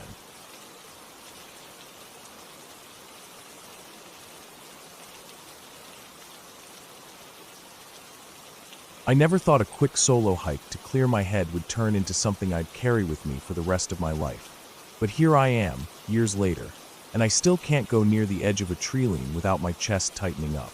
It started out as a normal day. I had been feeling burnout from work and wanted some quiet time. I drove out early to a spot I found online, about 2 hours from home, called the Little Bear Loop. It wasn't too popular, but not completely unknown either. I figured it would give me a few hours alone without being too remote or dangerous. The full loop was about 8 miles, not too tough, mostly flat, just a few slopes. I packed light, a small day pack with 2 bottles of water, a sandwich, my wallet, a cheap first aid kit, and my phone. I wore my usual hiking clothes, moisture-wicking shirt, light jacket, trail pants, and boots I had broken in months ago. I parked in the small gravel lot around 9:30 a.m. There were only 2 other cars there, which comforted me. I wasn't going to be entirely alone, but it wasn't crowded either. The air was cool, crisp. No clouds in the sky. It felt good to stretch my legs and breathe clean air for once. The first few miles were peaceful. Birds chirped from the canopy above, and small lizards darted across the trail as I walked. I passed a small creek around mile 2, and the sound of water was calming. I took my time, stopping occasionally to take pictures or sip water. Every so often I'd hear a branch snap in the distance, probably from deer or maybe even a raccoon. I didn't pay much attention to it. By the time I hit mile 4, the halfway point of the loop, the trail narrowed and dipped into a shaded patch of thicker forest. I noticed it got colder there, and the sound seemed different, not silent, just duller. The way the trees crowded and made the light feel odd, even though the sun was still out. I felt a little uneasy, but I chalked it up to the isolation and pressed on. Around this point, I realized I hadn't seen another person all day. No hikers coming the opposite direction, no one passing me. I started glancing over my shoulder more than usual, just checking. I told myself not to be paranoid, but still, I listened more carefully to the woods. A little after that, I came to a fork I didn't remember seeing on the trail map. There was no sign, no marker. Just 2 trails splitting off like AY. The left looked more worn in, like the main path. The right was narrower, overgrown, but it curved slightly uphill and looked like it might reconnect. I took out my phone to check the map app, but of course, no signal. I tried to load the offline map I downloaded, but it wouldn't open. I stood there for a while trying to make sense of it. Eventually, I decided to stick with the left path. It seemed more traveled. I figured even if I was off the loop, it would eventually lead somewhere. But after about 20 minutes of walking, the trail got worse, less maintained, full of fallen branches, even old trash like a rusted can and half-buried beer bottle. It didn't feel right. My gut told me I'd made the wrong choice. I turned around, but when I got back to where the fork had been, I couldn't find it. I walked in circles, scanning the woods for that split. The trail just looked like one long stretch now, no fork in sight, no sign I'd ever turned. I felt this hollow sinking feeling in my stomach. I tried to calm down and told myself I'd retrace my steps. I looked for landmarks, the weird tree with the split trunk, the flat rock near the muddy patch, but everything started blending together. I walked for nearly an hour, trying to get back to the creek I had crossed earlier. I never found it. Panic was creeping in, even though I kept telling myself I wasn't truly lost. The sun was still high, I had water, and even if I had to backtrack the whole trail, I'd be fine. But I was sweating harder now, even though the air was still cool. My ears started ringing a little, and every crack or snap in the woods sounded louder. Then, I started to notice something that made my skin crawl. Footprints. Not mine. Someone else's. A pair of boot prints ahead of me, going the same direction I was now walking. I squatted down to look at them closer. They were fresh. The ground wasn't muddy, but soft enough to hold the shape. I hadn't noticed them earlier. They weren't from a deer or animal. Definitely human. At first, I felt a wave of relief. Maybe someone else was nearby. Maybe I wasn't alone after all. I followed them. They stayed ahead of me, just enough that I couldn't see whoever made them. But I heard no voices, no footsteps, nothing. Just the occasional rustle in the trees that could have been wind. I called out once, just a hey, but my voice sounded strange in the thick woods, and I regretted it immediately. No response. The tracks eventually led into an area where the trees thinned out, and the ground sloped down into a shallow ravine. I stopped at the edge, scanning the area. That's when I noticed something that made the hairs on my neck stand up. There were more prints now. At least 2 other sets, maybe 3. They crisscrossed and circled, like people had been pacing or turning around in this one spot. I couldn't explain why, but the pattern looked off. Not like a normal group of hikers. It felt wrong. Disorganized, frantic maybe. I slowly backed away and decided I didn't want to follow that path anymore. As I turned to leave, I heard a branch snap, very clearly, up the ridge behind me. I froze. I didn't look back right away. I just stood there, every muscle tight, heart pounding. The snap was followed by the sound of leaves shifting, slow, deliberate. Something or someone was moving, not rushing, but not hiding either. I finally turned around, scanning the trees. I didn't see anything at first. Then I caught the faintest glimpse of movement behind a thick tree trunk, just a quick shift, like someone pulling back. I stared for a long time. My eyes played tricks on me in the shadows, but I swear I saw something standing there. Not charging at me, just watching. I backed up, carefully, keeping my eyes on that spot. Then I turned and walked fast, not running, but close to it. I didn't look back again. The trail felt different now. Narrower. The trees leaned in. I kept glancing behind me, certain I was being followed, but I never saw anything. Still, the footsteps in the undergrowth never completely stopped. They were faint, slow, but there. I tried to stay quiet, even controlled my breathing, but the rhythm of those steps never matched mine. They were always just a second behind or off to the side. Eventually, I saw a small clearing and rushed toward it, thinking it might help me get oriented. But what I found was worse than anything so far. In the center of the clearing was a tarp, old, dirty, sun-faded. Next to it, a small fire pit, long cold. Scattered around were crushed food wrappers, a rusted camp chair, and what looked like bones, animal, I think. But they were too clean, bleached almost. I stepped forward carefully, the air around it eerily still. Then I noticed the smell. Not strong, not like rot. More like mildew, wet dog, and something sour. It hit me suddenly, and I had to cover my mouth. That's when I saw it, nailed to a nearby tree, almost at eye level. A boot. Just one. Tied by its laces, hanging like some kind of warning. The tread was worn out. I don't know why, but I knew it belonged to someone who didn't leave here willingly. I turned and ran. I didn't care about the trail anymore.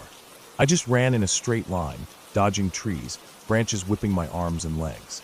I ran until my lungs burned, until I tripped over a root and hit the ground hard. My knee screamed, but I forced myself up. I didn't know where I was anymore, just deeper in the woods, no idea which way was north. I started walking again, limping. Every few steps, I thought I heard movement behind me. When I stopped, it stopped. When I moved, it started again. The worst part, there was never a clear sighting. Never a figure stepping out from the trees. Just that constant feeling, being watched, being followed. I started talking to myself, quietly, just to hear a voice. I wanted to feel like I wasn't going insane. Hours passed. The sun dipped low. The air turned colder. I still hadn't found the trail, and my water was gone. My lips were dry, and I was starting to feel dizzy. That's when I saw the fence. A chain-link fence, bent and rusted in places. Not tall, maybe 6 feet. I had no idea what it was doing out here. No buildings, no signs. Just a long fence cutting through the woods. But beyond it, I saw a narrow dirt road. My heart jumped. A road meant people. Safety. I climbed the fence, ripped my jacket, cut my palm, but I didn't care. I stumbled onto the road and started limping down it, hoping it would lead somewhere. After maybe 20 minutes, I saw lights. Not headlights, actual lights on a building. A small ranger station, closed for the season, but there was a phone box mounted to the wall. I picked it up, and it connected me to dispatch. My voice cracked as I tried to explain where I was. They tracked the call and sent someone. When the ranger arrived, he looked confused when I told him where I thought I'd been. He said the loop trail doesn't fork at any point, that there's no offshoot trail like I described. I insisted. He agreed to go check it with me the next day. I went home, slept for 12 hours straight. The next morning, I met him at the station. We walked the loop together. No fork, no ravine, no clearing, none of it. I knew what I saw, what I felt, but it was like that part of the forest had swallowed everything back up. He humored me, but clearly thought I was just dehydrated or panicked. I stopped trying to explain, but I know what happened. Something or someone was out there, watching, following, waiting, and sometimes when I can't sleep, I think about the other boot, the missing one, and wonder where it ended up.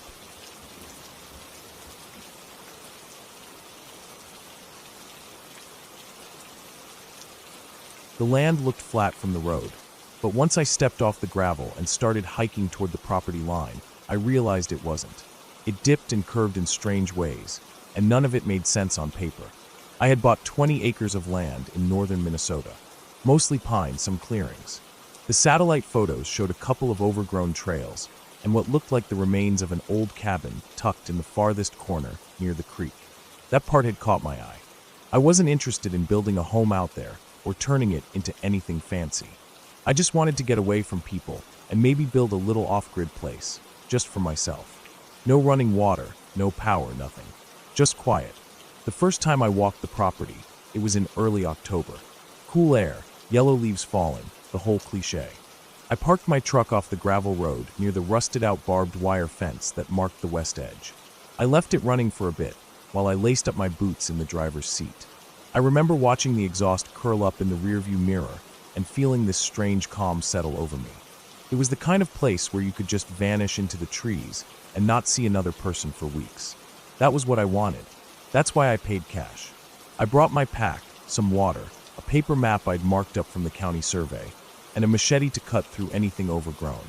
The first few hundred feet were easy enough, an old ATV trail, probably used by hunters or whoever owned the place before me.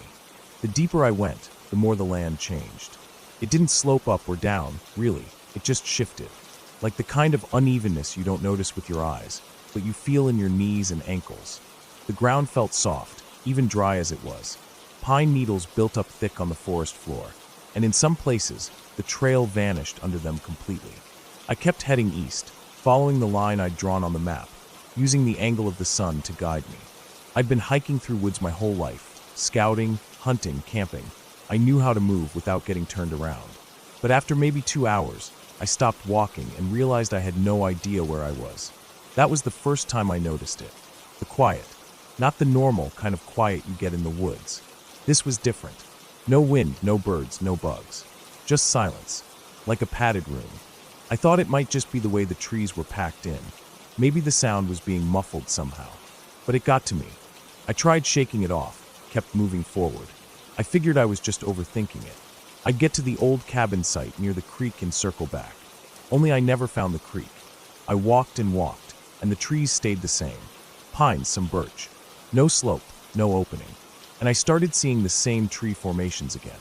A broken branch in a Y shape hanging from a low limb, a pile of rocks by a stump, a half-buried tire near a patch of thick moss. I'd already passed all of them. I stopped, pulled the map out, checked my compass. The needle was jittering, not spinning, but shaking side to side, like it couldn't decide where north was. I stood still for a long time, longer than I should have. I listened for something, anything, but it was still completely quiet. I looked at the trees around me and realized I couldn't tell which direction I'd come from.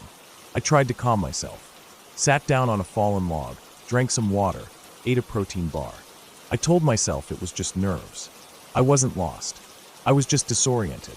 All I had to do was backtrack, use the sun again. Even if I didn't make it to the cabin site, I could still make it back to the truck. I gave myself 15 minutes to rest, then stood up and started moving west, where the sun had been behind me earlier. I told myself if I just kept walking that way, I'd hit the fence again. I walked for hours. The trees didn't change. The quiet didn't lift. I checked my watch over and over, but the sun barely moved in the sky. It didn't make sense. I should have at least heard something, wind, birds, anything, but it stayed dead quiet. I started to panic a little. My breaths got short. I had to force myself to stop again, sit down, and breathe slow. I marked the spot I stopped in by sticking my machete in a tree, just to make sure I wasn't looping around. Then I walked straight in one direction for 20 minutes, watching the compass the whole time. I turned around to check if the machete was gone from view. It wasn't. I could still see it sticking out of the tree behind me. I hadn't gone anywhere.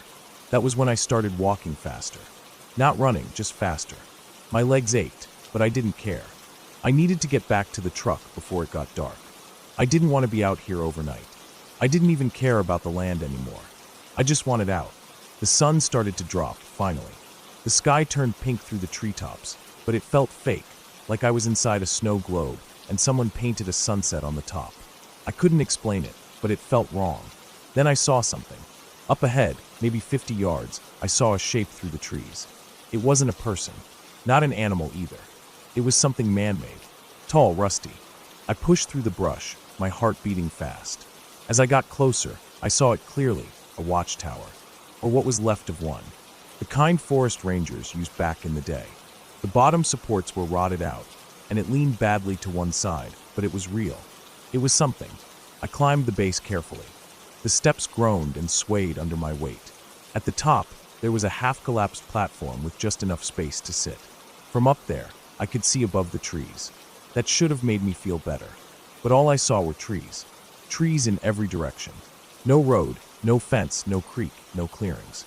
Just endless pine forest in every direction. That was the first night. I slept in short bursts, waking up cold, stiff, and terrified every time I heard a creak or sway. I saw no lights, no stars, just thick clouds. In the morning, I climbed down, ate the last of my food, drank the rest of my water. Then I started walking again. The second day felt longer. The silence pressed harder. My mouth dried up fast. I tried to chew pine needles for moisture, but it only made my tongue raw. Around mid-afternoon, I saw a rabbit, first sign of life since I'd gotten out there. I tried to follow it, thinking maybe it would lead to water, but it vanished quick. My legs started to shake from exhaustion. My boots felt like lead. I knew I couldn't make it through another night. Then I saw smoke, just a thin column, rising straight up from behind a small hill. I didn't even think, I just moved. I didn't care what it was. I just wanted people. Anything. When I got close, I found a small clearing with a half-collapsed cabin in the center. The smoke was coming from a metal chimney, crooked and blackened. Someone had made a fire inside. I moved up slowly, heart pounding. The front door was gone, just a dark opening. The roof was half missing. Inside, there was a fire burning low in a stone hearth, but no one around. No chairs, no supplies, no gear. Just smoke and ashes and the smell of burnt wood. I stepped inside, called out, but there was no answer. I looked around, found an old bucket in the corner and a tin cup on the floor. I scooped ash out of the hearth, hoping to find a log still burning. I broke off part of it and carried it out, thinking I could use it to light a signal fire. That's when I saw the footprints. Fresh ones, leading away from the cabin. Bare feet. No shoes, no socks. Deep impressions in the soft dirt, like someone heavy had walked straight into the woods. I froze. It didn't make sense. The fire was burning. Someone had to be here. But they left barefoot, and I never saw them. I didn't want to follow the prints. Everything in my gut told me not to. I turned and walked the other way, away from the cabin. I figured I'd build a signal fire in a clearing, stay there until someone found me. I walked until I found a patch of open grass and dry wood. I built the fire as big as I could, using the ember I'd carried from the cabin. The smoke rose fast, black and thick. I sat by it and waited. And waited. No planes. No people. No change in the trees. Just the fire, and the smell of pine, and the terrible silence. That night, I didn't sleep. I sat up, back to a tree, gripping a broken branch like a club. I thought I heard footsteps, but they were faint, too faint to be sure. At one point, I saw something move in the trees. Just for a second. A flash of pale skin. Then it was gone. By morning, the fire had died, and my throat was dry enough to make me dizzy. I knew I had to find water. I followed the low spots in the land, hoping they'd lead to a creek or pond. My map was useless. The compass needle still twitched like it was nervous. Then I found a deer carcass. Half-eaten. Fresh. Steam still rising from the torn open belly. No buzzards, no flies. Just meat and blood and torn fur. Something was close. I backed away slowly. Moved off at an angle. I didn't run. I didn't want to make noise. My legs ached with every step. My mouth felt like sand. I started chewing leaves, sucking dew off them. I didn't care anymore. I just needed to survive.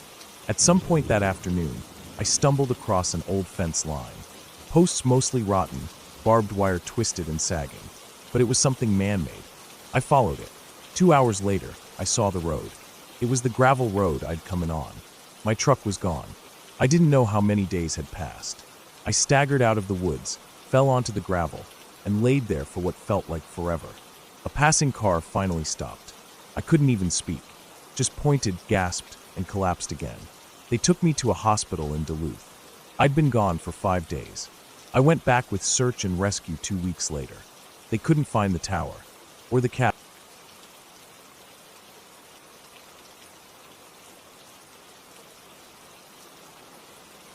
The old dirt road stretched out in front of me, long and empty, swallowed up by trees on both sides. It wasn't even supposed to be a road, more like a logging path that hadn't seen traffic in years. The ruts were deep, and every few feet there were tree roots pushing through the cracked earth. I was following it because Google Maps had lost its signal about half an hour ago, and the blue dot had stopped moving. I'd already turned around twice, and ended up in the same place both times. I was supposed to be at the cabin by 5.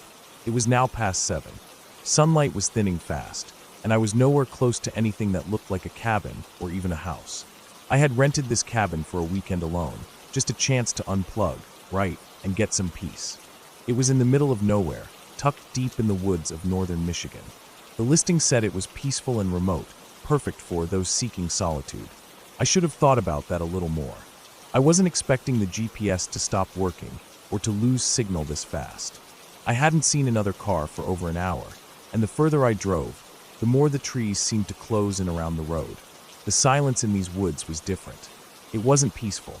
It was thick, heavy, like the trees were holding their breath. The rental car, a beat-up gray SUV, bounced as I went over another deep rut. My hands were gripping the steering wheel tighter than they needed to. I kept glancing at the fuel gauge. A little under a quarter tank. I figured if I didn't find the cabin soon, I'd have to turn back and sleep in the car. I didn't want to, but I didn't want to get lost out here in the dark either. Then the road narrowed. It hadn't been wide to begin with, but now branches were scratching the sides of the car, and the wheels were sliding in the soft dirt. I slowed down, rolling at maybe 5 miles per hour, trying to spot anything through the trees. Just more woods. Thick trees with trunks like pillars. No signs, no lights, nothing. I spotted a clearing up ahead, and figured I'd stop there. Maybe get out and walk a bit, see if I could spot a trail or anything that looked like a cabin. The road curved slightly and opened up into a rough patch of grass and stumps. I pulled the car in and turned off the engine. The sudden silence was jarring. No birds, no bugs, just nothing. I got out and immediately noticed how quiet it really was. My boots crunched on the gravel and dry twigs. I walked around the car, trying to get a better look through the trees.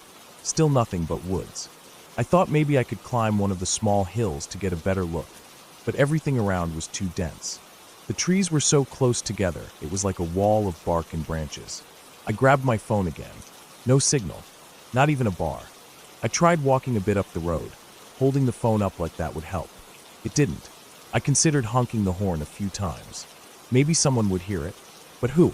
I hadn't passed a single house in miles. No driveways, no mailboxes, nothing. I went back to the car and pulled out my backpack. If I was going to try and find this cabin on foot, I needed water and a flashlight. I grabbed both from the passenger seat, zipped the bag, and slung it over my shoulders. I looked at the slant of the road and guessed that downhill would eventually lead to something. Maybe a river or a road that actually went somewhere.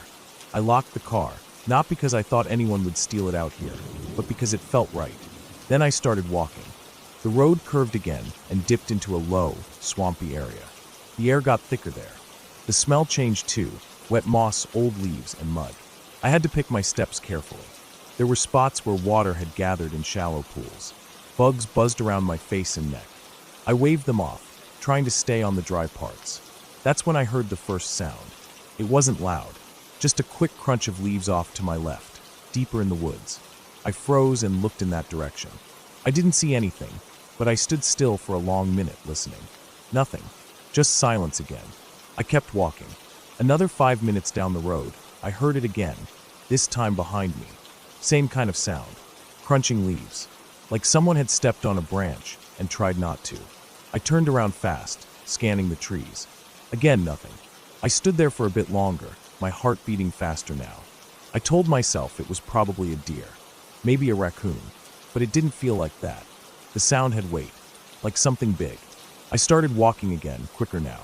My boots moved faster, kicking up dirt. I wanted to find something, anything, that looked like a cabin, a fence, a trail marker, but it was just trees everywhere. Then I heard it again, off to the right, closer this time. I didn't stop walking, but I pulled the flashlight from the side pocket of my bag and clicked it on. The beam cut through the dark between the trees, but it didn't reach far.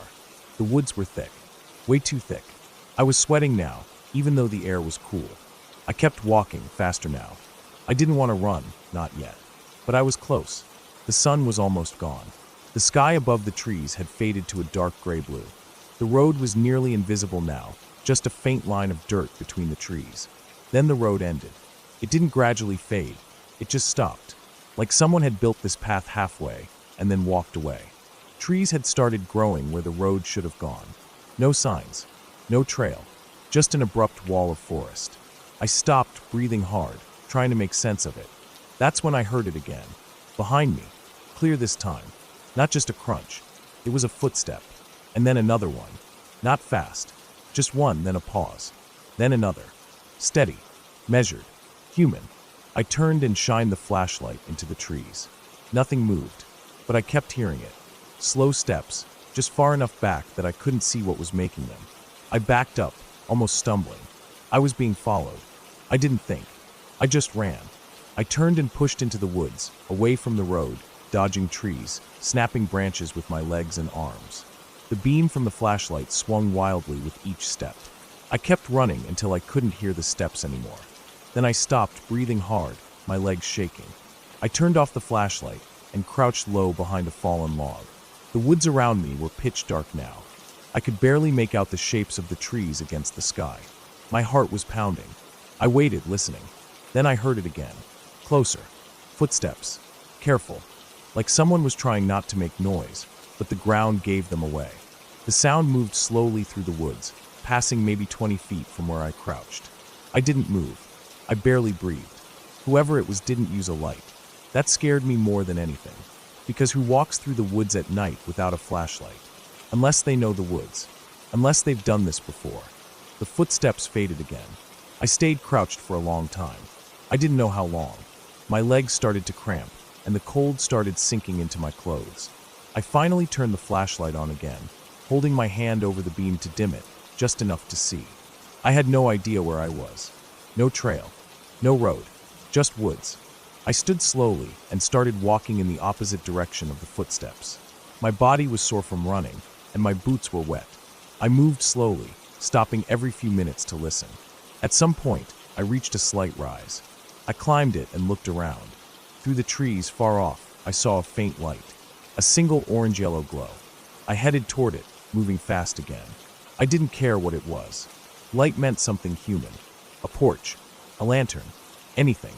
The trees started to thin slightly, and I saw it, an old wooden structure, maybe a shed or a small cabin. The light was coming from inside. I stopped at the edge of the trees and looked closer. The building looked old, leaning slightly. No car, no signs of life except that light. I didn't know what to do. Then I saw movement, a shape moving past the window. Not quickly, just walking, back and forth. I crouched again and waited, watching. The shape passed by the window again. Then the light inside turned off. Darkness swallowed the woods again. I backed away slowly, every instinct in me screaming to leave. Then I heard a new sound. A voice. Not words, just a sound. Low, almost a hum, coming from the trees behind me. I ran again. I didn't care about being quiet. I just ran. I didn't even know where. My legs were on fire, my chest tight. I tripped twice, once slamming my shoulder against a tree, once hitting the ground hard and scraping my hands. But I kept running. Eventually, I saw the reflection of metal in the dark. My car. I had somehow looped back around. I fumbled for the keys in my bag, hands shaking. Found them. Hit the unlock button. The headlights flashed once. That was a mistake. I heard the sound again. Closer. Branches snapping. Not just footsteps now. Running. I jumped in the car, slammed the door, and locked it. Threw the bag in the back and jammed the key into the ignition. The engine took a second to turn over. Then it roared to life. I slammed it into reverse, backed up fast, nearly hit a stump, then shifted into drive and tore down the dirt road. My tires slid in the mud, but I didn't stop. I didn't look back. I drove until I found pavement.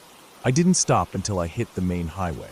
I pulled into a gas station lit up like a football field and sat there in the car for almost an hour, engine running, trying to stop shaking.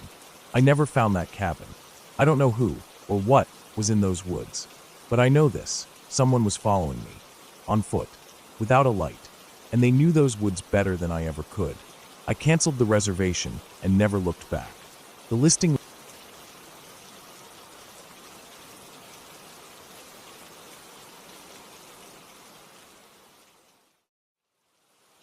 Hello everyone, I'm the Creep's Cabin.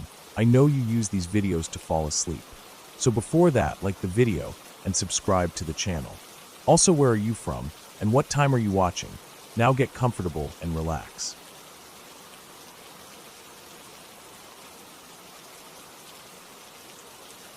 When I was around 13, one evening stands out to me more clearly than most of that year. It wasn't a special night or a holiday or anything you'd expect to remember a decade later. My mom and dad had invited over our old neighbors from the block of flats we used to live in until I was about 5 years old. At that point, I barely remembered anything from back then. We'd moved when I was still really young, and apart from a few hazy memories of gray concrete stairwells, the smell of old carpet in the corridors, and a noisy playground surrounded by metal fencing, most of it had faded into the background. They were all sitting in the living room that night, drinking tea and catching up, while I was told to head to bed. I didn't argue. I wasn't particularly close to those neighbors. They were just familiar adult faces from old photo albums and a few birthday parties I couldn't fully recall. I went up to my room, pulled the door nearly shut behind me, and lay on my bed fully clothed, just listening. The walls in our house were thin. Voices carried easily. I could hear the low hum of the adults talking, the occasional burst of laughter, the scrape of a chair against the floor, and spoons clinking against ceramic mugs. Nothing unusual. But then I heard something that made me freeze a little. The woman, I later remembered her name was Sheila, said something that stood out sharply against the rest of the normal chit-chat. She said something like, "Hey Digsy's mom, do you remember when Digsy used to say there was someone in his room? Well, there's a new family upstairs from us now, just moved in. They've got a little boy, about 3 years old, and he's saying the same things. The exact same things Digsy used to." At first, I thought I misheard. The name Digsy was their nickname for me when I was little. I don't remember how it started, probably some toddler thing I did that stuck. But no one had called me that in years. Hearing it again made my ears tune in harder, and I waited, expecting someone to say more. I heard Mum give this kind of half-laugh, and then her tone dropped lower. I couldn't hear every word, but she sounded surprised, like genuinely taken off guard. I picked up some murmurs, footsteps, gone missing, and something about a record player, but that was all. Dad said something that made everyone laugh again, and the moment passed. But I couldn't let it go. I just lay there, staring up at the ceiling, trying to make sense of what I'd heard. The next morning, it stuck with me. It's weird how sometimes things that seem confusing or creepy late at night feel totally different in the daylight. But this didn't fade. If anything, I felt more pulled to it. I didn't remember ever being scared in that old flat. I didn't remember saying someone was in my room. I didn't remember anything weird. But the way they talked about it, it sounded real. Not a joke, not some ghost story for fun. Real. I asked Mom about it later that day. She was folding laundry in her room when I brought it up. I tried to be casual, just saying I'd overheard something last night. When I told her what I heard, she stopped folding, looked at me, and said something that still sticks in my head. She said, "You don't remember?" That hit me harder than I expected, because that reaction told me right away that this wasn't something small. This was something she'd expected I'd never forget. She sat down on the bed and told me everything. She said it started gradually when we lived in the flat. I would have been around 3 or 4. I started saying things about someone being in my room. She didn't think much of it at first. Kids have vivid imaginations. I was at that age where imaginary friends, fears of the dark, and monsters in the closet weren't unusual. But it kept happening. She said I didn't act scared, just kind of bothered. Like I was annoyed. I'd complain that someone walked into my room during the night, stood near the bed, then walked out. Sometimes I said they sat on the floor or stood in the hallway. Then she said things started going missing. Small things.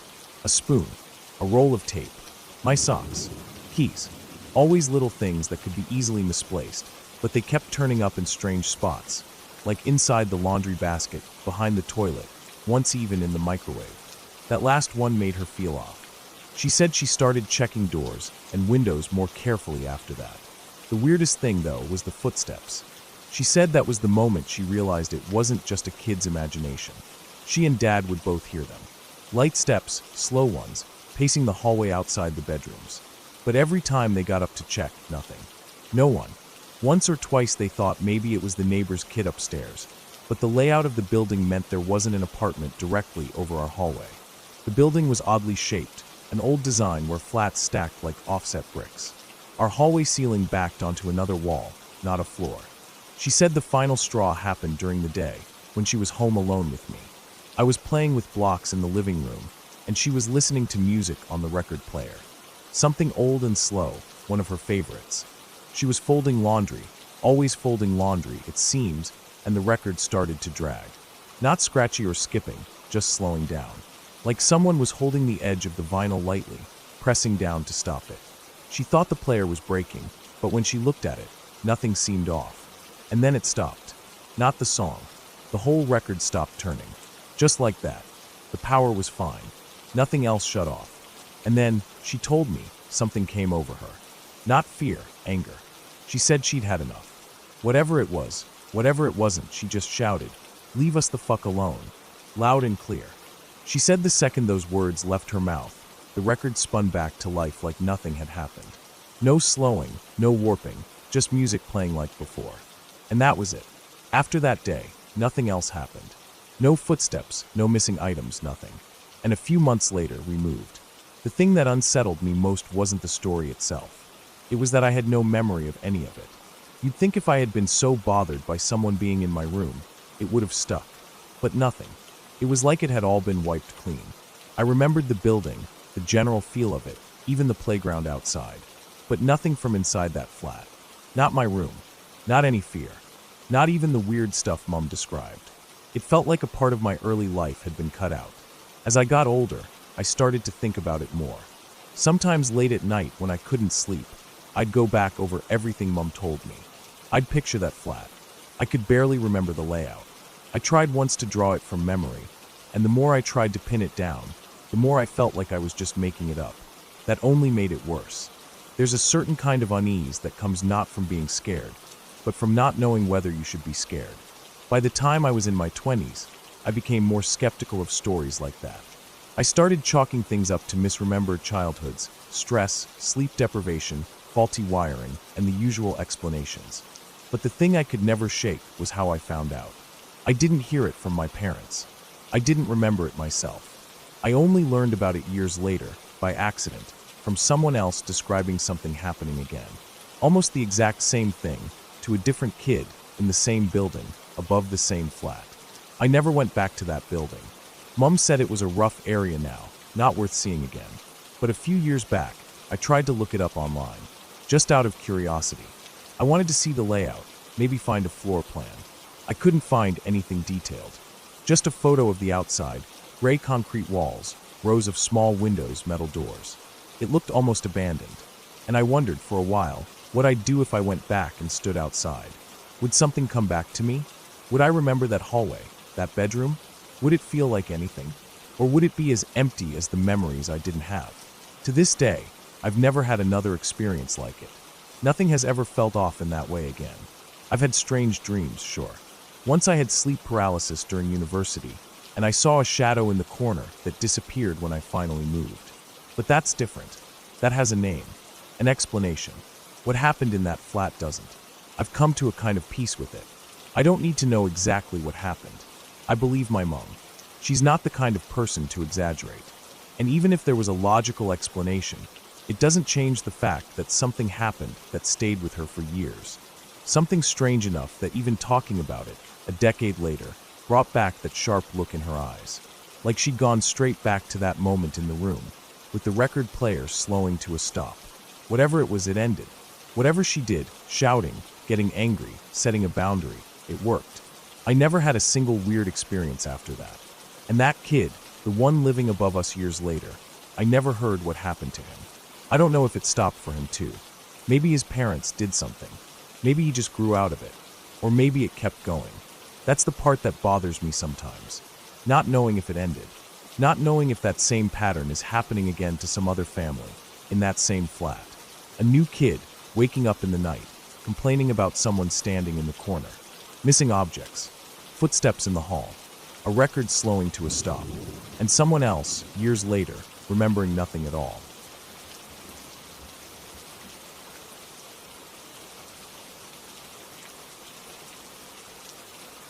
When I was about 10 years old, there was this one night that stayed with me all my life, like a splinter under the skin that never works its way out. Not because anything violent or terrible happened in the obvious sense, but because something did happen that I've never been able to explain. And that quiet, creeping confusion, combined with the feeling that something about the world doesn't quite add up, has stuck with me longer than most of the loud, chaotic memories ever could. My dad had gone duck hunting that day with 3 of his buddies. Men I knew just enough to recognize by voice or silhouette, but didn't really talk too much. They were a rough bunch, country men like my dad, the kind who wore the same old flannels year-round, smelled like tobacco and gunpowder, and told loud stories that were half-lies even before the beer started. I remember watching them load up in the truck that morning, the sun not even up yet, steam from their breaths rising in the cold air, the dull clatter of guns and gear in the back, dogs barking from the crates in the bed. It was the kind of day where everything seemed ordinary. My mom made pancakes. I played with some plastic army men on the living room rug. The house was quiet in that special way it only was when Dad was gone.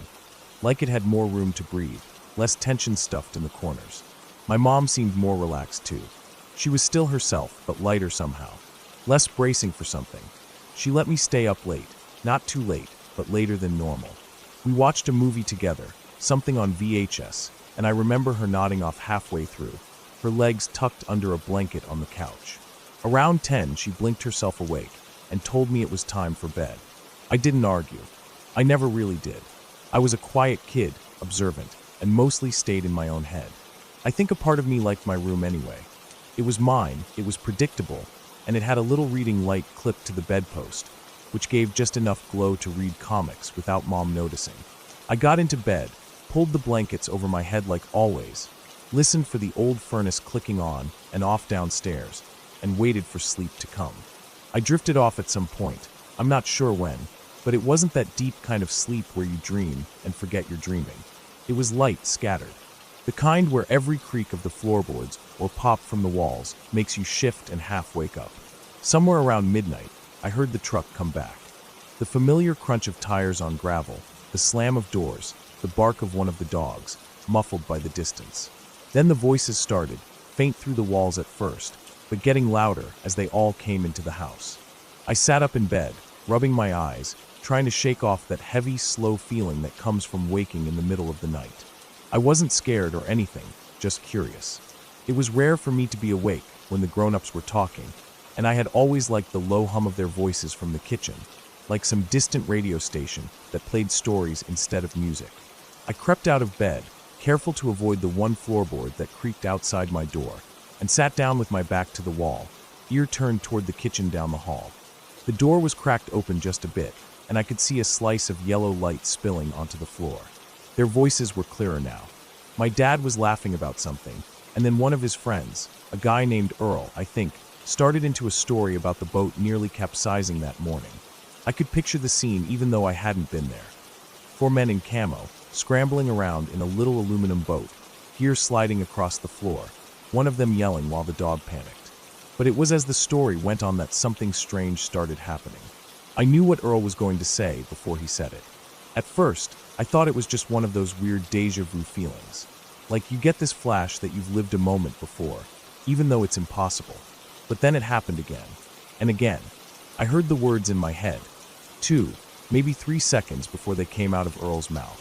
My first thought was that maybe I had overheard this story before.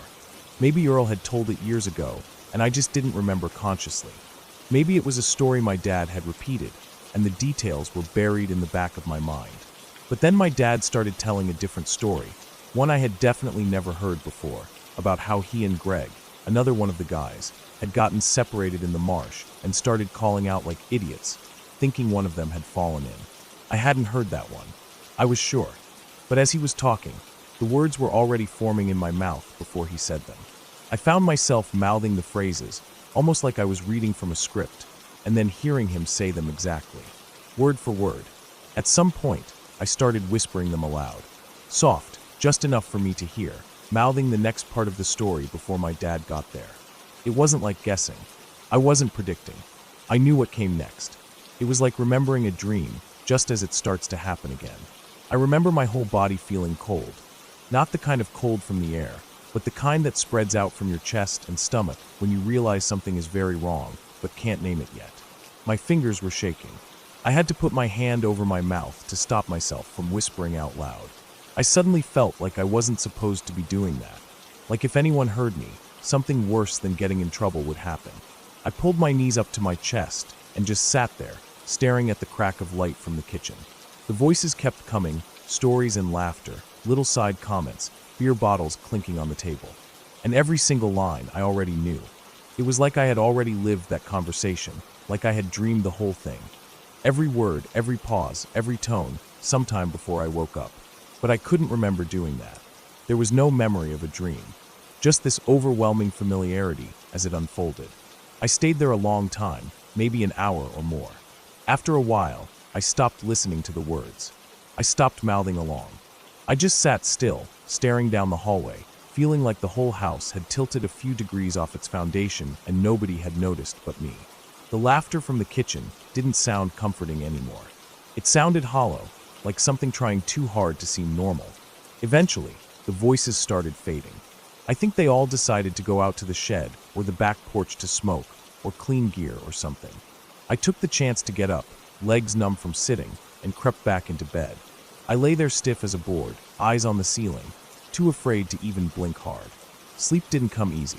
I kept thinking about what had just happened, trying to explain it to myself. Maybe I really had dreamed the whole thing.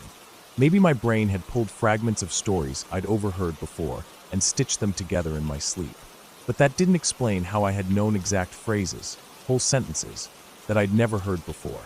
It didn't explain the timing, how I always whispered the line a few seconds before the person said it, like I was reading subtitles ahead of a dubbed movie. Even in my 10-year-old mind, I knew this wasn't normal. When I finally fell asleep, it was out of exhaustion, not comfort. The next morning, I didn't say anything. I never told my mom, never mentioned it to my dad. I went downstairs, poured cereal, and acted like nothing was wrong. But something had changed. Not just in me, but in how I saw everything. From that night on, I've never fully trusted the world around me. It's like a thin layer of something fake got peeled away, and underneath was something off. Like we're all walking through a movie set built over something older and stranger that we can't quite see. I started noticing other small things over the years. Nothing dramatic, just moments where time felt too smooth, too rehearsed. Where people said things I was sure they'd said before even when they hadn't. Where I walked into a place I'd never been, but felt like I knew every corner. I never had an experience quite like that night again. Not with the word-for-word prediction, but that sense of pre-existence, that the moment I'm living has already been lived by some earlier version of me. It's never left. I don't know what caused it. I don't believe in psychic stuff or ghosts or any of that. I don't think it was a vision or divine message. If anything, I think it was just a crack in the machine. A moment where whatever keeps time and reality glued together slipped, and I got a peek behind the curtain. Maybe it was a glitch in my brain. Maybe I dreamed it all in some deep, hidden part of sleep that only surfaced when the real moment caught up. But I know what I experienced. I know the feeling of whispering someone's words just before they speak them. I know the cold panic of realizing you're not supposed to know what comes next, and knowing it anyway. And ever since then, I've carried the quiet fear that none of this is as real as we think. That maybe we're just following tracks already laid down. That maybe we're not making choices so much as reenacting them, over and over, in loops we'll never quite recognize until it's too late. And I'll tell you this, if it happens again, if I ever find myself predicting reality word for word, I don't know if I'll be able to just sit and listen next time. I think I'll need to find out who or what is really writing the script.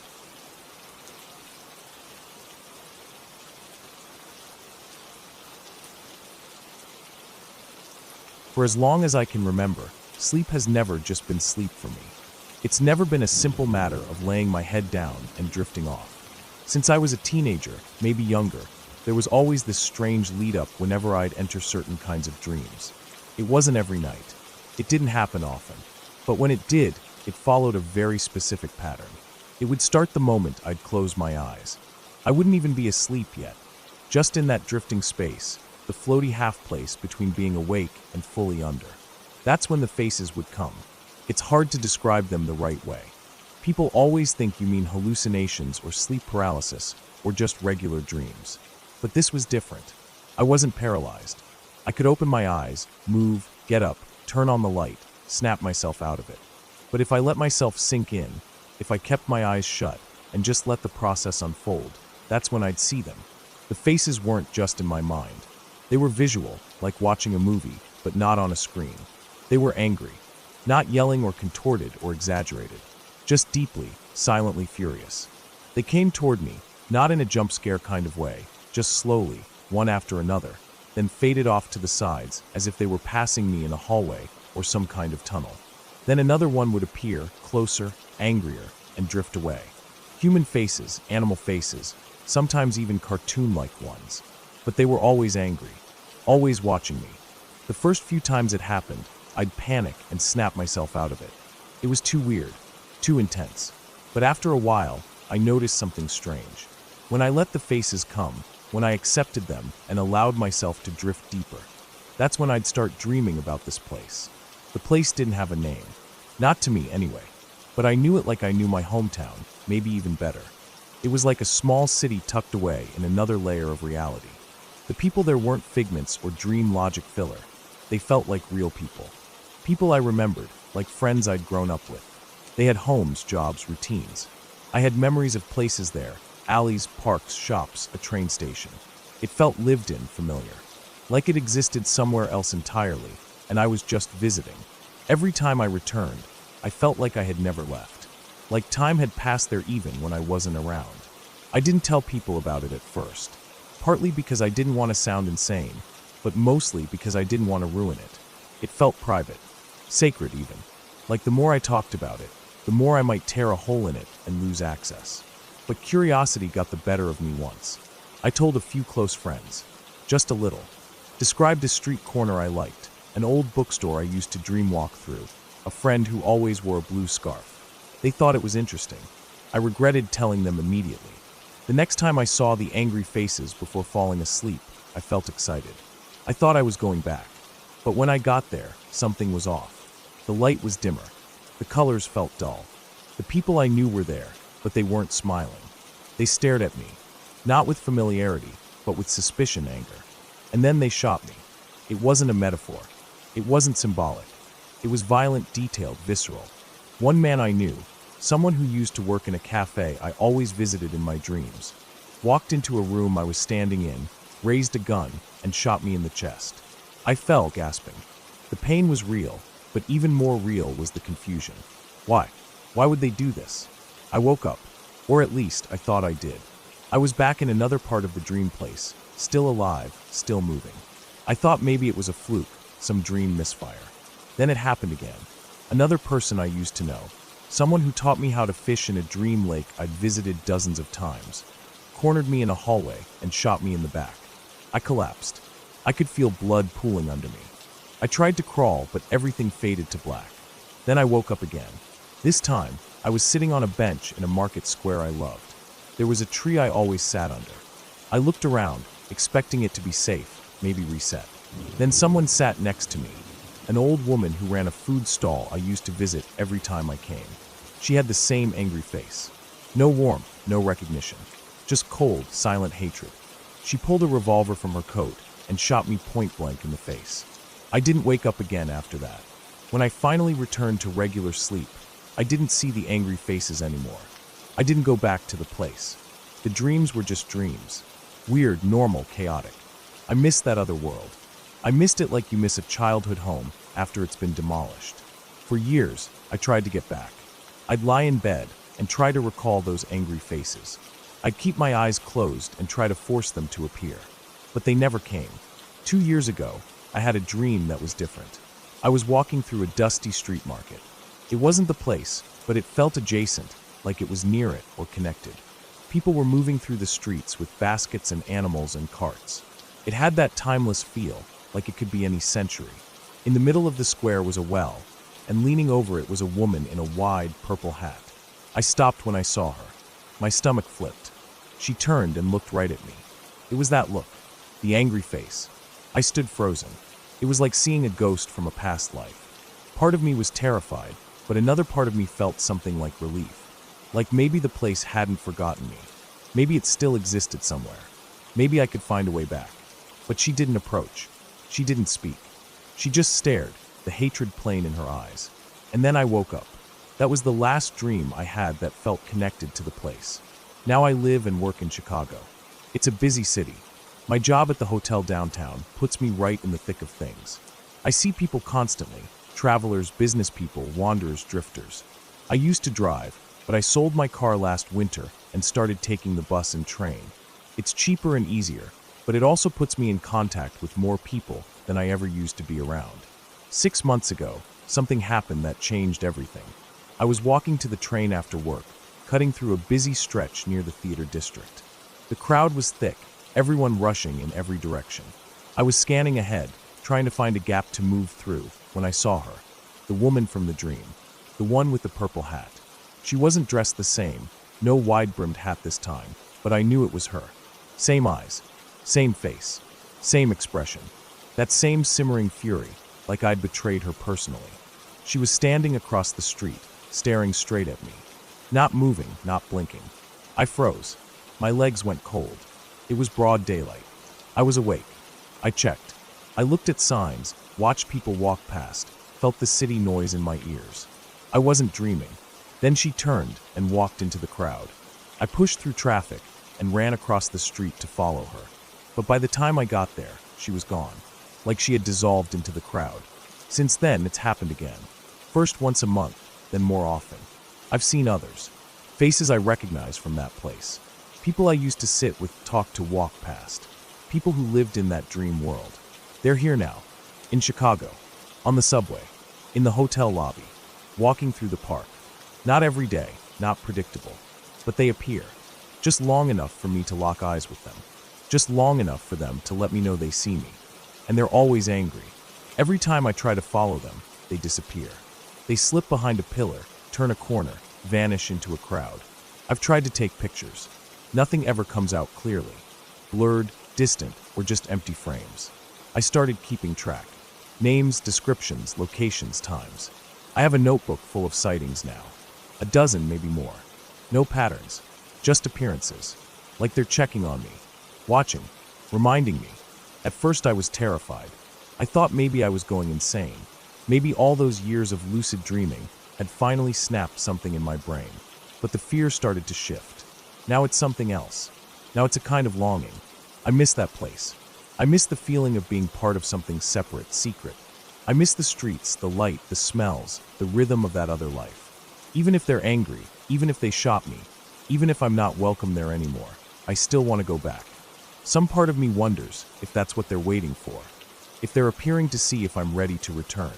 Or maybe to warn me not to try. Maybe that's the punishment, being shut out forever. Maybe dreaming about a place too much corrupts it. Maybe I push too far. Sometimes I wonder if I'm not dreaming because I already made it back. Maybe that last time, when I didn't wake up after the third shooting, maybe something happened. Maybe I crossed some kind of line, and now that world is bleeding into this one. I don't know what it means, but I know what I've seen. I know those faces. I know them better than I know most people I've met in real life. They're here, and they remember me.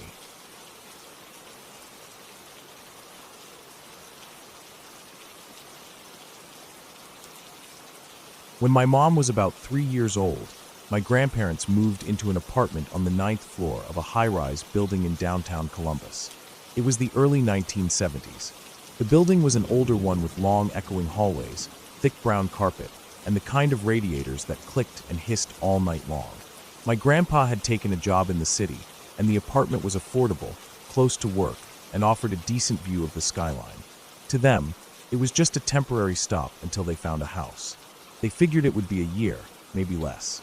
The apartment itself was small, just 2 bedrooms and a tight kitchen that barely had room for a table. The walls were thin, and my grandma often complained that she could hear the neighbors walking around upstairs, though the floor above them was supposedly unoccupied. Still, they tried to settle in. My mom was their only child at the time, quiet and well-behaved, with a habit of getting lost in her own imagination. Without siblings or neighborhood kids nearby, she started spending more and more time playing alone in the corner of the living room near the window. That corner became her little world, and it wasn't long before she started talking to someone named Kathy. At first, my grandparents thought it was cute. Lots of little kids had imaginary friends, and it didn't seem like a big deal. My mom would spend hours mumbling softly in that corner, building little structures out of blocks, having tea parties with empty cups, sometimes even making room on the floor for Kathy to sit. She'd talk to her in whispers, and when my grandma would ask who she was talking to, she'd just say, Kathy. But as the weeks passed, Kathy became more than just an imaginary friend. My mom started refusing to leave the apartment because Kathy didn't want her to. She wouldn't eat dinner unless a plate was made for Kathy too. If something spilled or broke, it was Kathy's fault. If she got in trouble, she'd say Kathy told her to do it. Eventually, she stopped playing with toys altogether unless Kathy was involved. She wouldn't touch her dolls anymore, said Kathy didn't like them. She even started refusing to go to bed unless the bedroom door was cracked open so Kathy could get in too. My grandparents were concerned, but they kept getting told the same thing. It was just a phase. They took her to a pediatrician, who shrugged it off. Then they saw a child psychologist who told them it was a normal developmental behavior, something many only children experienced. My grandma, who was deeply religious, began to worry there was something darker going on, but my grandpa dismissed it all. He didn't believe in that kind of thing.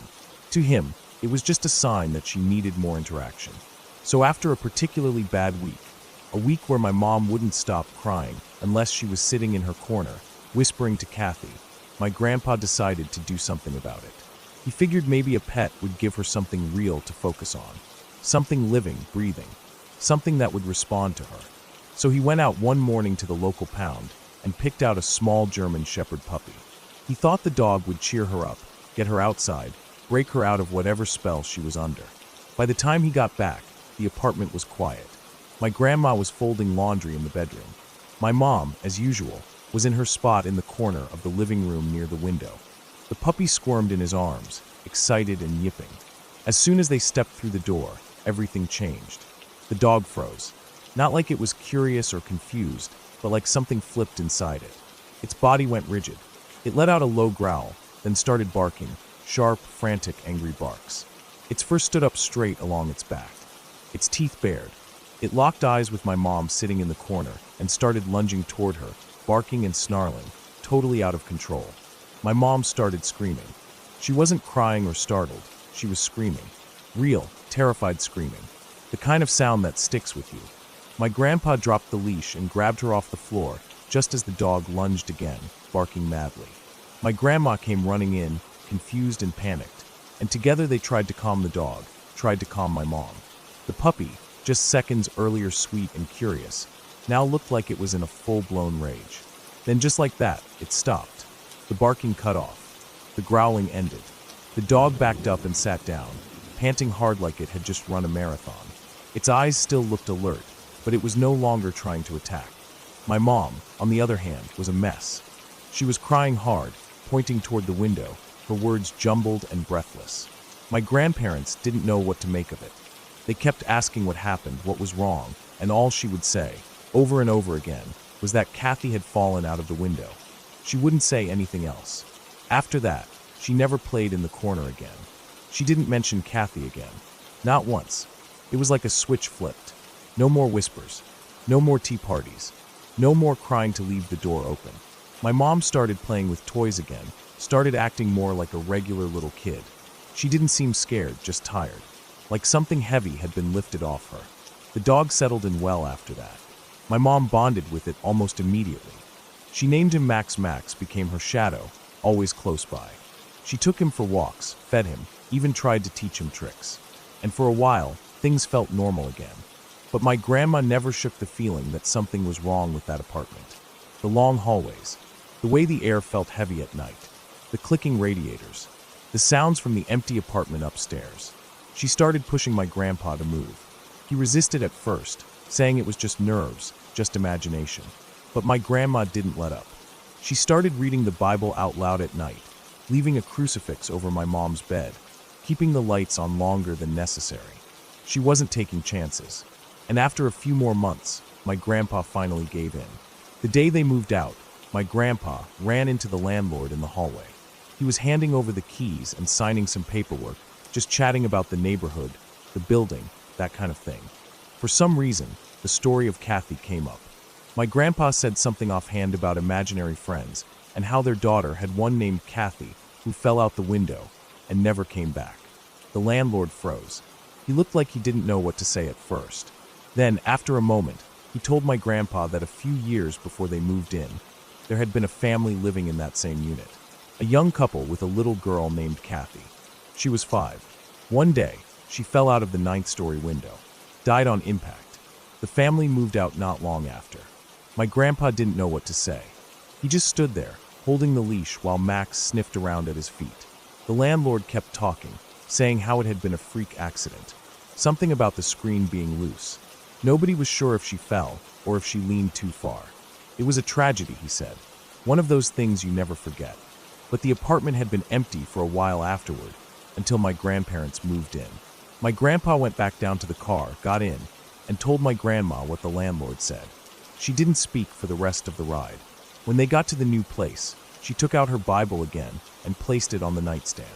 Even years later, she swore that something wasn't right about that apartment, that it had a weight to it, that my mom had been different when they lived there, not like herself. She blamed herself for not seeing it sooner, for trusting the doctors, for not praying more.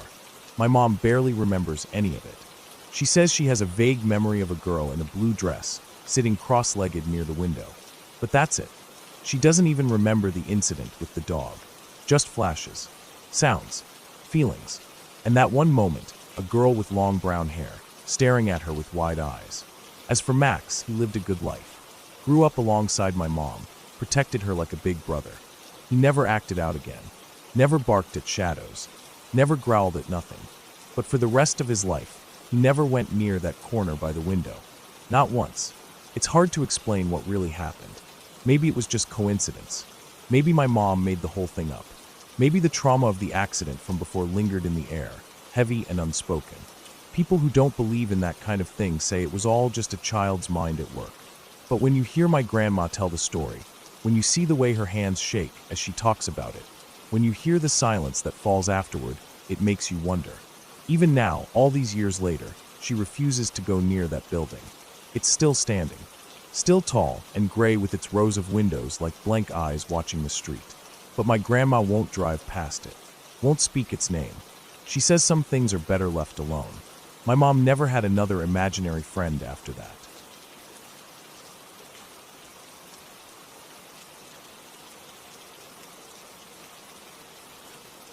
When I was a kid, maybe around 9 or 10, we used to go visit my uncle's lodge during the school holidays. It was one of those old timber places way out on a huge chunk of land, probably hundreds of acres that backed right onto thick bushland. The kind where the trees felt like they went on forever. No fences, no trails, just miles of scrub and dirt and silence. The kind of silence that makes you feel like you're standing in someone else's house, uninvited. The lodge itself was nothing special to me back then. Just a big wooden place with a wide veranda and a couple of sheds scattered around. But as a kid, it felt like a castle.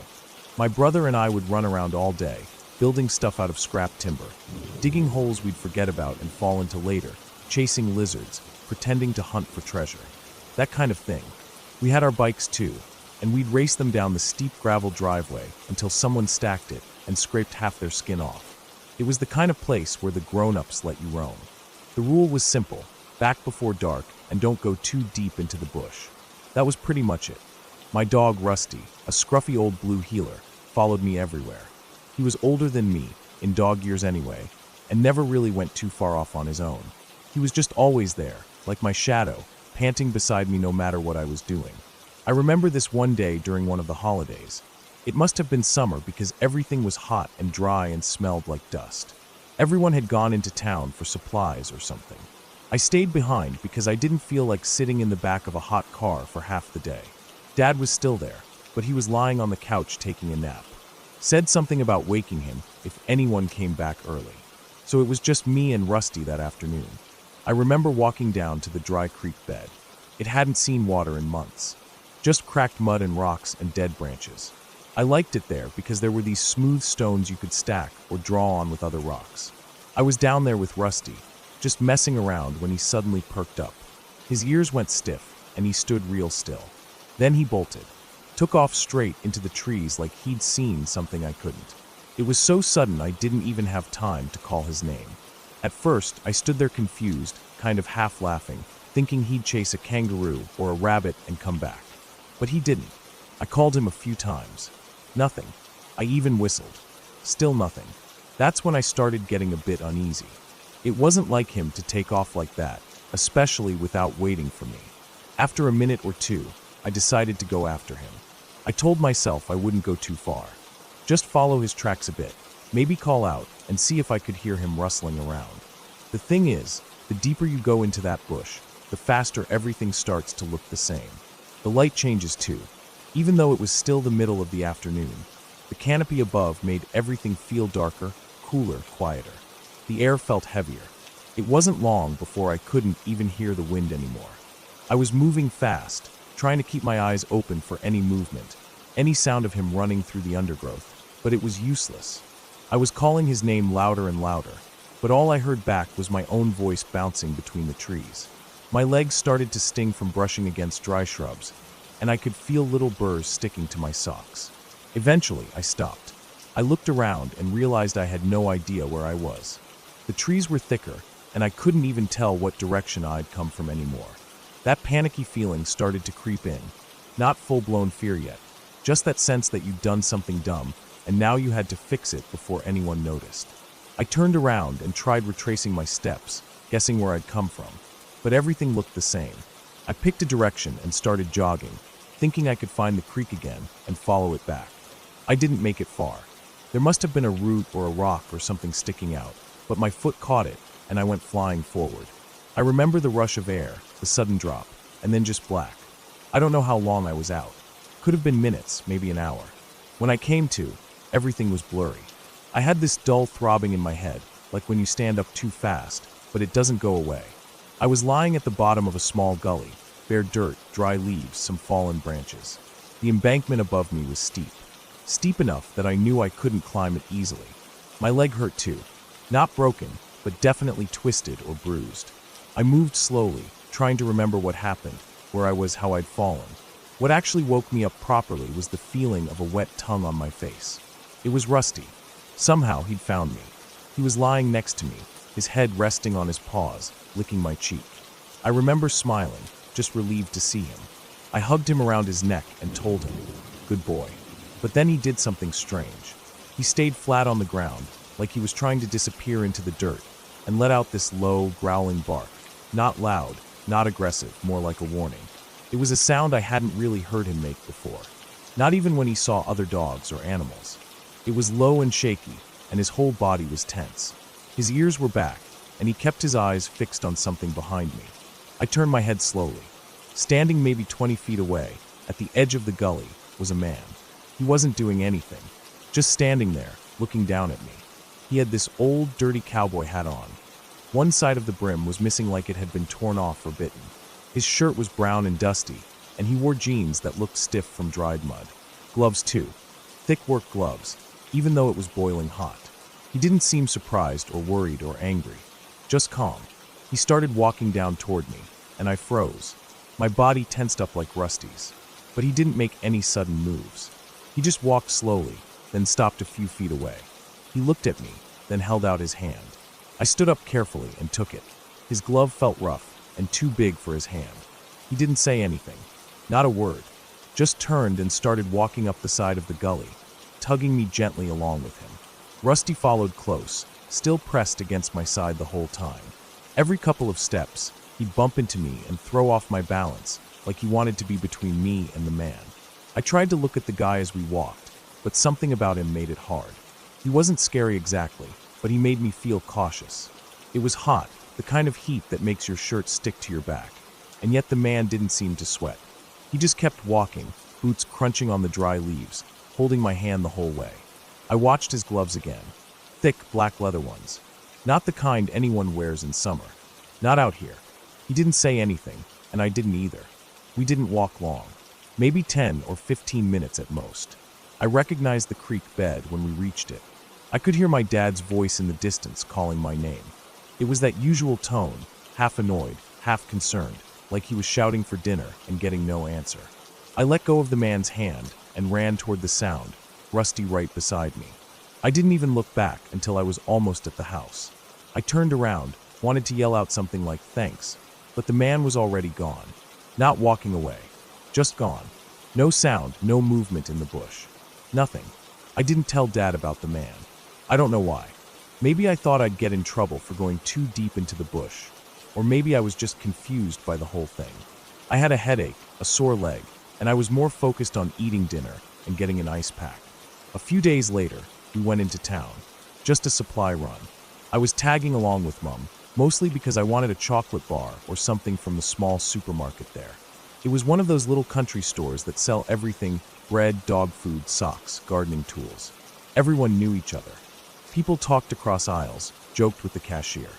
I was walking near the back of the store when I saw this photo on the wall. It was black and white, probably old. It showed a man standing next to a produce stall, smiling with his dog. The man was wearing that same hat. That same torn cowboy hat with the chunk missing on the side. I froze. I just stared at it for a while, trying to process it. Same build, same kind of shirt, even the gloves. I got Mom and pointed at it, told her that was the man who helped me in the woods. She looked at the photo, then looked at me strange. One of the workers nearby overheard. She came over and smiled and said something like, "Ah yeah, that's old Mr. Rogerson. He used to own this place a long time ago. Grew his own veggies out in the bushland. Bit of a local legend." I asked what happened to him. The woman's face shifted a bit, like she wasn't sure how much to say. Then she told me. Apparently, he died about 30 years ago. Went missing during a storm while checking on one of his bush gardens. His dog had slipped down a steep embankment, and he'd gone after it. A branch came down in the wind and crushed his back. They didn't find him for weeks. He died down in a small gully. His dog was lying next to him the whole time. It died there too. Starved. They were found together. I didn't say anything. Just nodded. I never brought it up again. Not to Mom, not to Dad, not to anyone. But I went home and hugged Rusty tighter than I ever had before. And I never, ever followed him into the bush again.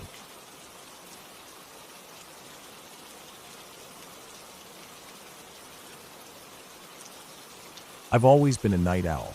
Sleep has never come easy to me. My body just doesn't seem wired like most people's.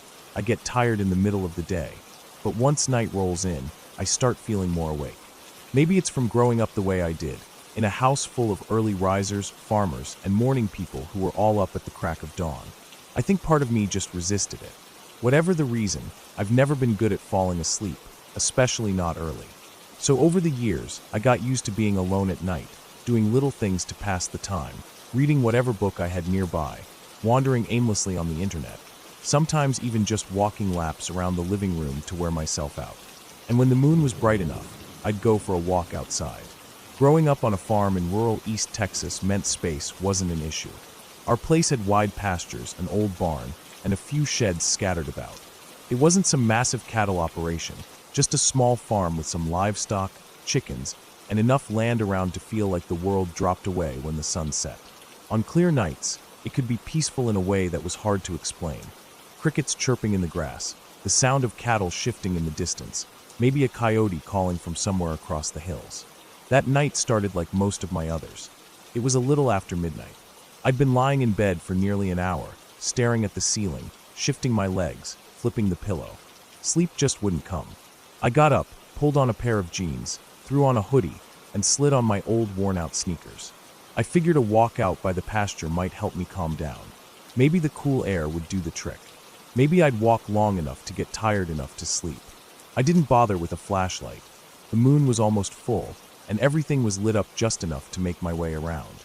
As I opened the front door and stepped out onto the porch, I felt that usual stillness. You can always tell when something's off out here because the natural noise of the land disappears. But that night, everything seemed normal, until I noticed a shape near the barn. It wasn't moving fast, just slowly walking from one side to the other. At first I thought it might have been my dad checking something out, but that didn't make much sense. He was a light sleeper, sure, but he wouldn't be out wandering the barn without saying something. I squinted into the dim light, letting my eyes adjust. That's when I noticed the man was carrying something. I couldn't make it out at first. Looked like maybe a toolbox or a small case, but something about the way he moved didn't sit right. He didn't walk like someone who belonged here. The creak of the porch door must have alerted him, because he stopped. I froze. The man turned toward me. The distance from the porch to the barn was only about 25 yards, but in that moment it felt like nothing. Close enough that I could just barely make out what he was holding. Not a toolbox. A gun. A long one, maybe a rifle or a shotgun. My chest clenched so tight it felt like my ribs were trying to hold back my heartbeat. I stepped back inside, shut the door softly, then threw the deadbolt in place. It had been unlocked. Out here, that wasn't unusual. But suddenly, it felt like a massive mistake. I backed away from the door, trying to breathe, trying to think. My legs carried me down the hallway before I even fully processed what I was doing. I pushed into my parents' room and woke my dad. My voice was shaking as I told him what I saw. He sat up fast, reached into his closet, and pulled out his old pump-action shotgun. My mom grabbed the phone and started dialing the sheriff. The nearest town was 15, maybe 20 minutes away, so we knew it'd be a while before anyone got out to us. My dad looked at me, gave a small nod, and we stepped outside. The air felt different now, colder, stiller, heavier. The kind of quiet that made your ears ring because nothing natural was moving. Not a cow, not a goat, not even Velcro, our old barn cat. We walked slowly at first, but then picked up the pace, crossing the yard toward the barn where I'd seen the man. We had a few cattle, a handful of goats, a cranky donkey that didn't like anyone, 6 or 7 chickens, and that raggedy old cat who seemed immortal. But none of them were there. The barn was empty. Normally, even if they were spooked, you'd expect to hear them breathing, shifting, moving in the darkness, but it was like they had vanished. That was almost more unsettling than the man himself. We moved carefully through the barn, checking the stalls, the feed room, the little side shed we used for tools. Someone had definitely tried to force that shed door open. The wood around the handle was splintered, like someone had shoved a crowbar into it and leaned their full weight. But they hadn't gotten in. That was the only obvious sign anything had happened. We did a wider sweep of the area, checking the perimeter of the barn, looking into the shadows and listening hard. But there was nothing, not a single sound. Eventually we stopped. There wasn't much we could do until the cops showed up, so we ended up waiting in the barn. Dad kept an old fridge in there, locked up with a padlock because it held beers, sodas, and the kind of snacks he didn't want the rest of us raiding. He cracked it open and handed me a beer. I took it even though I didn't feel much like drinking.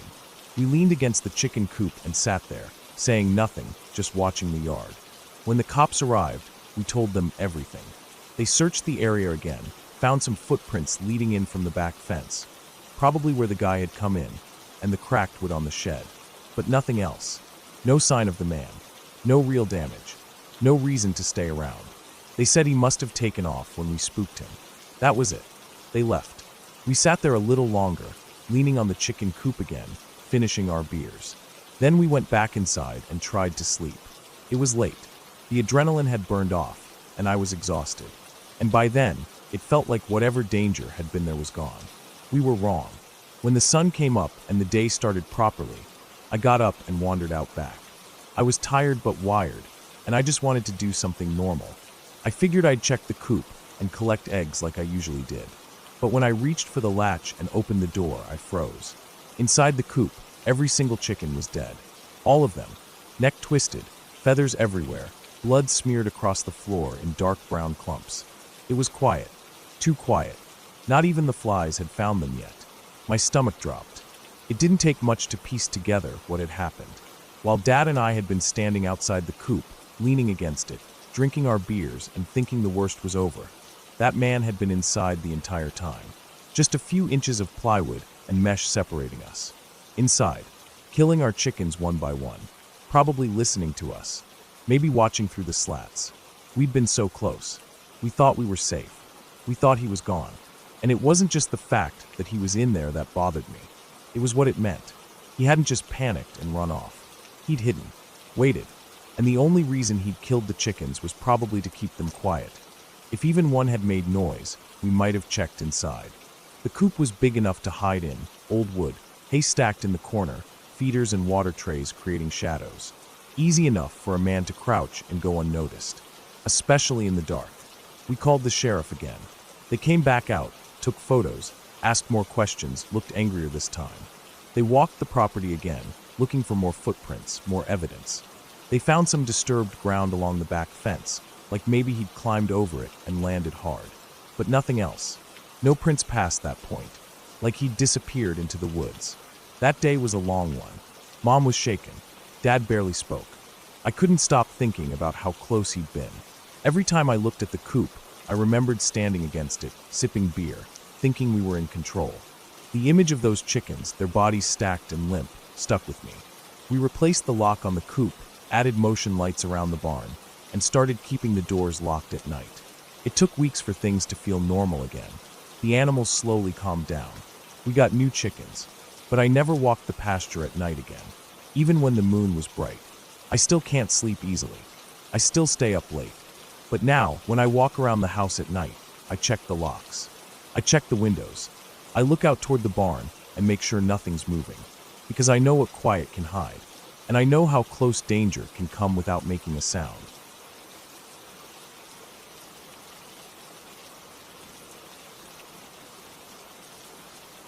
I was 12 years old the night it happened, but I can still feel the air from that night in my lungs like it was yesterday. We were out in the woods of southern Ohio, thick with trees that looked like dark walls when the sun dropped below the ridge.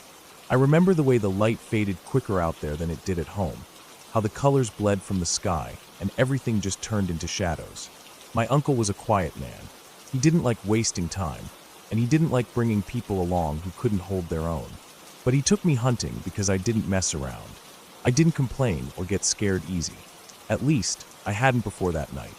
It was coon hunting season, and we had 2 redbone hounds with us. Big dogs. Strong. Their names were Ruger and Bell, both trained as good as you can train a hound. I'd seen them chase raccoons across thick woods, across streams, even go nose to nose with a bear once. They didn't back down, not even a step. That was just how they were. The woods we were in weren't unfamiliar. We'd hunted that stretch of forest a few times before. It wasn't far from the old strip mine roads, a few miles deep off a logging path, full of hollow hills and thick tree lines. There were stories, of course. People always talk when you're in a place that still feels untouched. Stories about old miners who never came back out, and weird lights, and noises people chalk up to moonshine or coyotes. But no one ever told those stories like they really believed them. They were just things folks said when the fire got low and the beer was running out. We got to the drop-off point around 8 p.m., just as the last light was slipping away behind the hills. My uncle parked the truck on a flat bit of clearing next to a stand of pine. The dogs knew the drill. We let them out and they started pacing, noses low, tails stiff. The woods were quiet, save for a few crickets and the low creak of trees shifting with the breeze. The air was cool, that kind of late fall chill that settles in your bones. We set out with the dogs leading, both of us carrying our lights and gear. My uncle always walked steady, slow but never hesitating. He didn't say much, he never did. But that night he was even quieter than usual. I thought maybe he was just focused. I was mostly watching the dogs, the way they moved through the brush like they were chasing something already, even though we hadn't heard a single bark yet. About 30 minutes in, the dogs struck scent. They both let out short, sharp barks and took off through a stand of trees. We followed fast. You learn to move quickly, but carefully when you're coon hunting. You can't just barrel through the woods. You have to listen, feel the ground, know where your feet are landing. The terrain out there is full of hidden dips, loose rocks, old brush piles. My uncle kept a good pace, but I was younger and kept up just fine. They treed about 10 minutes later. Both dogs were barking hard, up against an old oak that leaned just slightly to one side. The coon was there, up in the fork. My uncle pointed his light and nodded. I remember thinking how still everything was besides the dogs. No wind, no night noises. Just the hounds barking and our boots crunching dry leaves. We didn't shoot. My uncle had this thing about giving younger raccoons a pass if they weren't worth skinning. Said there was no point in wasting a life if it wasn't going to be used. So we called the dogs back, which took some time, and started heading in a different direction. That's when things started to feel off. It wasn't sudden at first. It was just this weird quiet. The kind that doesn't feel like nature, but like something holding nature back. No crickets. No wind. Not even the rustle of small animals moving through the underbrush. I noticed the dogs slowed down on their own. Their tails lowered, and they stayed closer to us. That was strange. Usually they stayed ahead, always pushing, always sniffing. But now they walked like they weren't sure which way they wanted to go. We moved into a shallow valley, where the trees thickened and the air felt heavier. I remember smelling damp earth, and something like metal, faint but sharp. It wasn't blood. I know that smell. This was more like iron, but stale. Old. It didn't make sense.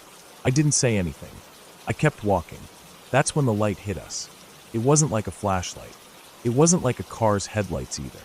It didn't beam through the trees. It just appeared. All around us. A glow. White-blue. No source. No direction. It was just there, hanging in the air like fog, but brighter and more solid. I blinked hard and rubbed my eyes, but it didn't change. It wasn't coming from above or the sides. It was like the air itself was lit up. And then the noise came. It didn't start soft. It hit all at once. A deep, low rumble, not quite like thunder, but it felt like it came from inside the ground and inside my chest at the same time. It vibrated through my boots, made my jaw ache, made my stomach turn. And over that deep rumble was a high-pitched sound that wasn't quite a whistle and wasn't quite a scream. It shifted, like it was moving through different frequencies. My ears hurt instantly. I turned to look at the dogs. Both of them were on the ground. Not crouched, not watching, flat on their bellies, heads down, ears back, whimpering. I'd never seen Ruger like that. That dog once got into it with a full-grown boar and didn't make a sound. But here he was, whining like a pup, eyes wide and legs shaking. My uncle was behind me, but I didn't look at him. I couldn't take my eyes off the fog. It rolled in so fast it didn't even seem possible. 1 second, we were standing in clean, cold air, and the next, we were in a thick white soup. I could barely see the trees 5 feet in front of me. I could barely see my hands. My breath mixed with it like it was smoke. And then everything stopped. The light blinked out like someone hit a switch. The sound died so fast it made my ears ring. The fog didn't drift away. It just vanished. 1 second it was there, the next it wasn't. Just gone. We stood in pitch black, the real night around us again. My chest was tight. I couldn't feel my hands for a second. The dogs were still on the ground, shaking. I turned on my flashlight and looked at them. Their eyes didn't look right, wide, panicked, not like they usually were. It wasn't something they saw. It was something they felt. And that made it worse somehow. I finally looked at my uncle. He had his flashlight on too. His face was pale, even in the yellow beam of his light. He looked like he'd been holding his breath. I realized I had been too. We just stood there. Neither of us moved for what felt like minutes. I was frozen. Not from fear, exactly, but from not understanding. Nothing made sense. No light source. No fog source. No explanation. Eventually, we got the dogs up. They didn't want to move at first. Belle kept whining and trying to press into my legs. Ruger stayed low, tail between his legs. We decided to head back to the truck. There wasn't any discussion. It was just a silent understanding. This hunt was over. The walk back felt like it took hours. Every branch cracking under our boots made my stomach jump. Every shadow looked darker than it should. The woods felt different, like something had passed through them and changed them. It wasn't colder, but I shivered the whole way. When we got back to the truck, the dogs jumped in without being told. Normally, we had to lift Belle in. She was picky about the tailgate. Not that night. She scrambled in so fast she knocked over a box of gear. My uncle didn't say a word. We just got in and drove. He didn't turn on the radio. Just the low hum of the tires on gravel and the occasional thump of a pothole. I looked out the window the whole way back. I didn't want to look at him. I didn't want to see if he looked scared too. Back at the house, he walked inside and poured himself a cup of black coffee. I sat at the table. The dogs stayed close, right under our legs. My aunt came in and asked how the hunt went. He just said, "Nothing treed." That was it. Then he went outside to smoke. I didn't sleep well that night. I kept thinking about the light, the noise, the way the fog just took over and disappeared. I knew what I saw. I knew what I felt. And I knew it wasn't something normal. But it also wasn't something I could name. It wasn't a ghost or anything from a storybook. It was something real, physical, but completely unfamiliar. I told a friend about it years later. He said it might have been infrasound, low-frequency sound that messes with your body, makes you scared, disoriented. He said the fog could have been natural, maybe a sudden shift in temperature. But I've seen fog roll in. It doesn't just appear and vanish. And the light. I still can't explain that. Not the way it was everywhere, like the trees themselves were glowing. The dogs were never the same after that. Ruger started staying closer to the porch. Belle wouldn't go into the woods alone anymore. My uncle kept hunting, but he never went back to that part of the forest. Not once. He didn't say why.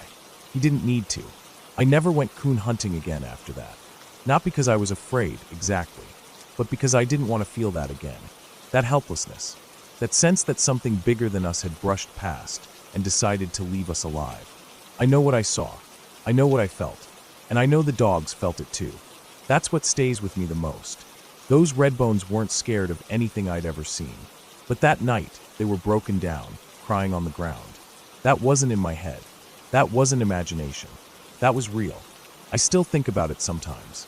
Especially when the night's quiet, and the wind dies, and everything just goes still. That memory creeps back in. Not with fear anymore, but with a question I'll never get answered. What the hell did we walk into out there? Whatever it was, it didn't want to be seen. Or maybe it did, just for a moment. Maybe it wanted us to know that we weren't the only ones in those woods. And maybe, just maybe, it let us go.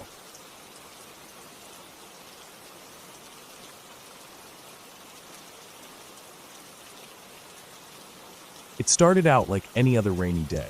The kind where the sky already looks bruised even before the first drop falls. The clouds hung low, heavy and swollen, with the kind of weight that makes the whole day feel like it's dragging. My brother and I were in the truck with my dad, heading down the narrow back road that wound through the trees behind our house. It was a road we'd driven 1,000 times before. It was cracked in places, had deep ruts along the sides where runoff carved lines into the dirt, and it always smelled like damp pine and wet leaves. It wasn't even really a road, more like a long driveway that cut across a few acres of wooded land before finally linking up with the main road a couple miles away. I can't even remember why we were going out. It might have been to check the mail at the end of the road, or maybe to head into town for something. Milk, maybe, or gas. What I do remember, though, as clear as the sky was dark, was how bad the storm was. It started out rough and only got worse. At first it was just fat raindrops pounding on the windshield like thrown pebbles, but then the sky opened up and let it all go at once. The wipers were already on full speed, but they barely kept up. The rain hit so hard and fast that it was like driving through a gray curtain, and then the hail joined in. tiny white chunks bouncing off the hood and roof and smacking the side windows. It was loud. You had to squint just to make out the lines in the road. The tires made that wet hissing sound on the pavement, and every now and then the whole truck would shudder when a big gust of wind pushed against us. I remember looking out the passenger window, just watching how fast the trees blurred past in the sheets of rain, how the branches swayed like they were being yanked around by something. My brother was quiet in the back seat, probably watching the same thing. I think we were all kind of quiet. The storm had that effect. It was so bad that it made even my dad grip the wheel with both hands and lean in a little more than usual. His eyes narrowed. We were about halfway down the road, maybe a mile from the house, when I saw him. At first it didn't even register as a person. It was just a bright spot in the rain, something yellow that didn't belong there. It stood out sharp against the dull gray of everything else. A yellow rain slicker. The kind that looks shiny and stiff, like something you'd see in old fisherman pictures. It was walking, slow and steady, right along the edge of the road on our side, coming toward us in the opposite direction. I leaned forward without even thinking, trying to get a better look through the blur of the windshield. The hood was up, covering the head completely, but it was tipped down just enough that you couldn't see the face at all. No features, no eyes, no mouth, just the dark space under that hood. The rain bounced off the fabric in thick drops, sliding down the arms and back, the way water runs off a tarp. His hands were tucked into the sleeves, and he wasn't carrying anything, just walking, not even hurrying, despite the downpour. Something about the way he moved made my stomach clench. He didn't look right. He was moving too slow, like he wasn't affected by the storm at all, like he wasn't even wet. The water just seemed to roll off him, like he wasn't real. But he was real. I kept telling myself that. He had weight, footsteps. He was walking like any other person, putting one foot in front of the other. But he didn't look up. Not once.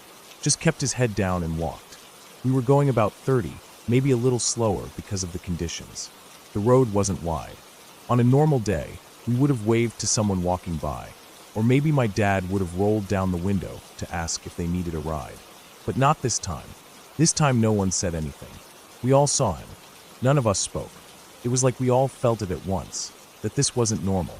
As we got closer, maybe 30 yards out, the man in the yellow slicker suddenly stopped. Just stopped dead, like a statue. Still didn't look up. Just froze there. My eyes flicked to my dad, but he didn't change speed. He just kept driving, hands tight on the wheel, staring forward like he was trying to will the guy to move. But he didn't. Then, just as we were about to pass him, maybe 10 feet out, if that, the man sidestepped. He didn't stumble. He didn't flinch. He stepped. One big, deliberate step right into the road, right into our path. It happened so fast, but it felt like time stretched out. I saw the side of the yellow slicker, the way the hood bobbed slightly with the movement. His foot planted hard on the wet asphalt. For 1 second, I thought he was going to throw himself in front of the truck. My dad swerved hard to the left, just a small jerk of the wheel, but it was enough. The tires caught the edge of the road, one of them kicking up a spray of gravel and water. The truck slid a little, but my dad caught it, straightened it out. We didn't spin or fishtail. It was controlled, but close. Real close. I felt the side mirror was past something, maybe a foot, maybe a coat. I don't know how we didn't hit him. And then he was behind us. Just like that, we were past him. My heart was slamming in my chest, and I turned in my seat, looking back through the rain-smeared rear window. He was still walking, just walking, like nothing happened. Same slow pace, same bowed head. The rain still pounding down, still soaking everything around him. He didn't look after us. He didn't run. He didn't even stop. Just picked up where he left off, like it was all normal. Like stepping into a moving truck was just part of his day. We kept driving. None of us said a word. My dad stared straight ahead. My brother leaned forward between the seats, staring back over my shoulder. No one moved. It wasn't until we were halfway to the end of the road that I let out a breath I didn't know I was holding. There was something surreal about the whole thing. The kind of moment that doesn't quite settle right in your head. Like your brain doesn't know where to file it. The storm didn't stop. The hail kept coming, but I wasn't paying attention anymore. I just kept thinking about that yellow raincoat and how the guy moved. The way he just stepped into our path like he knew exactly what he was doing. Like he wanted to be hit, or maybe just wanted to scare the hell out of someone. But it didn't feel like a prank. It didn't feel like a drunk guy or a dare. It felt like something else, something wrong. We didn't talk about it when we got back. Not really. My dad said something about idiots walking in the storm, then went quiet again. My brother shook his head and went to his room. I sat in the kitchen for a while, just watching the rain roll down the window. But I kept thinking about it. A couple days later, I went back down the road on my bike just to see. The sky was clear by then, everything bright and dry. The storm had blown through, and it looked like any other summer day. I rode slow, watching the trees, scanning the edges of the road for anything, footprints, trash, anything yellow. There was nothing. No sign that anyone had ever been there. No one else in town mentioned seeing a man in a raincoat, and I didn't see anyone walking out there again. It just ended. I've thought about that day a lot since then. I think about how close we were to hitting him. I think about what would have happened if we had. I think about how calm he looked, how purposeful. He didn't try to stop us or wave us down. He just waited and stepped. That image stays with me, more than anything. The bright yellow slicker, soaked and heavy, and that head tilted just enough so you couldn't see a face. No expression, no recognition. Just a person-shaped question mark in the middle of a storm. I don't know who he was. I don't know why he did it. Maybe it was a mental breakdown. Maybe it was a dare gone too far. Or maybe he just wanted to feel something, even if it was the rush of almost dying. Whatever it was, it worked. Because I still see him sometimes, not in real life, but in my mind. When it rains like that again, when the wind picks up and the sky goes black, I can't help but look up the road, half expecting to see him again. Just walking. And if I ever do, I don't think I'll stop the car.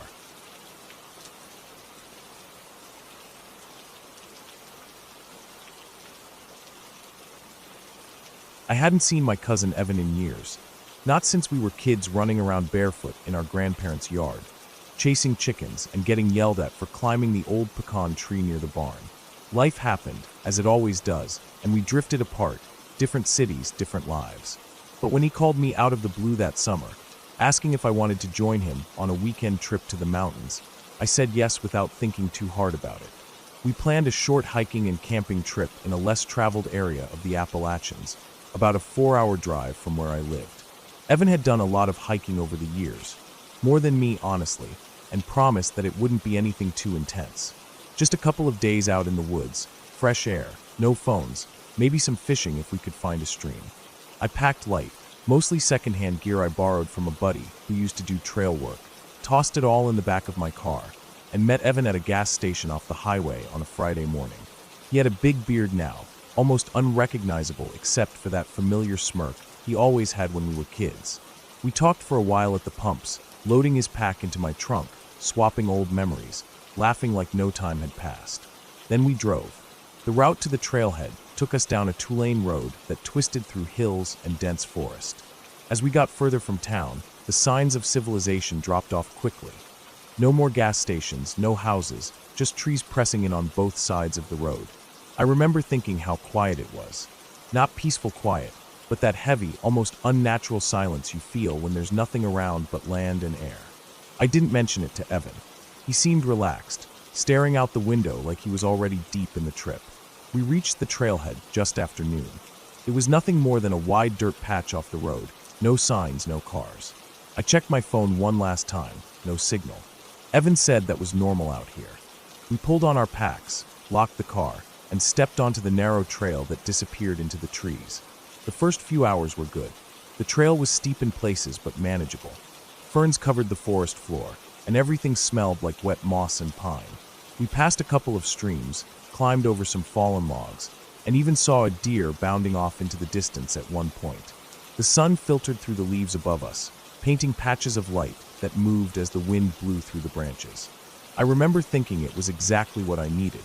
No noise, no emails, no stress, just the woods and the sound of boots on dirt.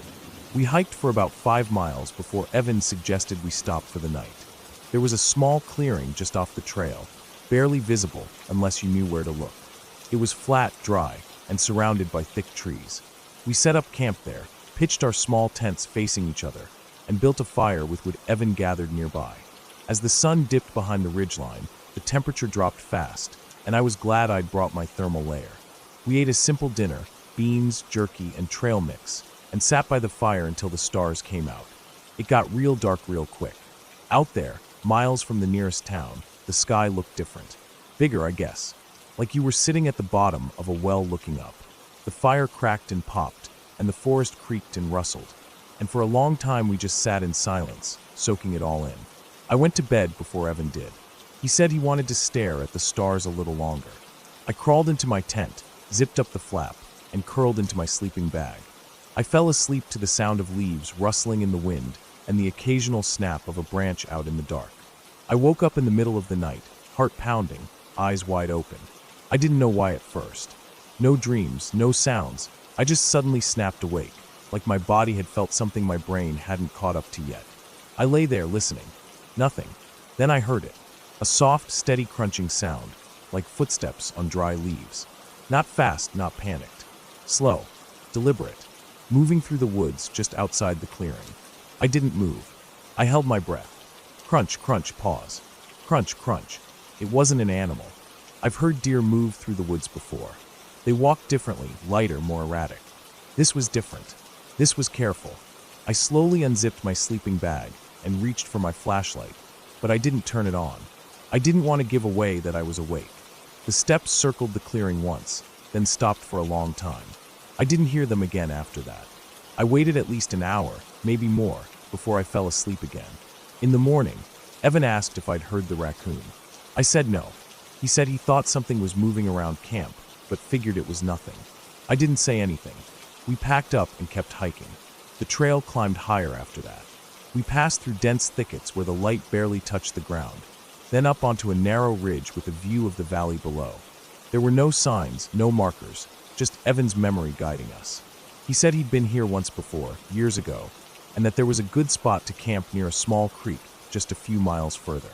We reached it by late afternoon. It was even more remote than the first site. No clearing this time, just a flat spot near the creek where the trees opened up enough to pitch our tents. The air smelled clean, cold. The only sound was the water rushing over smooth rocks. We set up camp again, made another small fire, and sat quietly as the sun went down. I kept glancing into the trees, feeling uneasy. Not scared, exactly. Just off. Like the air was too still, or the woods too quiet. That night, I couldn't sleep. I lay there listening, waiting, heart pounding every time I heard a twig snap or leaves crunch. Around midnight, I heard it again, the same slow, steady footsteps.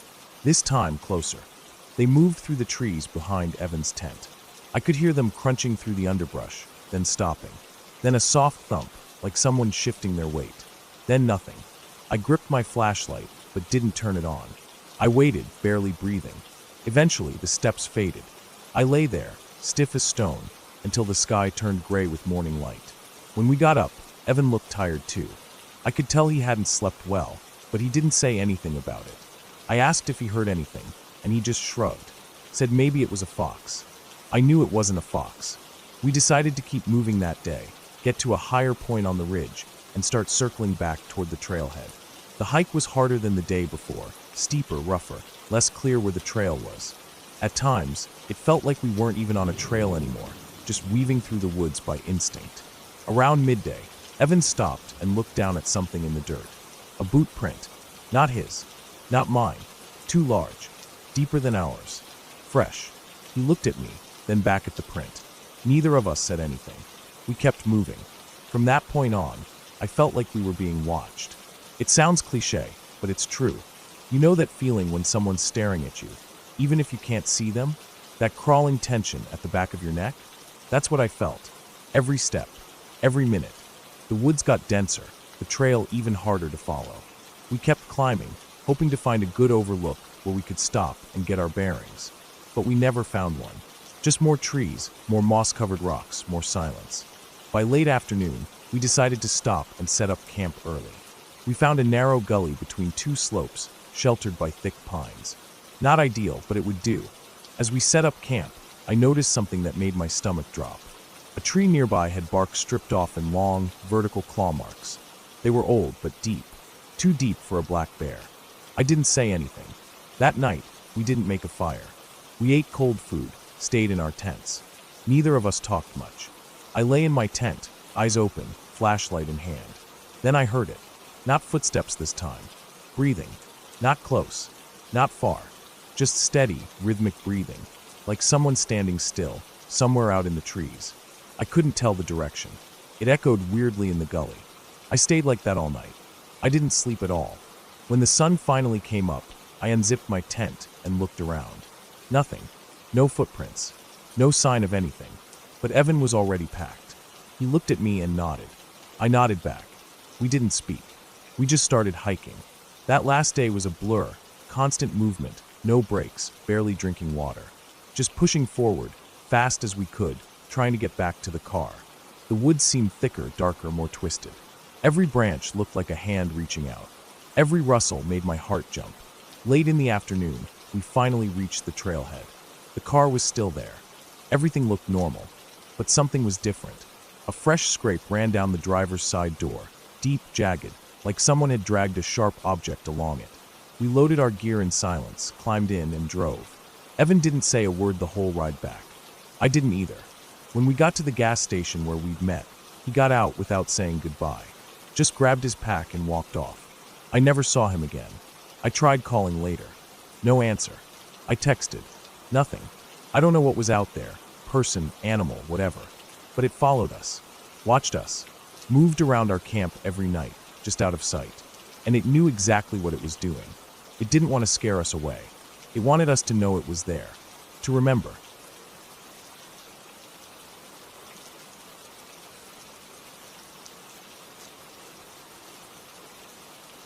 I took a week off work in late October.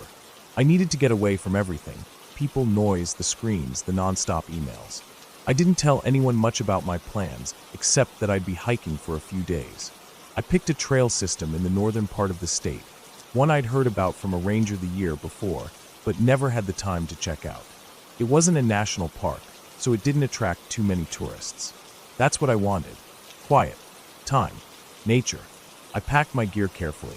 2.5 days worth of food, a water filtration kit, GPS, paper maps, compass, survival kit, emergency whistle, flare, and a small 2-person tent just in case I didn't make it to a shelter. I kept my phone with me too, though I knew there wouldn't be service for most of it. That was part of the appeal. The drive up took 5 hours. By the time I parked at the dirt pull-off by the trailhead, it was late afternoon, gray and cool. I remember stepping out of the car and taking a long breath. Pine. Damp leaves. The quiet kind of cold that tells you winter's not far off. I strapped my pack on and headed into the woods. The trail started easy. Just soft dirt, scattered rocks, and a slow incline. Trees on both sides, spaced wide enough to see between them, but close enough that it felt like a tunnel. I hiked for maybe 2 hours before I set up camp at a clearing just off the path. There was an old fire ring there, blackened stones with ash in the middle, probably from summer hikers. That first night was calm. I cooked rice and beans over my little stove and sat on a log with my headlamp off, watching the last light bleed from the sky. I slept well. The air was cold, but the sleeping bag kept me warm. In the middle of the night, I heard something walking near the tent, just soft footsteps through leaves, probably a raccoon or deer. I didn't move. I listened until it passed, and then fell back asleep. The next day, I hiked further. According to my map, there was a loop that would take me around a large ridge and past an old fire tower. The trail wasn't very well marked. Sometimes the path was barely visible under fallen leaves. I had to keep checking the GPS to make sure I hadn't wandered off. Around mid-afternoon, clouds rolled in. I could feel a storm coming. I sped up, trying to reach the tower before rain hit. The path got steeper and rockier. By the time I made it to the top, I was drenched in sweat, even though the temperature had dropped. The fire tower was still standing, though old and rusted. The bottom steps were broken, so I didn't bother climbing it. I took shelter under the base and pulled out a protein bar. I remember the quiet again. Just wind through the trees, the distant rumble of thunder. No birds, no insects. That kind of quiet is different. It feels like the forest is holding its breath. I checked my GPS again and noticed the signal was flickering. The weather, maybe. I marked my position anyway and decided to start the descent. I figured I'd make camp at a creek I'd seen on the map, about 2 miles down. As I headed down, the trail grew rougher. Sections were washed out from old storms. Some parts were nothing but loose stones and slick mud. I lost my footing once and slid a few feet before catching myself on a root. I kept going, slower now, more careful. It started to rain just before I reached the creek. Not heavy at first, just a cold drizzle that seeped into everything. I found a flat spot near the water, set up my tent, and got a fire going with dry twigs I kept wrapped in a plastic bag. I boiled water, made tea, and sat under my poncho, watching the rain fall into the creek. That night was different. I didn't sleep well. The wind picked up, rattling the tent. The rain got heavier. Branches snapped in the woods. At some point, I thought I heard something moving near the tent again. Slow, crunching steps. I held my breath. It didn't sound like a deer. Too heavy. It passed eventually, but I couldn't shake the feeling that something had been watching me. The next morning, I found tracks in the mud a few yards from the tent. Not boot prints. Not paws either. Hooves. Big ones. Could have been a moose, but the prints were too round, too wide.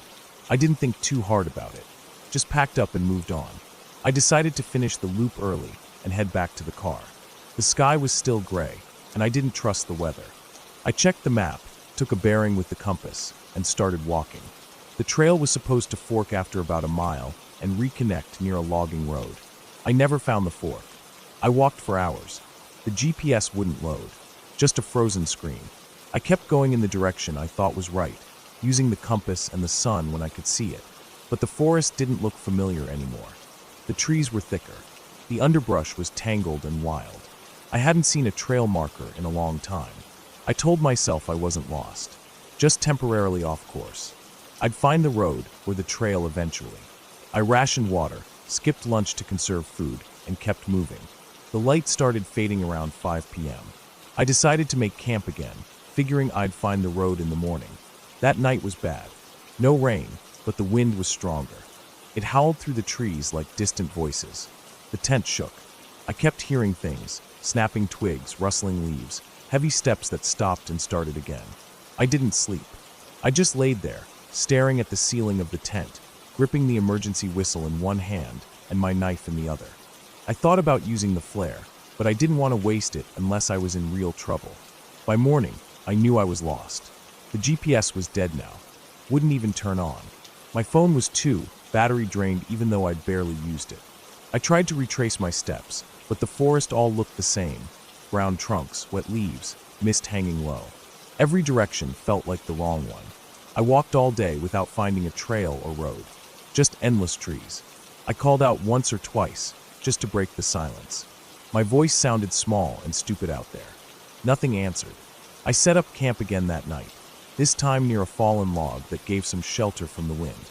I built a small fire, more for comfort than warmth. I ate the last of my food, a handful of nuts and a granola bar. I sat with my back to the log and watched the fire burn down. Just before dark, I heard something again. Not footsteps this time. Breathing.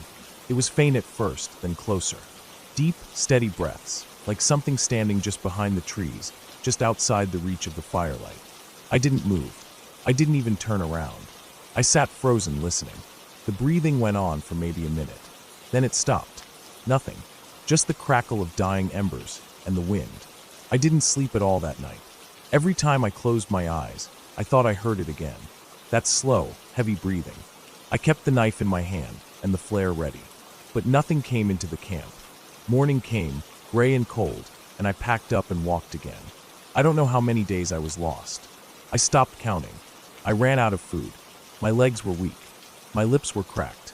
I started hallucinating sometimes, thinking I saw people between the trees, flashes of color, scraps of old tents. Once I thought I saw a ranger station, walked straight toward it, only to find a pile of rocks shaped like a hut. I knew I'd die out there if I didn't do something. So I climbed. I found the highest ridge I could and scrambled up it, hoping I'd see something. A road, a house, anything. It took all day. I tore my hands on rocks and slipped in mud, but I reached the top before sunset, and I saw smoke. Faint, thin, but definitely there. A straight column rising above the trees, maybe a few miles north. I scrambled down, half running, falling through brush. I didn't care anymore. I just ran toward that smoke. It took me all night. I fell into a creek, lost my footing, cut my leg open on a sharp rock. I kept going, limping now, dragging my pack. I tore it off and left it behind. Just after dawn, I found a logging road, a dirt track with deep tire ruts and old footprints. I followed it, limping, bleeding, hungry. After a mile, I found a small cabin, just a shack really, with smoke curling from a stovepipe. I banged on the door until a man opened it, wide-eyed and confused. I couldn't even talk. I just collapsed. They took me to a hospital in the nearest town. I was dehydrated, malnourished, and had an infected cut on my leg. I stayed there for 4 days. They asked how I got so lost. I couldn't explain it. I had a map, a compass, a GPS. I'd done dozens of hikes before. I knew how to stay oriented. But somehow, I'd gotten completely turned around.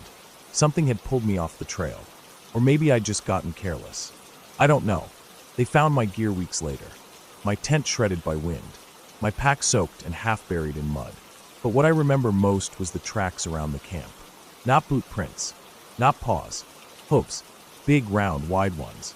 The ranger said there were no cattle up there, no horses, no moose that far south. He didn't know what made them. I didn't argue.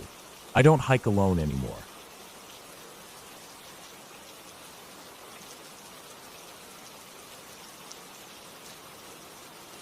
I never thought a simple detour on the drive back home would lead to one of the most terrifying experiences of my life. I had just spent a weekend visiting an old college buddy in upstate Pennsylvania, and instead of taking the main interstate back like I always did, I decided to take the scenic route through the Allegheny backroads. I wasn't in a rush. I liked long drives and I liked quiet, especially after 2 days of loud friends and late-night beers. It was early evening when I turned off the highway and started cutting through the wooded countryside. The sky was still light, but starting to fade into that pale blue that comes before dusk. My GPS had me on a narrow, two-lane road with no dividing lines, cracked edges, and barely enough shoulder to pull over if I needed to. It twisted through thick forests and small hills, and I passed a few farms spaced out by miles. Cell signal was spotty, but I didn't think much of it. I had offline maps downloaded and a full tank of gas. Somewhere along that road, the GPS glitched. It froze and then rerouted me. I didn't notice right away, but after about 15 minutes, I realized I was no longer on the planned route. It had sent me onto a smaller side road called Copper Hollow Road. The name didn't ring any bells, but I figured it was just a shortcut. Sometimes Google Maps did that when it thought it found a faster route. The road got narrower. The pavement turned to gravel. Then the gravel gave way to dirt and rocks, the kind of road you usually need a truck or SUV for. I was in my old but reliable Camry, which had never had trouble before, so I kept going. I told myself I could always turn around if things got worse, but I kept putting off the decision, thinking the road would open back up soon. It never did. The trees got thicker. The light dimmed quickly. It was midsummer, but in that part of the woods, it looked like evening had arrived early. There were no power lines, no mailboxes, no signs of houses or life. Just trees and dirt and shadows. Eventually, I reached a point where the road dipped down into a small valley. The path there was covered in mud and had clearly been washed out by recent rain. I stopped the car and looked ahead. The wheels were already slipping a bit. I knew if I went further and got stuck, there'd be no one to help. There was no cell service. No one would hear me call. I decided to back up. When I shifted into reverse and looked behind me, I realized I couldn't easily turn around. The road was too narrow and lined with thick trees on either side. I'd have to reverse all the way back up the hill, which curved sharply to the left. I sighed and started inching back slowly, carefully trying not to veer off into the woods. That's when my rear wheel hit something and spun out. I cursed under my breath and got out. My right rear tire had sunk into a soft patch of ground where water had pooled. It wasn't a deep hole, but it was enough to trap the wheel. I tried putting branches and rocks under it to get traction. It didn't help. Every time I tried to reverse, the tire spun and kicked up more mud. The sun dipped lower, casting long shadows over the road. I tried walking up the hill a bit to see if I could get a better view, or maybe some signal. Nothing. The trees were too thick. The canopy blocked any light from the fading sky. I walked back to the car and sat for a minute thinking. I didn't want to leave the vehicle, but I also couldn't stay put all night in the middle of nowhere. I remembered passing a small dirt driveway about a mile back. I wasn't sure if it led to a house or was just a logging path, but I figured it was better than nothing. I locked the car and started walking. The woods were completely silent except for the crunch of my shoes on gravel. No birds, no insects. That kind of silence that isn't peaceful, it's heavy. I kept glancing into the trees, half expecting to see something move. I didn't, but I couldn't shake the feeling that something was watching. I told myself it was just nerves, just the isolation playing tricks on me. After about 20 minutes of walking, I saw the entrance to that dirt path. I took it. It curved through more trees and disappeared into the forest. I followed it, hoping it would lead to a house or cabin. The deeper I went, the more overgrown the path became. It didn't look like it had been used in months. Weeds grew tall in the middle, and branches reached low from either side. The sky above was now a dim grayish blue, barely visible through the trees. Then I saw a structure up ahead. It was an old house. Not completely abandoned, but not well kept either. The porch sagged in the middle, and the paint was peeling. A rusted pickup truck sat off to the side, half covered in a blue tarp. There were no lights on, no movement, but smoke trickled faintly from a metal chimney pipe sticking out of the roof. That meant someone might be home. I walked slowly up the path toward the house. I hesitated at the bottom of the porch steps. Something about the place felt off. It wasn't just the condition. It was the stillness. The kind of stillness that felt forced, like it was holding its breath. But I needed help. I stepped up onto the porch, and it creaked loudly under my weight. I froze, half expecting someone to yell from inside. Nothing. I knocked on the door. No answer. I knocked again, louder this time. Still nothing. I waited another minute, then walked around the side of the house. There was a small shed in the back, door slightly ajar. I peeked inside. Empty. Just old tools, rusted cans, and a couple of stacked buckets. I walked back toward the front. Then I saw the footprints. They were in the dirt by the porch. Fresh. Still defined. They weren't boot prints or sneakers. Bare feet. Adult-sized. Several of them. Some pointing toward the woods, others back toward the house. They weren't evenly spaced either. Some were staggered or overlapping, like someone had been pacing or stumbling. I looked around again, more alert now. Still no sound. No birds. No wind. I decided not to wait around. I turned and started walking back toward the road. I figured if I could get far enough away from this place, I might find another road, or maybe catch a bar of signal. That's when I heard the sound behind me. A soft thud, then another, like someone stepping on dry ground barefoot. I froze. I didn't turn around right away. I just listened. Thud, thud. It was coming closer. I started walking faster. My heart thudded louder than the footsteps behind me. I didn't want to run, not yet, but I picked up the pace. The sound behind me grew quicker, matching my steps. I finally turned. Nothing. The path was empty behind me. No movement. No one. I stared for a long second, breathing hard, eyes scanning the trees. I started walking again, this time faster. Every few seconds I glanced back. Still nothing. But the feeling that something was near never left. I broke into a light jog, not caring how loud I was. I needed to get out of those woods. When I reached the main dirt road again, I felt a wave of relief. My car was still about a mile down the hill, but at least I was away from that house. I took a deep breath, wiped sweat from my forehead, and kept walking. That's when I noticed something strange about the road. There were new footprints. Barefoot. Same as before. Only now they were behind me, spaced perfectly in the middle of the road, leading back the way I had come. Like someone had been following at a distance the whole time. I didn't stop to think. I ran. Full sprint. I didn't look back again. I just ran until I saw the faint silver glint of my car through the trees.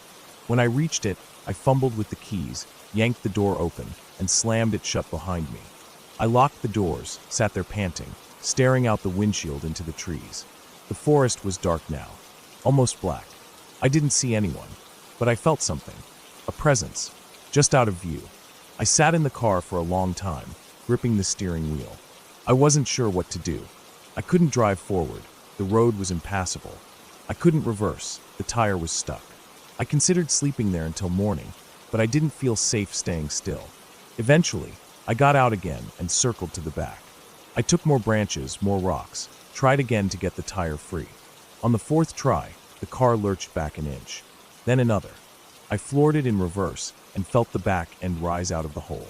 The car spun sideways a bit, but I got it straight and kept going, reversing up the hill as fast as I could without skidding off the edge.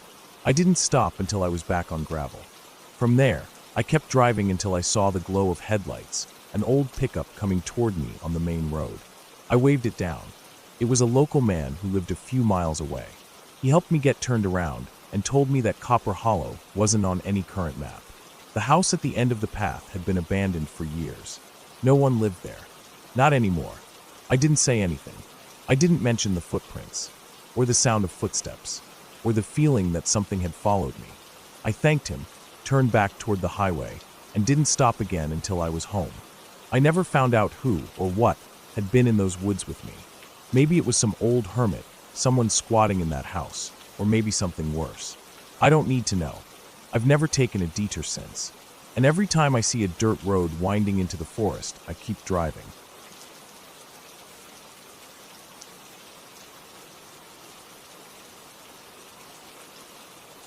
I've always been an early riser, and I usually spent my weekends going out for long solo hikes. I never really liked gyms or crowded trails. I preferred the silence and the slow rhythm of my own steps crunching dirt and leaves underfoot. I wasn't an adrenaline junkie, and I never did anything risky. I just liked being away from people for a bit, walking through the woods with a small backpack, a thermos of coffee, and my thoughts. One Saturday morning in late October, I decided to explore a trail I'd heard about from a coworker. It wasn't official, not on any map, but he said he used to hike it years ago. Said it cut through a patch of thick woods near an old logging site that had been abandoned for decades. It wasn't too far, just a few miles out of town, and from the way he described it, it sounded quiet, barely touched, the kind of place that hadn't seen human footsteps in years. That was exactly what I was looking for. I woke up around 5 a.m., threw on my usual hiking clothes, base layer, light jacket, jeans, and boots. The air was cold enough to fog my breath when I stepped out to load my bag in the car. I had packed light: water, a sandwich, flashlight, small first aid kit, knife, thermos of coffee, and a printed satellite map with some scribbled notes on the area my coworker had mentioned. I also had my phone fully charged, but I already knew reception would be useless out there. The trailhead wasn't really a trailhead. I parked on the shoulder of a narrow two-lane road, next to a rusted metal gate that led into what used to be a dirt road. The gate was locked and half covered in vines, so I hopped it and started walking, following the old roadbed as it curved through dry grass and sparse trees. It was quiet, still, just birdsong and the occasional creaking branch. As I got deeper, the trees got denser. The path narrowed and eventually faded into scattered leaves and moss, but I kept moving in the direction I had marked on the map. The forest here had a strange feel to it, not exactly ominous, but forgotten. Everything was overgrown, tangled. Broken fence posts and rotting boards poked out from the underbrush in places, probably leftovers from the old logging camp. About an hour in, I found what looked like a clearing. It was small and uneven, with some sun filtering through the branches overhead. There were a few stumps, a rusted wheelbarrow half buried in dirt, and a stack of logs long turned to spongy mulch. I took a short break there, sat on a stump, and sipped some coffee. I hadn't seen or heard anything unusual so far. If anything, the silence was what stood out. No planes overhead, no distant traffic. Even the birds had gone quiet. I kept going past the clearing, now relying more on the general direction than any real path. That's when the terrain started getting tricky. The land sloped downward, more steeply than I expected, and the soil was loose with leaves and slick patches of moss. I took my time, stepping carefully, grabbing onto branches and tree trunks to steady myself. At the bottom of the slope, the forest floor flattened out into a low basin, like a shallow bowl. That's where I noticed the smell. It wasn't strong at first, just a faint sourness in the air. I figured maybe a dead animal was nearby. It's not uncommon in the woods. I moved slower, keeping my eyes open for any carcass, both out of curiosity and caution. I didn't want to stumble onto a bear's kill or something. But there were no signs of struggle, no drag marks or prints in the mud. Just the smell, getting slightly stronger the further I walked. Then I saw the structure. It was maybe 60 or 70 feet ahead, partially hidden behind a thicket of saplings and hanging vines. It looked like a shack. Old. Very old.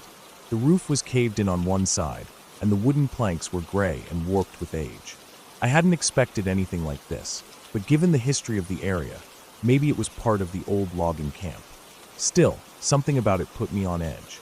I paused for a while, just standing there, half crouched behind a tree, watching the shack like it might move. It didn't.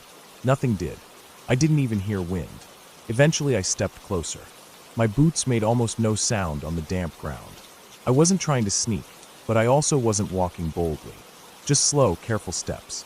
The smell was worse now, thick and cloying, like rot mixed with mildew. I reached the shack and peered through a crack in the wall. It was dark inside, barely lit by the gray daylight leaking through the collapsed roof. I couldn't see much, just some broken beams, piles of debris, and something else. At first, I thought it was a bundle of old tarps or blankets. Then I realized it had a shape to it. Rounded, lumpy, too large to be a deer. My breath caught in my throat, and for the first time all morning, I felt real fear. I didn't want to look closer. I didn't want to open that door or find a better angle. But I also didn't want to walk away without knowing what the hell I'd just seen. I circled to the front of the shack, where the door hung open, twisted off one hinge. I took one step inside. The boards creaked beneath me but held. I could see better now, my eyes adjusting to the dim light. The bundle was a body. It was human. Male, maybe in his 40s or 50s. He was on his side, curled up slightly, knees bent toward his chest. His skin was grayish, mottled. Clothes shredded and dirt-caked. No visible blood, no obvious wounds. But his eyes were open, wide open, and his mouth too, like he'd frozen mid-scream. I stumbled back, out of the shack, almost tripping over the threshold. My heart was pounding now, my breath coming fast. I tried to make sense of what I'd seen. Was he a hiker? Someone who got lost. But his clothes didn't look new. They were old, like from another decade. Layers of wool and denim, not the kind of modern outdoor gear people wore now. I turned to leave. I didn't want to be there anymore. I didn't care if I missed part of the trail, or if I had to bushwhack back to the car. I just wanted out. That's when I heard it. A snap, like a footstep on a dry branch. I froze. Every hair on my body stood up. I didn't turn around. I didn't breathe. I listened. Another sound, a low rustling, maybe 30 feet behind me, somewhere in the trees. I slowly reached into my bag, pulling out my knife. It was small, just a folding blade, but it was better than nothing. I didn't want to panic. Animals live out here. Maybe it was a deer, or even a bear. I just had to stay calm. Then I heard breathing. Not mine. Heavy, steady. From behind a cluster of trees. It wasn't panting. It was slow, deliberate, like someone trying to stay quiet, but unable to hide completely. I turned and backed away slowly, eyes scanning the woods. I couldn't see anything, but I knew something was there. Watching me. Following me. I didn't run. Not yet. I walked as fast as I could without making too much noise, back toward the slope I'd come down earlier. Every few seconds, I looked back. Nothing. No movement. But the feeling didn't go away. I reached the slope and started climbing. It was harder going up, my boots slipping on the loose dirt and wet leaves. My legs burned. My lungs ached. I gripped tree roots and low branches, pulling myself higher. Then I slipped. One boot lost traction, and I fell hard on my side, sliding a few feet before stopping against a log. Pain shot through my hip, but I pushed up fast, breathing hard, knife still clenched in my fist. When I looked back down the slope, I saw something move. A figure, standing still at the bottom, near the base of the trees. It wasn't clear, just a dark shape. No details, no face, but it was upright, human-shaped, and it was staring up at me. I didn't wait. I scrambled the rest of the way up, half running, half climbing, branches slapping my face. When I reached the top, I didn't stop. I just kept going, pushing through the brush, trying to retrace my steps toward the clearing. I moved fast, not caring how much noise I made now. Every few steps I looked back. Nothing. No one. But I didn't believe it was gone. I couldn't. That feeling of being hunted never left. Eventually I reached the clearing again. The sun had shifted, more shadows now. I was breathing hard, soaked in sweat despite the cold. I took a quick drink of water, then kept moving. The old road was ahead. If I could just reach it, I'd be close to the gate. As I got closer, I noticed something strange. The ground was marked. Tracks. Not boot prints. Drag marks. Like something heavy had been pulled through the leaves. Fresh. They led off the road and into the trees. I didn't follow them. I kept walking, faster now, legs stiff and sore lungs burning. When I reached the gate, I climbed it without stopping and practically ran to my car. Threw open the door, tossed my bag inside, and slammed it shut. I locked the doors. Then I sat there for a long time, hands gripping the wheel, staring at the woods. I didn't see anything follow me. I didn't hear anything more. But I knew someone was out there. Later, I tried to report what I'd found. I called the local sheriff's department and told them I found a body in an old shack. I didn't mention the figure. I didn't mention the tracks. They sent someone to check it out, but a few days later I got a call saying they couldn't locate any structure fitting my description. No shack, no body, just dense woods. They said maybe I got turned around. Maybe I'd wandered onto private land. Maybe it was an old animal carcass I mistook for something else. I didn't argue. I thanked them and hung up. But I know what I saw, and I haven't gone hiking alone since.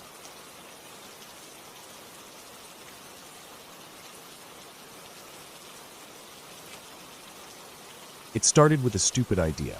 I was restless, tired of my routine, tired of the noise of the city, tired of people, and their constant need to talk and make everything louder than it needs to be. I had been thinking about getting away, alone, just to clear my head. Not for long, just a few days. I looked at some spots within a few hours' drive from home, and finally landed on an area I had read about once. Old mining land in northern Pennsylvania that had been long abandoned.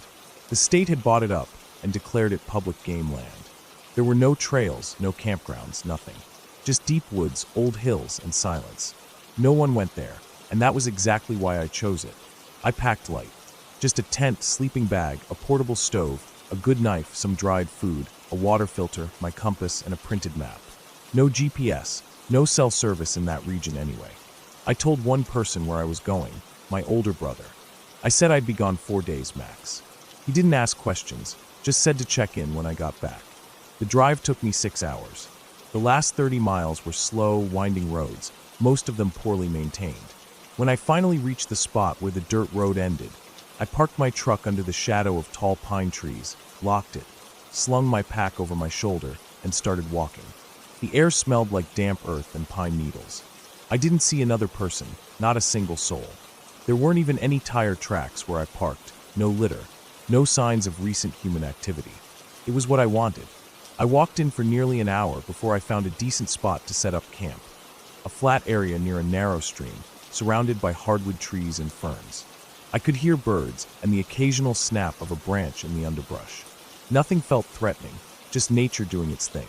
I set up the tent, got my sleeping bag arranged, and then sat on a nearby rock to eat a quick dinner. It was quiet, that kind of deep silence where you can hear your own breathing clearly. That first night was uneventful.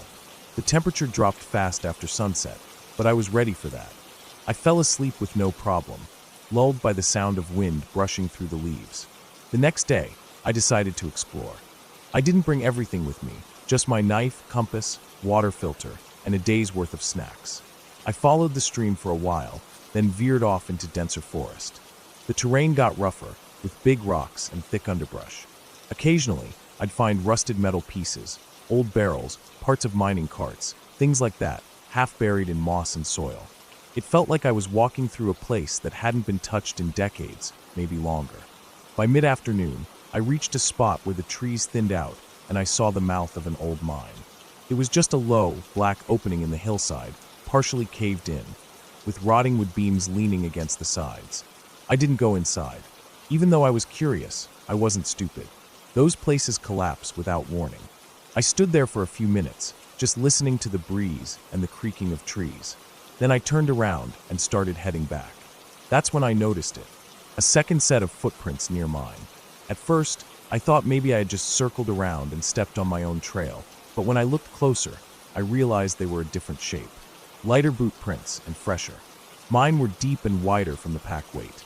These looked like someone else had been walking, following the same direction I came from.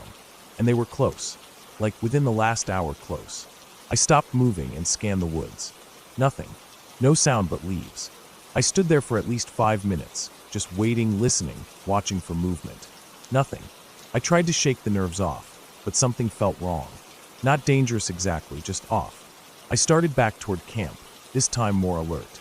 I checked over my shoulder constantly, watching the trees for any movement. The woods were quiet, too quiet for how deep in I was. Usually you hear birds, insects, branches creaking, but it was dead silent. When I reached my tent, everything looked untouched.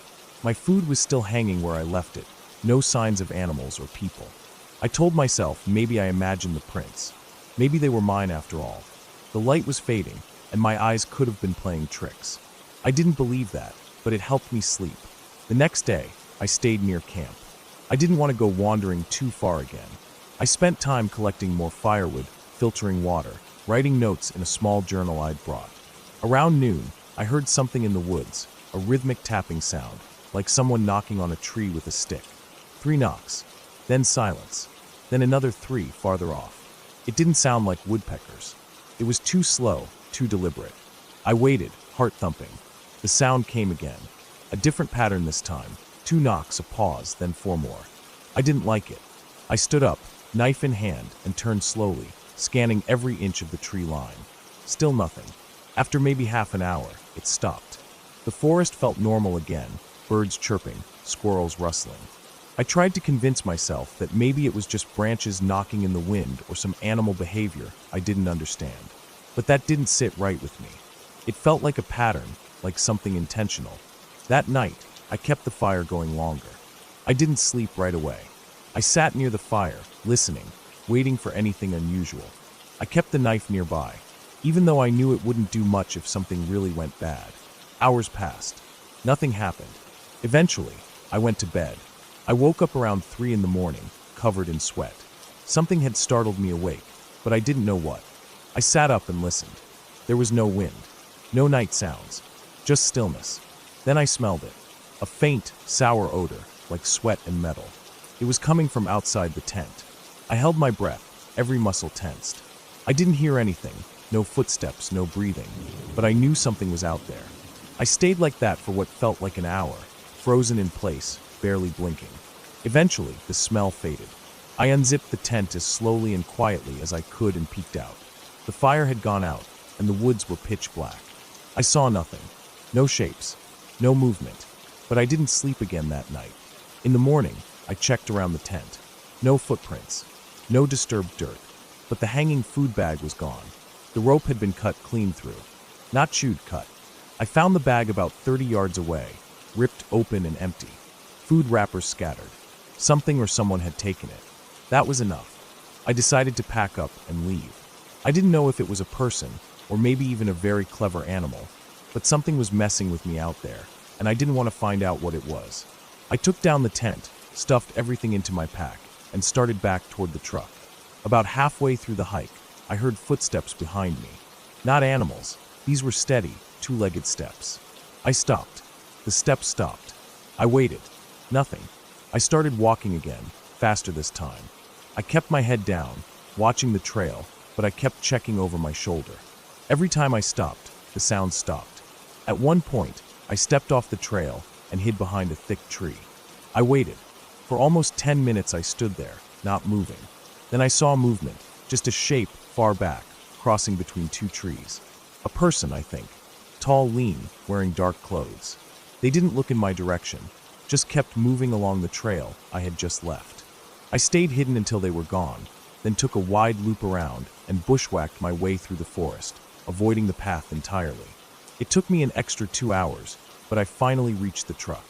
I got in, locked the doors, and sat there for a moment, catching my breath. Then I started it and drove. I didn't stop until I hit the nearest gas station 2 towns over. I never saw that person again. I don't know if they were following me on purpose, or just some backwoods loner who didn't want me there. Maybe it was a hunter, a squatter, or someone living off-grid. I'll never know. But the way they moved, the way they stayed just out of sight, how they cut the rope instead of just taking the bag down like a bear would, it all told me one thing. They were watching me the whole time. When I got home, I dumped all my gear in the garage and sat on the floor for almost an hour. I kept thinking how easily that could have ended worse. One wrong turn, one moment of letting my guard down. No one would have found me out there. I still go hiking, still spend time in the woods, but never alone, and never without telling more people where I'm going. That place, those woods, felt like they were hiding something, or someone, and whoever it was, they didn't want me there. I listened, and I never went back.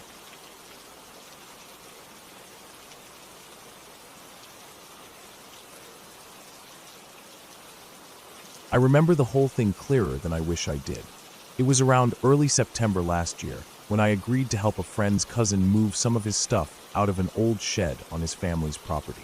It was a big piece of land out in the middle of nowhere, somewhere in central Missouri. Not farmland exactly, but lots of overgrown fields, a few tree lines, and patches of thick woods where the land hadn't been cleared in decades. His uncle had owned the land, but had passed away the year before, and no one had really touched the place since.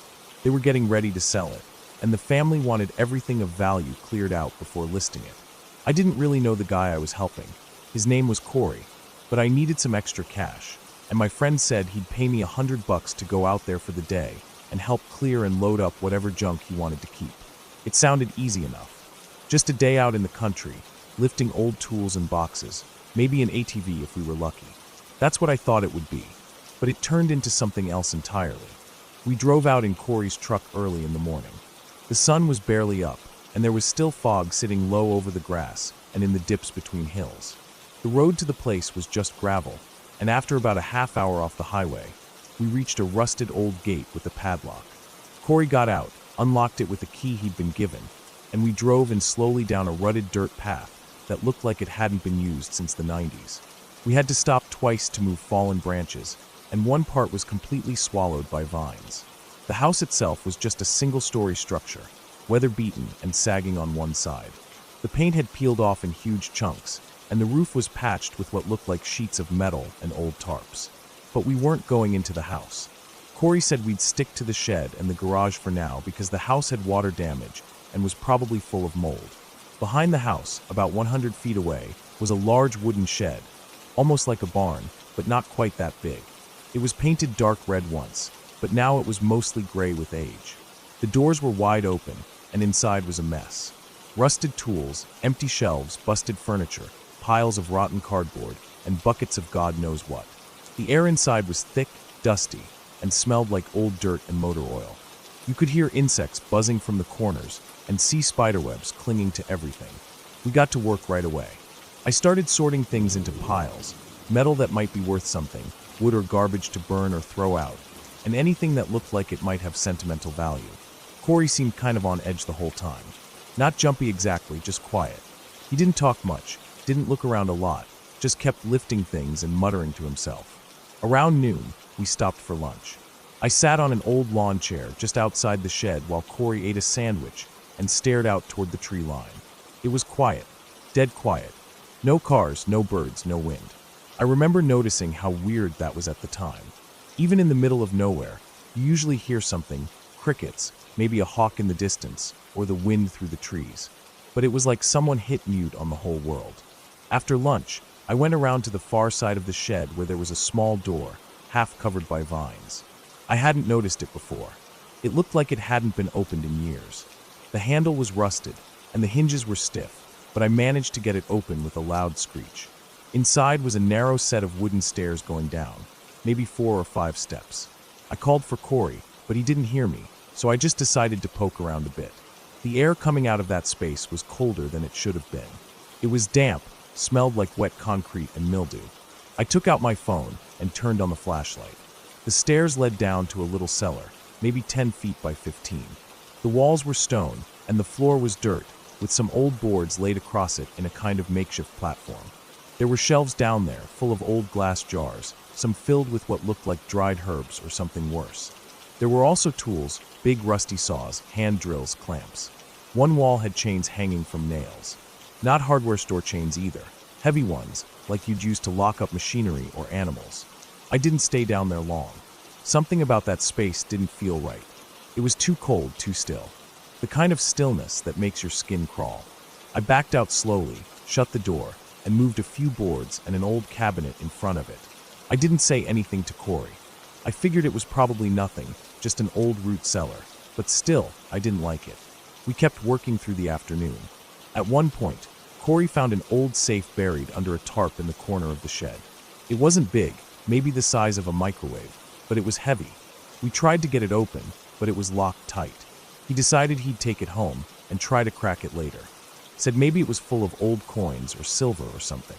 We moved it to the truck bed, strapped it down, and went back for one last sweep. That's when the air changed. I can't explain it well. 1 minute, everything was still, just like it had been all day. And the next, it felt like the air got thicker, like walking into a steam room, but without the heat. My skin felt damp. My ears started ringing, not loud, but enough that I noticed. And the light shifted. It was still sunny outside, but everything seemed dimmer, like the sun had gone behind a cloud that didn't exist. I looked at Corey. He had stopped moving and was staring at the tree line again. I followed his gaze. Something was moving in the trees. At first, I thought it was just a deer or maybe a person walking, maybe a neighbor or a hunter. But then I realized it wasn't walking. It was standing still, just barely visible between the trunks. The kind of thing you see only when you're not looking right at it. You know something's there, but as soon as you focus on it, it blends into the shadows. We stood there for a long time, not talking, just watching. The longer we stood, the more I felt like I couldn't move. Like if I did, it would notice. I wasn't scared, exactly, not like horror movie scared, but I felt something I hadn't felt since I was a kid. That primal, animal feeling that something was watching me and I didn't want to be seen. Then, just like that, it was gone. The ringing stopped, the air cleared, and the light went back to normal. Corey looked at me and nodded, like he understood I had felt it too, even though we hadn't said a word. We didn't waste any more time.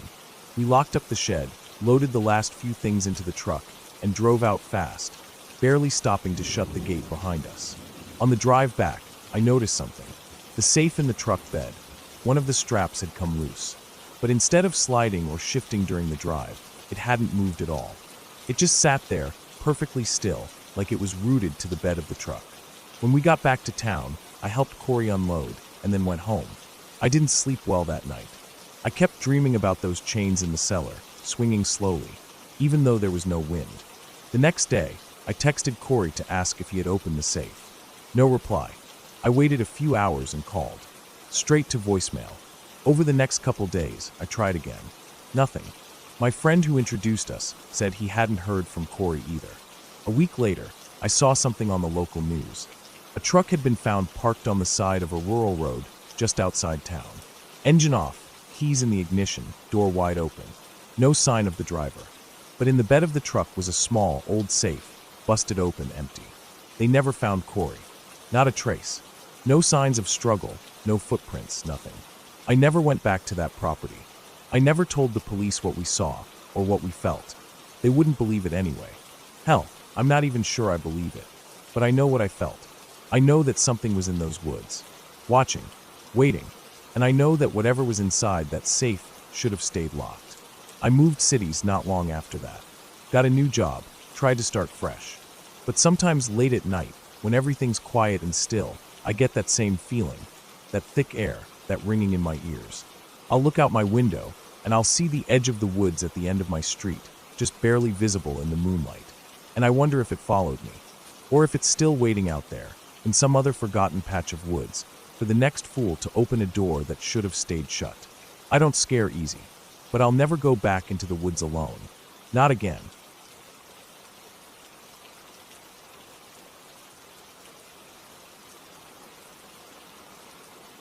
I still don't know what it was. I've thought about it 1,000 times. Every time I lay in bed and try to fall asleep, I think about it. I never told anyone the full thing, not like this. People wouldn't get it. They'd say I imagined it, or try to give it a name, something that fits in a neat little box so it doesn't bother them. But what happened to me didn't have a name. It didn't make sense. It was just something that happened, and I lived through it. I don't care if it sounds weird, or if it doesn't fit anyone's ideas of what can or can't happen. It happened. It was early November, cold but not freezing, and the woods near my cousin's place were empty that time of year. He lived out in the middle of nowhere. One of those places with no streetlights, barely any cell signal, and miles of trees in every direction. I had gone to stay with him for a few days after quitting my job. I was burned out, angry, and needed time away from everything. He said I could use the cabin, even if he wasn't home much, since he was always on the road for work. I liked the silence at first. I liked the kind of quiet where you could hear your own breath and nothing else. No car horns, no people yelling, no footsteps above your ceiling like in an apartment building. Just the wind, maybe a bird here and there. It felt clean. I thought I'd spend a few days reading, walking in the woods, getting some perspective. I brought a journal, too, even though I hadn't written anything in years. The cabin was small but sturdy. One room with a wood stove, a tiny kitchen area, a bed in the corner, and a dusty old couch near the window. There was no running water, just a hand pump outside. No TV, no Wi-Fi, just the little bit of cell signal I could get if I stood out near the back step and held my phone up. I didn't care. I wanted to unplug anyway. For the first 2 days, I did exactly what I planned. I walked trails during the day, came back and lit the stove in the evening, ate simple meals, mostly soup or whatever I could heat on a camp stove. At night, I listened to the fire crackle and stared at the ceiling until I fell asleep. I didn't feel scared or uneasy. I didn't even feel lonely. It just felt quiet, which was what I needed. The third night was when things started to feel off.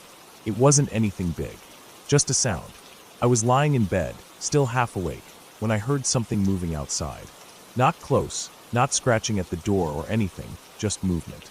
Leaves crunching, something shifting through the undergrowth. At first I thought it was a deer, maybe a raccoon or something. I figured animals wandered around all the time out there, especially with no people around. But it didn't move like a deer. I know how deer sound. They move fast. You hear the hooves, the sudden burst of motion, the clear snap of a twig when they bolt. This was different. It was slower, but still heavy. Something with weight to it, but not in a hurry. Just passing through, I told myself. Just the woods doing what they always do. Still, I got up and looked out the window. I didn't see anything. Just trees, and the moonlight reflecting faintly on the leaves. The fire was low, and the glass was a bit foggy, so I didn't stare too long. I told myself to go back to sleep. I did, eventually. The next day, I took a different trail. I had a map, a real printed one, since I couldn't rely on my phone out there. I picked a trail that looped deeper into the forest, something longer that would take most of the day. I packed a small bag with snacks, water, a flashlight just in case, and my pocket knife. I wasn't planning on needing it, but I always carried it anyway. It was a long walk. Peaceful, mostly. I didn't see another person the entire time. The trail was clear but narrow in places, with lots of switchbacks and uneven footing. Around midday, I sat on a rock and ate a protein bar. The sun came through the trees in thin shafts, and I remember thinking how clean the air smelled, how quiet everything was. Then I heard the same sound again. Not far off. Same slow movement. Crunch, crunch, stop. Crunch again. I stayed still, listening hard. I didn't want to jump to conclusions. Could be another hiker, even though I hadn't seen one all day. Could be an animal again. Could be my imagination. I stayed quiet for a long time, just listening. It moved away after a while. I heard the sound get softer, fainter, until it was gone. I stood up and finished the loop, checking my watch more often than usual. I didn't want to be out there after dark. That night, I had trouble sleeping. It wasn't just the sound anymore. It was the feeling, like something was near. Not right outside, but not far. Like the way you can feel someone standing behind you, even when they don't make a sound. Like pressure. The wind picked up during the night, and I heard the trees groaning, branches tapping the roof. I told myself it was just the wind, nothing more. The next day, I stayed closer to the cabin. I chopped some firewood, filled some water jugs from the pump, cleaned up a bit. Around noon, I sat on the porch and wrote a little in my journal. Just notes about the weather, what I'd seen, nothing deep. I started to relax again. But around 3 p.m., I saw something.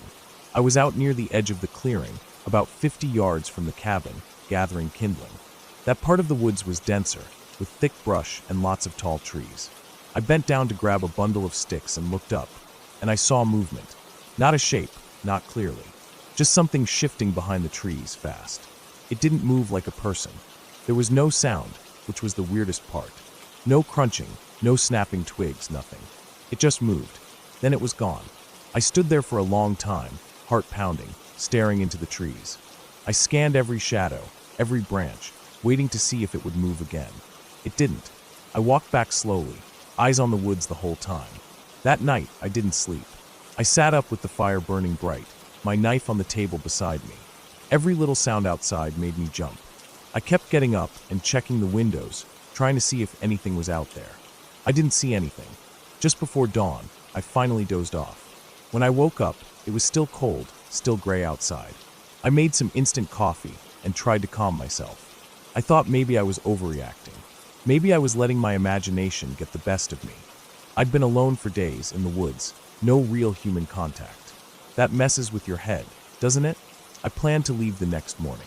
I figured I'd pack up, thank my cousin, and head home. I didn't need to stay another night. But I did, because when I went out to pump water that afternoon, I found tracks. Not animal tracks. Not deer or raccoon or even bear. These were footprints. Bare human footprints. They were just outside the clearing, near the tree line. Big ones. No shoes, no tread. Just Saul's toes, heels. Clear as day, pressed into the soft ground. Fresh. There were 5 of them in a row, like someone had walked along the edge of the woods and then turned back. I followed them for a few feet, heart hammering. Then they just stopped. Not like they turned.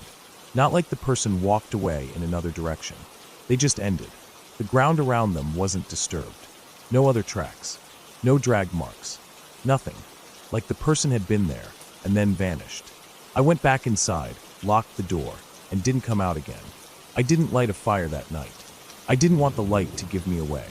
I sat in the dark, listening, and I heard it again. Only this time, it wasn't moving away.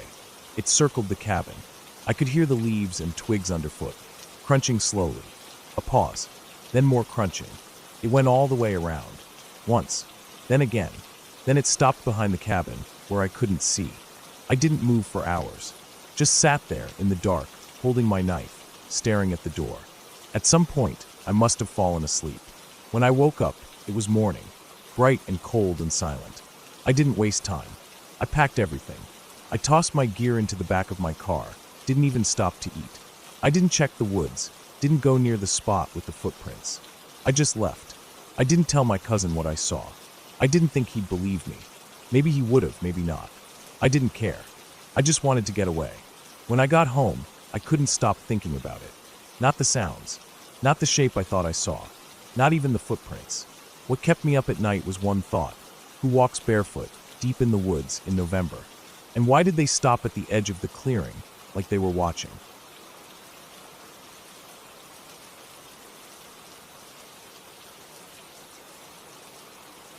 It started with a favor I didn't really want to do. My cousin had bought this old property upstate, a couple hours from where I live. It was cheap land, way out in the hills, and he wanted to turn it into a cabin retreat. I hadn't seen him in a while, and out of the blue, he called and asked if I could help him move some things into a storage shed on the property. He had a bad back and didn't want to hire strangers. I figured it would be a quick drive, maybe a night or two helping him move stuff, and I'd head back home. I packed light, just a duffel bag, some snacks, my boots, and a few tools in case he needed them. I left early in the morning, filled up the tank, and hit the road. The drive started normal, but once I got into the rural areas, things thinned out fast. Fewer signs, fewer cars, fewer houses.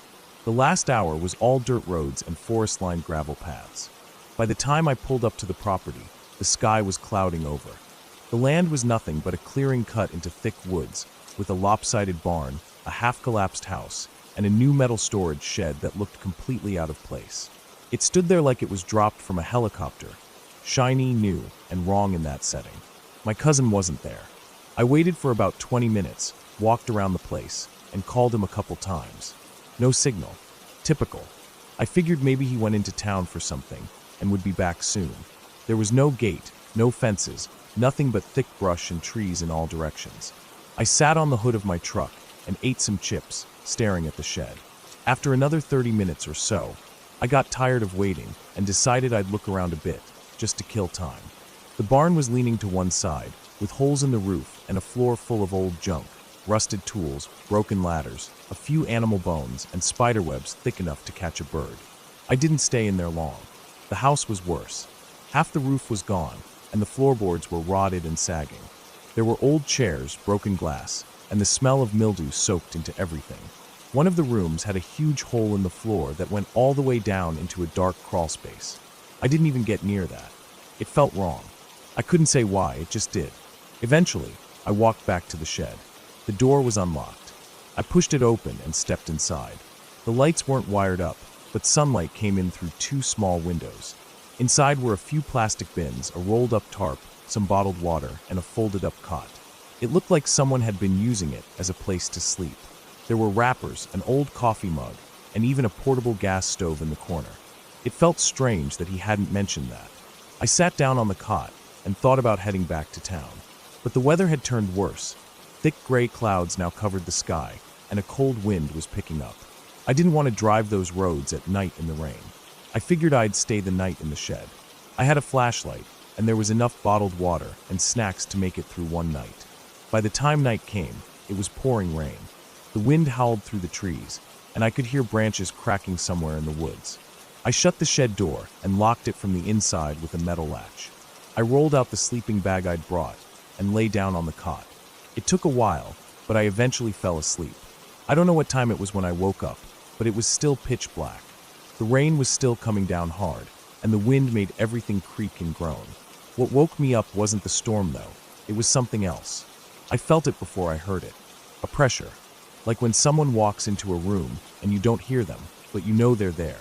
I lay still for a minute, not even moving my head, just listening. Then I heard it. Something outside. Very faint. A crunching sound. Like footsteps in wet grass. Slow. Deliberate. I held my breath. There was nothing for a moment. Then I heard it again. Closer this time. Still slow. Still heavy. Crunch. Pause. Crunch. Pause. I sat up, grabbed my flashlight, and pointed it at the door. I didn't turn it on yet. I just waited. The metal walls of the shed made it hard to tell where the sound was coming from. It could have been to the side, or behind, or right in front. I couldn't tell. I stayed like that for maybe 10 minutes, breathing slow, flashlight ready in my hand, heart pounding. Then, something tapped the shed wall. Not loud, not fast, just one soft tap, like someone gently knocking with one finger. I froze. A second later, another tap. Then silence again. I finally turned on the flashlight, its beam cutting through the dark like a blade. I didn't want to open the door. Every instinct in me screamed to stay inside, but I had to see. I stood up, unlocked the latch as quietly as I could, and opened the door just an inch. Rain sprayed in sideways, and cold wind hit my face. I shined the light out. There was nothing there. I opened the door a bit more, stepped out barefoot into the mud, and swept the beam across the clearing. Still nothing. I walked slowly around the shed, listening. The storm covered most small sounds, but I didn't hear anything else. No more footsteps. No more tapping. Eventually, I went back inside, locked the door again, and sat on the cot until morning. I didn't sleep the rest of the night. When the sun came up, the rain had stopped. Everything was soaked and fog clung to the tree line. I opened the shed door and stepped out into the wet grass. I walked around the shed, checking the mud for any sign of what I might have heard. At the back of the shed, I found footprints. Clear ones. Not mine. They came out of the woods, circled the shed, and went back the way they came. Barefoot prints. Deep, heavy wide. Too wide for a normal person. I stood there staring at them for a long time. I packed up my things, locked the shed, and left. No sign of my cousin. No messages. I never heard from him again. I called the sheriff in the county and told them I hadn't heard from my cousin and that his property was sitting empty. They said they'd check it out, but I never got a follow-up. I stopped asking after the third call. I tried not to think about it, but I couldn't let it go either. About a month later, I drove back out to the property. Everything was the same. The shed was still there locked. The barn and the house untouched. But the strange thing was, all the stuff inside the shed was gone. The plastic bins, the tarp, the water, the cot, even the gas stove. Everything had been cleared out. The shed was empty except for a single thing in the center. A pair of boots. Not mine. Not my cousin's size either. They were huge. Too big for any normal man. They were caked in mud, with the laces torn off, and one of them had what looked like a crack running down the side, as if something had stepped on it too hard. I left them there and drove back home. I haven't been back since. I don't talk to anyone about it, not even my family. Sometimes I wonder if I should have gone looking for my cousin, checked hospitals or reports something. But I didn't. And sometimes at night, especially when it rains, I think about that slow crunching sound. And I wonder what would have happened if I had opened that door a second earlier, or if I hadn't woken up at all.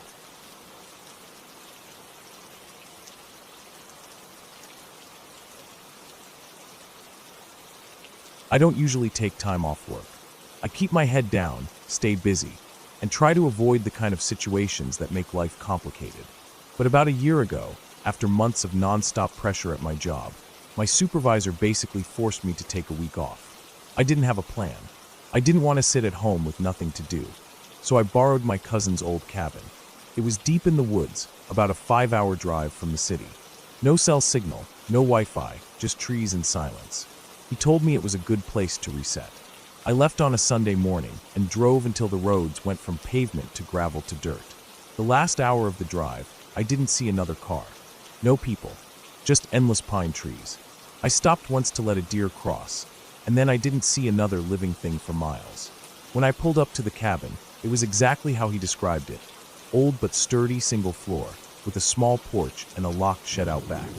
There was a wood-burning stove inside, a couch, a bed with a thin mattress, and a kitchen that looked like it hadn't been used in years.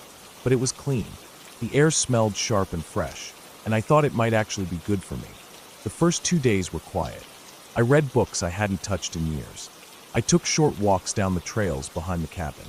I listened to the wind in the trees and tried to forget about deadlines and meetings. I cooked over the stove, went to sleep early, and tried not to think too much. It was boring in a good way. I didn't see or hear a single person or car the entire time. On the third night, something felt off. I went to bed around 9:30. It was dead silent outside. I lay on the thin mattress, half asleep, when I heard a noise that didn't fit the usual sounds. It wasn't an animal or wind. It was a dull, scraping sound, like something dragging over wood. It came from behind the cabin. I sat up and listened, heart already beating faster. The noise lasted maybe 10 seconds. Then it stopped. I stayed frozen in bed for a few minutes, listening hard, but it didn't come back. I told myself it was probably a branch falling or a raccoon messing with the shed. I didn't sleep well that night. Every time I started to drift off, I thought I heard it again. Just barely. Something brushing against the wall. Scraping. The next morning, I walked around the cabin to check. The shed behind the cabin was locked, just like before. I couldn't see anything out of place. No marks on the walls. No animal tracks. I shook it off and told myself it was nothing. Maybe I'd been dreaming. Maybe the wind made it sound like something it wasn't. That night, it came again. I was sitting on the porch after dinner. The sun had just dropped below the trees, and the woods were starting to dim. The scraping sound came from the side of the cabin this time. Not loud, but steady. A dragging noise, like someone pulling a rake across the wall. I stood up fast, heart pounding. I looked, but saw nothing. The woods were still. No animals, no people. I grabbed the flashlight and walked slowly around the cabin. I expected to see claw marks or scratches on the wood, but again, there was nothing. I checked the shed again. Locked. The key my cousin gave me didn't open it, and he'd told me not to mess with it. Just old tools and junk, he'd said. I was starting to wonder if someone was messing with me. Maybe some local kids knew the cabin was empty and decided to screw with the city guy. But it didn't feel like a prank. It felt focused. That night I barely slept. Every little sound put me on edge. At one point, I got up and stood at the window for almost an hour, flashlight in hand, staring into the trees. I didn't see anything move, but I couldn't shake the feeling that something was watching me. On the 5th day, I decided to leave early. I didn't tell my cousin. I didn't want to sound paranoid. I packed everything and started loading up the car. That's when I noticed something that made my stomach drop. In the dirt behind the cabin, there were tracks. Not boot prints, not paws. It looked like something had been dragged. A long, shallow groove, about as wide as my arm, ran from the woods to the back of the cabin and disappeared under the porch. I crouched down and looked underneath. It was dark, full of leaves and old wood. I couldn't see much, but the groove clearly ended right under the center of the porch. I didn't know what to make of it. I backed away and went around to the front. The air felt wrong. Heavy, like the trees were holding their breath. I loaded the last of my stuff into the car and started it up. That's when I saw something in the mirror. Just for a second, barely more than a flash, I saw a shape move at the edge of the trees behind the cabin. It wasn't a person. Too low, too fast. But it wasn't an animal either. Not the way it moved. It was like it slid across the ground, almost flat, and then was gone. I put the car in gear and didn't stop driving for 3 hours. I didn't even slow down until I saw pavement again. I didn't stop to eat, didn't stop for gas until the tank was almost empty. When I finally got home, I didn't unpack. I just sat on the couch in the dark and stared at the wall for a long time. I didn't talk about it for weeks. Then one day I asked my cousin about the cabin. I didn't tell him what happened. I just asked if anything weird had ever happened there. He paused for a long time. Then he said, "It's quiet, but sometimes you hear things." That's all he said. I didn't push. Months went by. I got back to work. Things went back to normal. But I never forgot the sound of that dragging. I never forgot the tracks in the dirt. And sometimes, when I wake up in the middle of the night, I still think I can hear it, the soft, steady scrape of something moving slowly across wood. A few weeks ago, I found the key he gave me for the shed. I'd thrown it in a drawer and forgotten about it. I picked it up and turned it over in my hand. Something had scratched the surface. 3 long marks across the back of the key, as if it had been dragged against something rough. I didn't do that. I didn't drop it. I never even used it. I threw it away. I don't go into the woods anymore. Not even local trails. I don't camp. I don't hike. I stay in places with walls and locks and people nearby. I keep the lights on when I sleep. And when I hear a sound in the night, something small, something outside, I don't check. I just lie still and wait for silence. Because some things don't want to be seen. And if they come once, they can come again.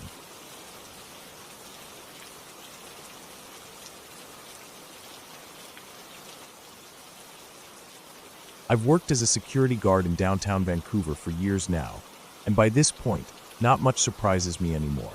I've dealt with all kinds of calls: floods, alarms, fights, power outages, medical emergencies, people locked out of their units, elevator entrapments, you name it. But there are some shifts that stick with you long after they're over. Some moments that keep replaying in your head, especially when it's quiet at night and you have nothing but time and silence around you. This happened during an afternoon shift at the HSBC building downtown, and I don't think I'll ever forget it. It was one of those typical weekday afternoons. The lobby was quiet, the foot traffic slowing down now that lunch hour had passed. I had just finished a routine patrol and was back at the desk checking reports when the phone rang. The caller ID showed it was coming from one of the floors high up in the building. I answered it out of habit, expecting something minor, maybe a locked office or someone needing help with the door. But the voice on the other end was panicked and tense. A woman said one of their lawyers had collapsed in their office. She thought he was having a heart attack. Her voice was shaking, and she kept saying his name, Tom. I grabbed the AED kit from the wall behind the desk, keyed into the radio to notify dispatch, and called for paramedics. Then I headed to the elevators. The ride up felt slower than usual. I remember holding the AED tight against my chest, listening to the hum of the elevator motor, watching the floor numbers light up one after the other. I kept checking the battery status on the AED. It was good. Everything was ready. When the doors opened, I moved fast. The office was maybe 10 doors down the hall. The receptionist was standing by the door, waving frantically. As soon as I got inside, I saw Tom on the floor of his office, lying on his back, shirt loosened, his chest rising and falling in short, uneven gasps. His tie had already been taken off. Someone had undone the top buttons on his shirt.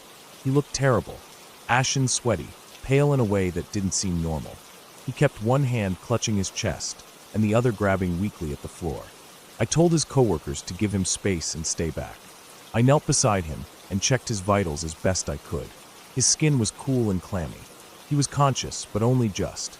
His eyes kept blinking slowly, like he was struggling to stay awake.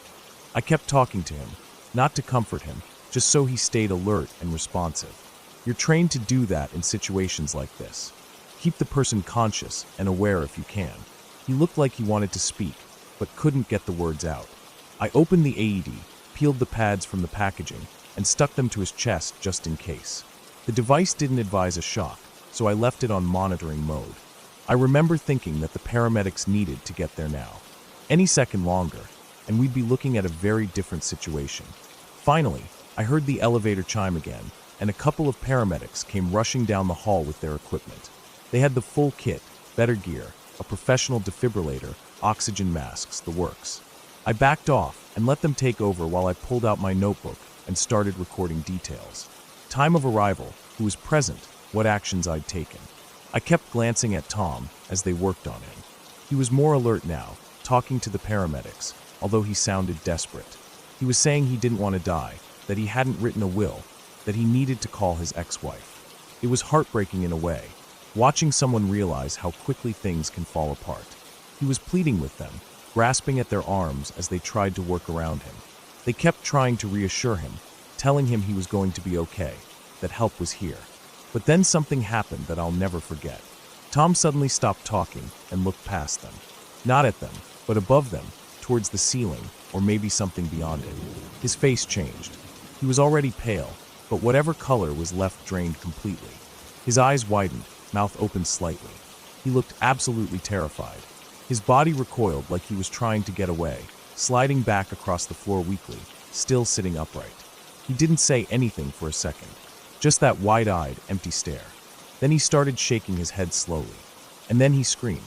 I don't fucking believe it. No, no, no. His voice was hoarse, but it echoed. Everyone in the room stopped for half a second. The two paramedics tried to calm him down, but it was like he couldn't even hear them. Then he made this guttural, drawn-out exhale, a sort of sigh, but it was heavier, almost like his whole body gave out with it. The monitor beeped, then flatlined. They jumped into action, doing everything they could. CPR, defibrillation, drugs. Nothing worked. Tom was gone. The coroner confirmed it later that night. Cause of death was cardiac arrest. Sudden and severe. The thing that stayed with me, though, what was he looking at? He wasn't looking at the medics, or the equipment, or any of us. He was looking through us. His reaction wasn't confusion or panic. It was recognition. He saw something, or someone, and the look on his face said he knew exactly what it was. And he was terrified of it. No one else saw anything. Nothing out of place. No flickering lights, no sounds, no shadows. Just a man dying while looking at something only he could see. We all tried to explain it away. Hallucinations are common in people going through cardiac arrest. Lack of oxygen to the brain, the body's systems shutting down. But this didn't feel like a random firing of neurons. This felt intentional, directed, focused. And even after he died, the feeling in that office hung around like fog. I stayed there until the medics cleared out, waiting for the cleanup crew, and I swear I kept feeling like someone was watching me from the hallway behind me. But every time I turned around, it was empty. You try to move on from things like that.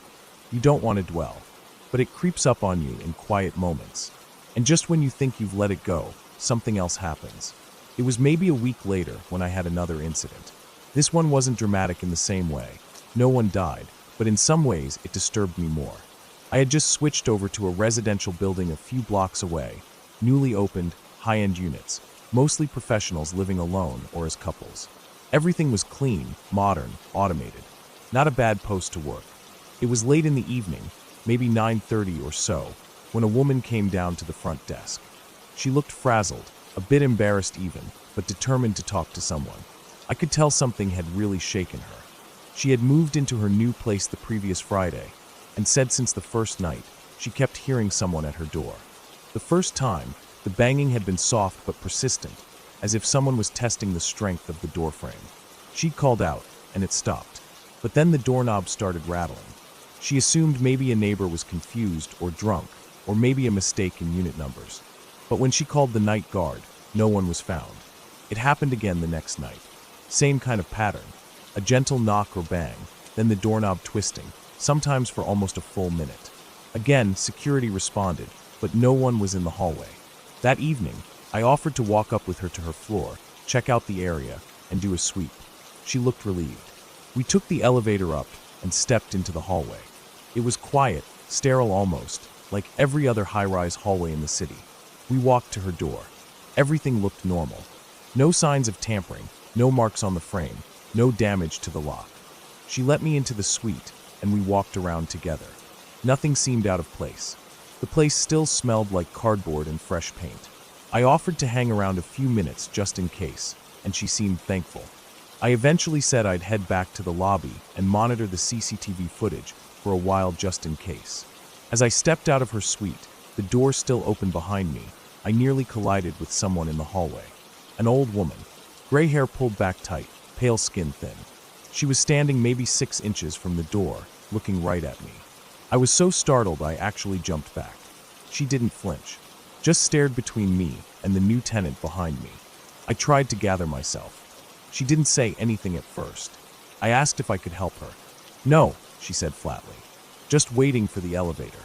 And just like that, the elevator dinged. She turned and stepped inside. I moved to follow her, instinct telling me something was off. But the doors closed right before I got there.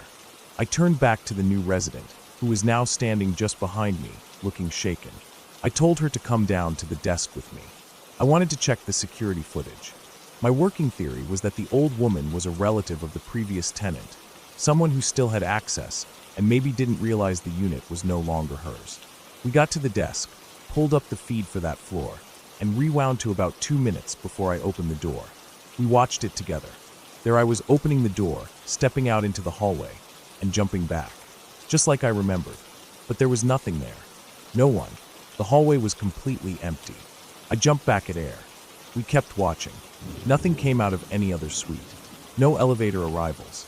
No one entering or leaving. That hallway stayed empty for the next 5 minutes. I reviewed it over and over, trying different angles. Same thing. No sign of the woman. No sign of anyone. I didn't know what to tell the resident. I think I muttered something about checking access logs, and she just nodded. She didn't say much after that. I think she wanted to pretend it hadn't happened. So did I. But I kept thinking about the old woman, about her face, her clothes, how close she had been to the door, how calmly she had stared at me. She wasn't disoriented or lost. She wasn't even curious. It was like she had been waiting there for us, and the second she was done,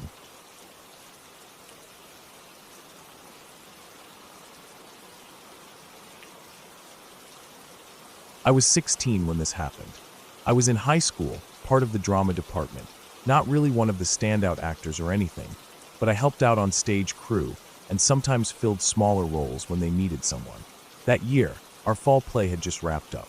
I can't even remember the name of it now. Some period piece with old-timey costumes and a grim scene where a character was hanged. To pull it off, the tech crew had rigged this whole system involving a harness under the actor's costume and a thick black cable strung through the rafters of the stage. It was designed to look like the actor was hanging by their neck, but really, they were supported by the harness. The noose itself wasn't a real noose. It was a loop that just draped around the neck and didn't tighten if you dropped weight into it. Well, not supposed to tighten. After the play closed, Halloween was just around the corner, and the department always did a haunted house in the auditorium as a little fundraiser. We'd throw together spooky props, cobwebs, fake blood. Someone would hide behind the curtain and rattle chains or jump out in costume. It was cheesy, honestly, but it brought in a few bucks and gave everyone something to do. That year, someone got the bright idea to incorporate the hanging setup from the play into the haunted house. There was a suggestion to reuse the cable rig and fake noose, but instead of doing a dramatic scene, we'd just have a dead trick-or-treater hanging from the stage ceiling, like they'd been caught sneaking candy or something. That was the gag. Dumb, dark humor. The costume was a full-body dinosaur suit, bright green with an oversized head and floppy arms, and it came with a matching mask. We added a plastic jack-o'-lantern bucket filled with fake candy wrappers, and whoever played the part would just hang there, totally limp, mask on, like a body on display. Kind of shocking, kind of silly. Typical high school edgelord humor. I volunteered to do it. Maybe I was bored. Maybe I just liked the idea of being part of the scare. Plus, it gave me a good excuse to get out of setting up some of the more boring props.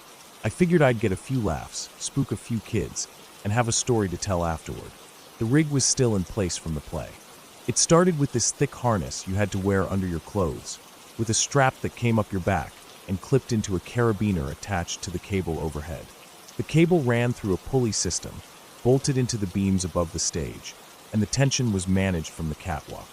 Once clipped in, you'd just sort of lean forward off a small ladder, and the harness would take your weight. The noose, meanwhile, was just for show.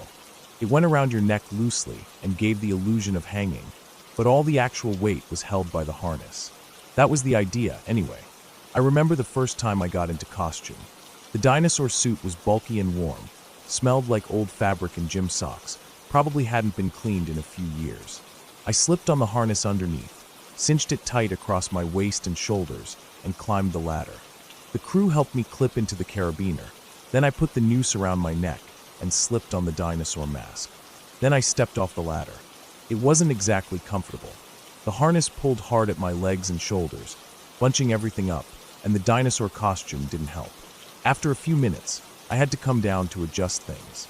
The straps were riding up bad, nothing dangerous, just uncomfortable. I was shifting around so much to stay comfortable that it probably ruined the illusion a bit. But most people weren't looking too close. They saw a limp figure hanging, candy bucket dangling, mask covering the face, and just assumed it was a stuffed dummy. That's how it went for the first part of the night. I'd hang there for 10 or 15 minutes, then take a break while someone else scared kids in another part of the haunted house. We had flashing lights, jump scares, some stupid recorded screaming sound that looped over the speakers. It wasn't exactly terrifying, but it was dark enough and noisy enough that most people just moved quickly through the exhibit. Eventually, I took a break again because the harness was pinching, and I figured I'd adjust it before doing another round. I left the costume and mask backstage and unhooked myself. There were a few other students goofing off behind the curtain, some tech kids, a couple of freshmen pretending to sword fight with broomsticks. Everyone was bored. What I didn't know at the time was that during my break, a couple of the guys had gotten curious about the noose setup. It had been hanging there the whole time, not doing anything, and they started messing with it, swinging from it, yanking on it, pretending to hang each other like they were in a pirate movie. Nothing malicious, just stupid teenage roughhousing. But they didn't know that the noose, while fake in one sense, could still tighten if enough force was put into it. The loop wasn't sewn fixed. It was tied in a way that could be pulled tighter under strain. It just wasn't meant to be weight-bearing. But when they started swinging from it, spinning each other around, that slack loop around the neck cinched up. Then they left it. I came back maybe 10 minutes later. The noise backstage was constant, shuffling laughter, props being dropped or kicked across the floor. I didn't think anything of it. I grabbed the dinosaur costume, tugged it on again, clipped the harness under it, climbed the ladder, slipped the noose over my head like before, put on the mask, and leaned forward into the rig. The second I dropped my weight, everything went wrong. The noose snapped tight around my neck. Not all at once, but with this sudden constricting tension that clamped down right under my jaw. It didn't break my neck or anything, but it squeezed in just the right place to choke me instantly. The pressure was brutal. My airway closed up, and I felt the blood in my head just stop moving. The harness was still supporting my body, but the rope, now tight and unmoving, was pressing against my throat with its full weight, digging into the soft parts of my neck. At first, I didn't even panic. I just sort of blinked and thought, that feels weird. Then everything started to fade. It's hard to describe. I wasn't flailing or kicking because the harness held me steady, and I hadn't realized what was happening. It felt like I was falling asleep, like nodding off in class after pulling an all-nighter. Warm, distant, like sinking into a thick cushion. My arms hung limp. My legs went numb. The edges of my vision turned black. Then, something in my head just lit up. This brief, electric spike of awareness, like an internal alarm clock going off. I couldn't breathe. I couldn't think. But I suddenly remembered. I was hanging. I was choking. And nobody knew. There were people just on the other side of the curtain, feet away. Kids walking through the haunted house, parents laughing nervously, classmates running props or scaring kids with rubber axes. But no one was looking at me. No one could see me in the dark. To them, I was just a prop. A motionless dinosaur dummy swinging gently from the ceiling, holding a candy bucket. And I was about to die. Some instinct kicked in. I reached out blindly with one hand, couldn't find anything. I groped at the air, tried to move my legs. Nothing. My body was lead. My vision was almost gone. But I turned my head just a little, felt the noose bite harder into the side of my neck, and managed to get a hand on the ladder. I don't even remember climbing it. I just remember pressure, then relief. My lungs opened up all at once. I sucked in air so fast it hurt. My vision came back in waves. Everything was spinning. I was sweating, legs shaking, whole body trembling like I'd just come out of an ice bath. My hands fumbled at the noose, tugged it off, then unhooked the harness with shaking fingers. I just stood there for a long moment, bent over, holding my knees, gasping for air. No one noticed. I slipped backstage again, peeled off the costume, dropped the mask on a chair, and sat down behind the curtain. My pulse was racing. My neck was sore, red where the rope had pressed in. I rubbed at it gently, still shaking. My head throbbed like a drum. I didn't say anything to anyone. I didn't tell the teacher. I didn't tell the other students. Not that night. Eventually, I stood up, walked to the bathroom, splashed water on my face, then just walked out of the building. I didn't even say goodbye. I just went home. That night, lying in bed, staring at the ceiling, the weight of what almost happened hit me hard. I could have died. Not from some dramatic fall or accident on stage. Not from some twisted plan or stunt gone wrong. I could have just died there, silently, in the dark, dressed in a stupid dinosaur costume with a plastic candy bucket hanging from my wrist. And no one would have noticed. Not for hours. They would have laughed, maybe. Commented on how realistic I looked. Thought I was the best scare of the night. Even applauded the realism. And I would have been dead the whole time. It made me feel cold all over. I imagined it in detail, how they would find me. The slow realization, the horror. The stories that would spread after. The newspaper articles. The hushed conversations in the hallway. The rumors that would twist and grow with every retelling. And I knew exactly how the legend would sound, because I'd heard ones like it before. Every school had them. That drama kid, the one who used to hang from the ceiling in the haunted house, he wasn't acting. He died up there. They say he choked to death during the Halloween event, and nobody noticed until the end of the night. His girlfriend found him, still hanging, when the lights came on. The teachers all say it's not true, but it happened. I could hear it playing out in my head like an urban myth in the making. Except it almost wasn't a myth. It almost happened to me. And the worst part is how easy it would have been. Just a few more seconds. That's all it would have taken. If I'd passed out completely, I would have never grabbed the ladder. The harness would have held my weight long enough for me to quietly stop breathing. By the time someone realized I wasn't faking, it would have been too late. I never wore the harness again after that night. Never touched that stage rig again either. I told a few close friends.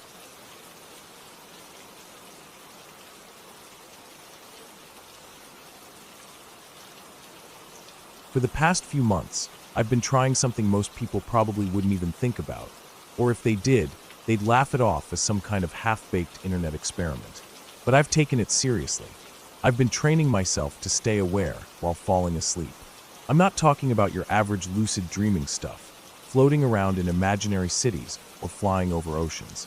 I'm talking about something a bit stranger. I stay conscious through the part where my body shuts down. I don't fully fall asleep. I just hang there, right in the middle. The idea came from this article I read online, buried in some obscure corner of a forum where people talk about altered states and brain tricks. Some guy mentioned the hypnagogic state, that weird mental place you pass through when you're drifting off. I'd felt it before, like hearing random voices or seeing flashes of light behind closed eyelids. But this guy had made it sound like you could stay there if you trained yourself, and he said something about gaining more control over dreams. It sounded like a challenge. I wasn't looking for anything paranormal. I just thought it'd be cool to understand my mind better, maybe even get some control over my sleep habits. At first, it was nothing. I'd lie in bed, close my eyes, and just focus on not letting my thoughts drift too far. I tried to stay mentally awake, even as my body relaxed. Most nights I just ended up fully awake or fully asleep. Nothing in between. But I kept at it. I developed a system, lying completely still, no lights, phone far away, room just a little cool, fan on low for white noise. I'd breathe slowly, count my breaths, and ignore the urge to move or itch or shift. It took weeks, but eventually I started getting glimpses of what that guy was talking about. I'd be lying there, still as stone, and I'd notice that my arms or legs felt like they weren't there anymore. Just gone. Then I'd get this rushing sound in my ears, like wind or static. And then voices.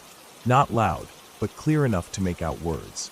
Sometimes they were talking about things I'd thought about during the day. Other times, totally random, like snippets of someone else's conversation. I couldn't control them, but I could hear them. I knew they weren't real. I was aware I was lying in bed, alone, but it didn't feel like I was alone anymore. The first time I heard them, I jolted myself fully awake. I'd finally hit that weird halfway point, and I ruined it with surprise. But that was the last time I let that happen. After that, I got better at riding the line between waking and sleeping. I could last maybe 2 or 3 minutes at first, then 5, then 10. My body would go numb, and my breathing would slow down on its own, but my mind was sharp. The voices would come, sometimes even a face or two hovering in my peripheral vision. I couldn't really look directly at them, just catch the edges, like when you think someone's standing behind you. And here's where it started getting weird. Not in a supernatural way, just uncomfortable. The voices started acting more in sync. Like before they were random, but now they almost seemed like they were aware of me. Not talking to me, but around me. Sometimes I'd hear them mention my name. Not loudly, just buried in the noise. And sometimes they'd be quiet for a second, and I'd feel this overwhelming sense that something was looking at me. It wasn't terrifying, but it wasn't normal either. There's a thing that happens called sleep paralysis. I'd heard of it before. Most people talk about shadow people or demons sitting on their chest. I never had any of that, but I definitely got the paralysis. Once my body shut down, I couldn't move a muscle. I'd try to lift a finger or twitch my leg, and nothing would happen. Breathing was still fine, but everything else was locked. It should have scared me, but I was ready for it. I knew it was part of the process. The hardest part was balance. If I focused too hard, I'd wake myself up. If I let go too much, I'd fall into unconscious sleep and forget everything. But when I hit the sweet spot, I had this window, maybe 5 to 15 minutes, where I was in full awareness. Not awake, not dreaming, just suspended. On a few lucky nights, I'd transition into lucid dreams from there. Those were amazing. I could walk around, talk, fly, control the world.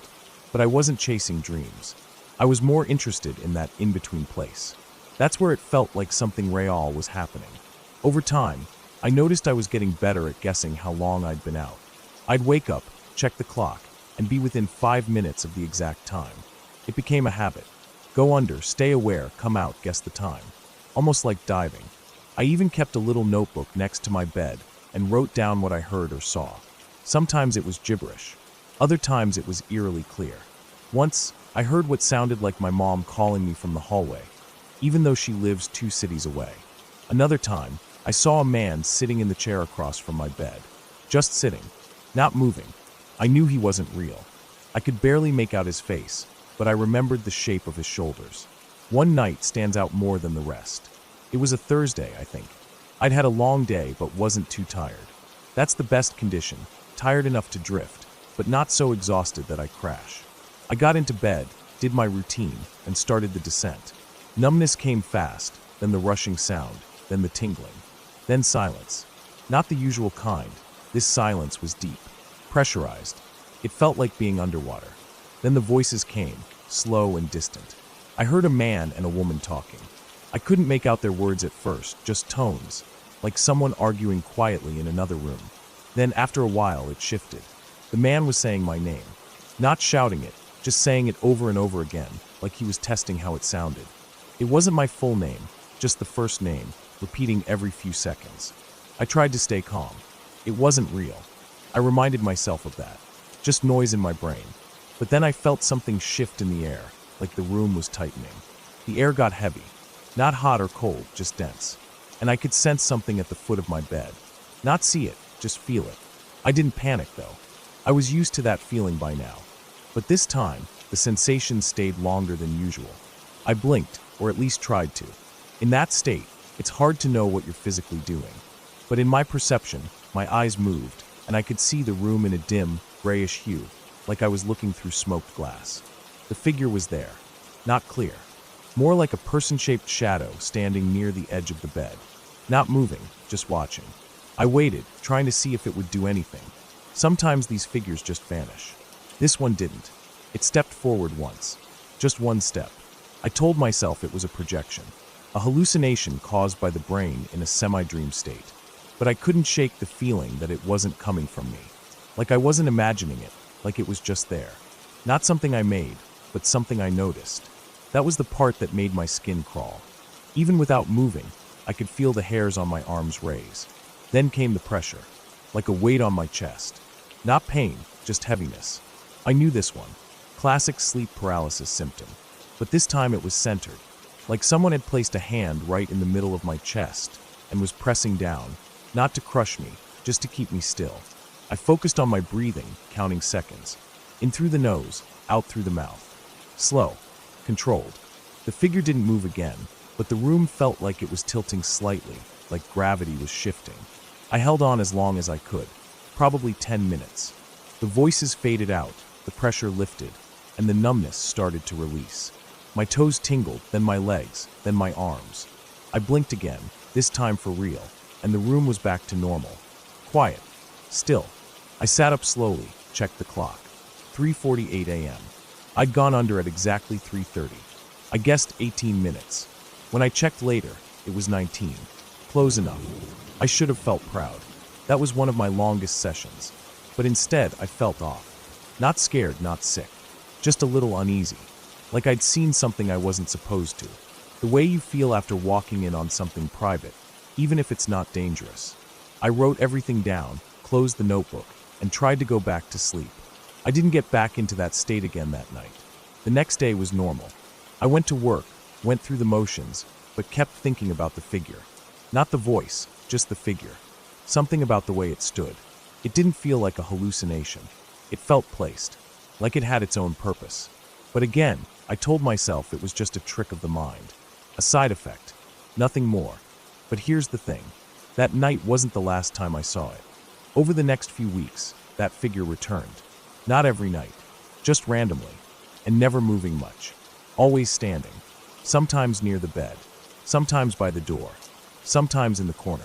I never saw it fully. Always peripheral. Always in that weird glassy vision that comes during the halfway state. I couldn't talk to it. I couldn't move. I could only observe. I stopped trying to push deeper. I stopped chasing lucid dreams. I didn't give up the practice completely, but I started keeping it shorter. Less frequent. Just enough to stay in tune, but not enough to fall too far. I realized something. Maybe we're not supposed to hang out in that space too long. Maybe the brain designed it as a hallway, not a room. You're supposed to walk through, not stay. I've told a few people about what I've been doing. Some call it creepy. Some think I'm making it up. Others just nod politely and change the subject. I don't blame them. It's not normal. But I know what I've seen, and I know how it felt. I still do it sometimes. Once a week maybe, just to keep the skill alive.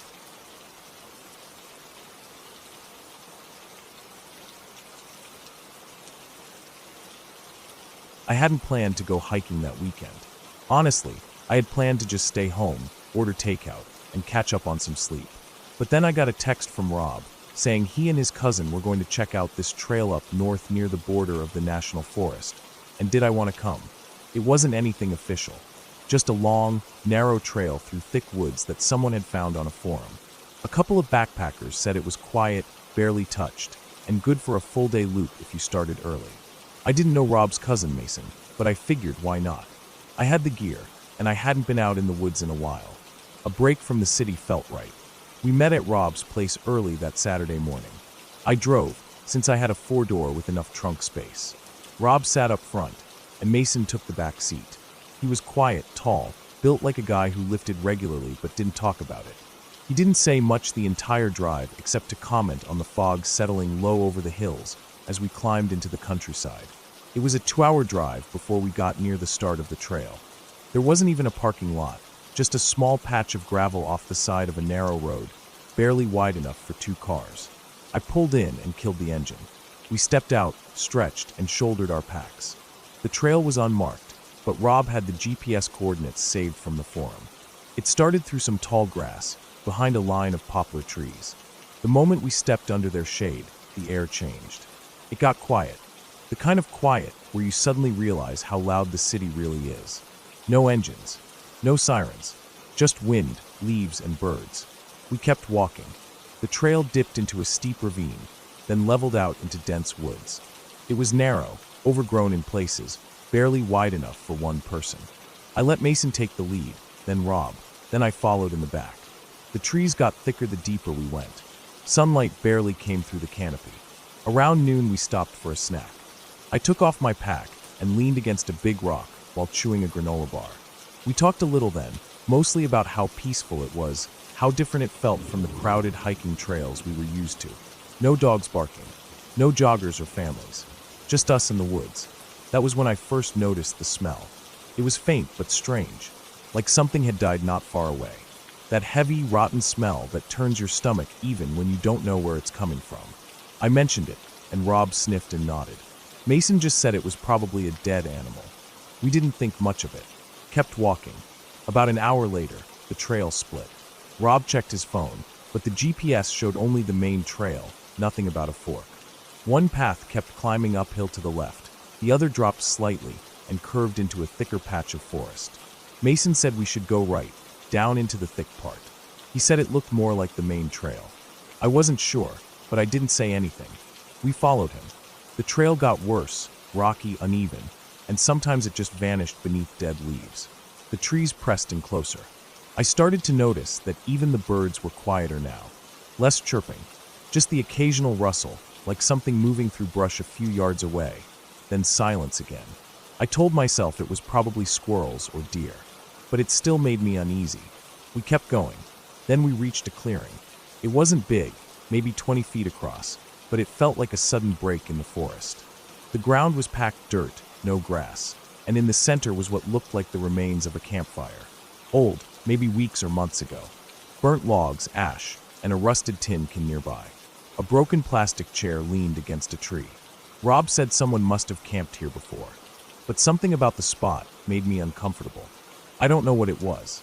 The silence, maybe, or how the trees around it leaned inward like they were watching, or the fact that the fire hadn't been put out properly, just left, like someone left in a hurry. We didn't stop long, just enough time for a drink of water before we moved on. That's when things started to feel off. The trail beyond the clearing narrowed into what looked like a game trail, not made for hikers. We followed it anyway, brushing branches aside, stepping over roots and rocks. At one point, Mason stopped suddenly. I almost walked into him. He pointed at the ground. There were tracks, bare footprints in the dirt. Human, not boot prints, bare feet. Deep, clear impressions, toes and all. They looked fresh. No one said anything for a long second. Then Mason shrugged and kept walking. Rob looked at me, uneasy but followed. I didn't want to be alone, so I went too. We kept following the trail, though now I was scanning the trees more carefully, listening harder. Every so often I thought I heard something behind us, twigs snapping, brush moving. But every time I looked back, there was nothing. Just thick forest, dark and quiet. At one point, I noticed the trees didn't look the same. The bark was darker, the trunks closer together, almost as if we'd crossed into a different part of the woods entirely. I checked my watch. It was already after 4. We should have turned back, but none of us said anything. I think we were all trying to play it cool, not wanting to be the first one to say we were creeped out. Then we found the tarp.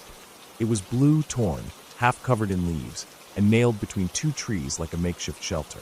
Underneath it were bits of old rope, food wrappers, and a moldy sleeping bag. I looked closer. There were scratch marks on the trees. Not knife carvings, scratches. Like fingernails or something dull and sharp dragged downward again and again. The bark was stripped raw in places. I felt something tighten in my gut. Mason stood there, staring. Then, without saying a word, he stepped forward and pulled the tarp down. The whole thing crumpled into a heap. He tossed it aside like it annoyed him. We kept walking. That was the first time I noticed the smell again. Stronger now. Not just rot, but something else. Like rust. Like blood. I looked down and saw a smear on the trail ahead. Dark red, drying.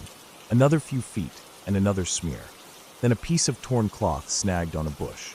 That's when Rob finally said he thought we should turn around. Mason didn't respond. He just kept walking.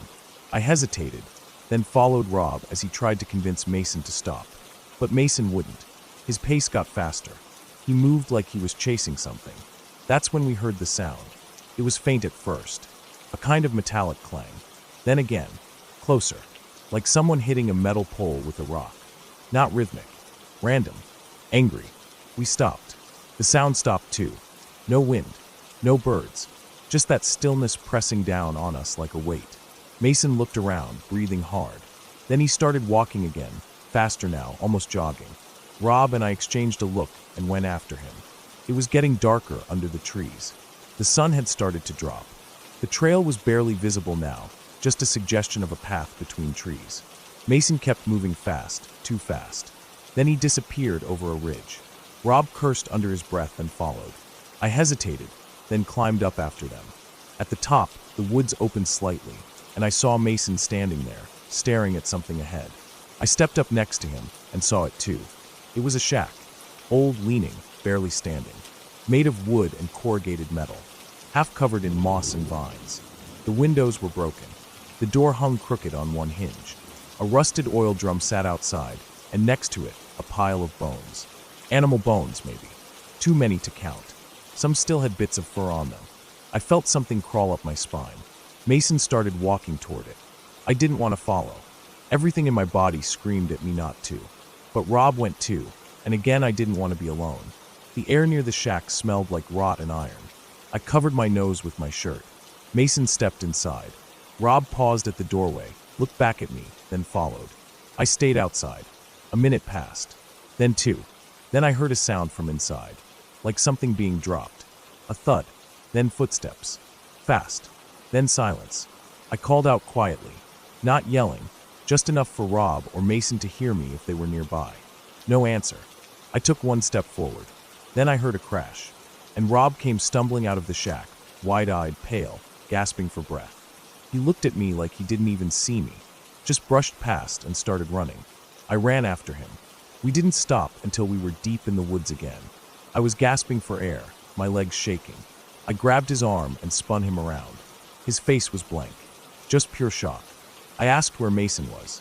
He shook his head slowly, then finally said he didn't know.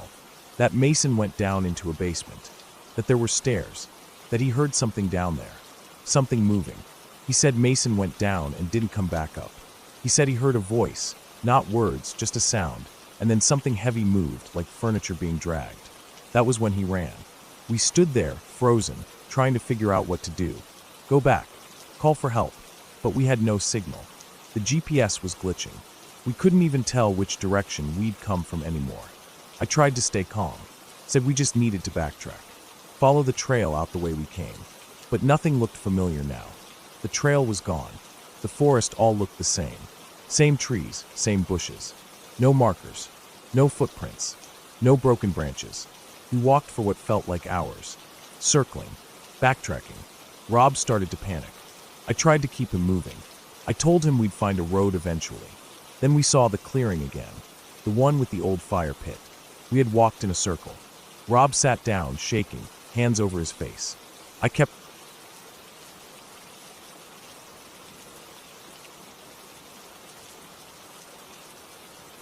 It started as just another job. I was a freelance land surveyor, nothing glamorous about it, but it paid well enough if you didn't mind being alone in places that didn't show up right on GPS. Some weeks, it was city zoning checks or construction layout. Other weeks, I was in the middle of nowhere, charting forgotten property lines, abandoned lots, and old backwoods acreage for developers or private landowners who had no idea what they even owned anymore. This one was supposed to be simple. A real estate company in central West Virginia wanted a survey done on a 300-acre stretch of forest land they'd recently acquired. It was mostly wooded hills with no structures or power lines, just rough terrain.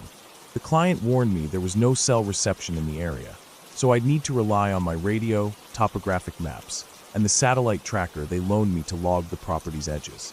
They were thinking of leasing the land out for hunting or possibly selling it off in parcels. I left before dawn and made the 3-hour drive out to the property. The access road was barely a road, just a narrow, uneven path through the trees, thick with ruts from decades of runoff and disuse. My old Tacoma struggled with the grade, bouncing hard over buried rocks and exposed roots. It took nearly 45 minutes to go the final 2 miles. I parked at the edge of a small clearing, surrounded by thick woods on all sides. I checked the equipment, loaded my backpack with essentials, water, 2 sandwiches, extra batteries, GPS tracker, compass, flagging tape, and locked the truck. I left a note on the dash with my name, the day's date, and the estimated time I planned to be back, just in case something happened. It's a habit I picked up after years in the field. You learn not to rely on luck when you're alone out there. The air was thick and humid, even for early morning. The trees were dense, tall, and tight together in that Appalachian way, close enough to make you feel closed in after just a few steps off any path. But there were no paths here, just underbrush, brambles, and a solid wall of green in every direction. I picked a starting point from the map and headed out. For the first couple of hours, it was pretty uneventful. Just the usual stuff, thick vegetation, uneven slopes, spiderwebs in the face. I moved slowly, marking trees with tape every 100 feet or so, using the GPS unit to log the perimeter. The land sloped steeply in some places, flattening out in others where old logging had left scars decades ago. There were signs of animals, deer, maybe a black bear or 2 judging by the claw marks I spotted on a tree, but nothing recent. No footprints, no signs of people. Just me and the woods.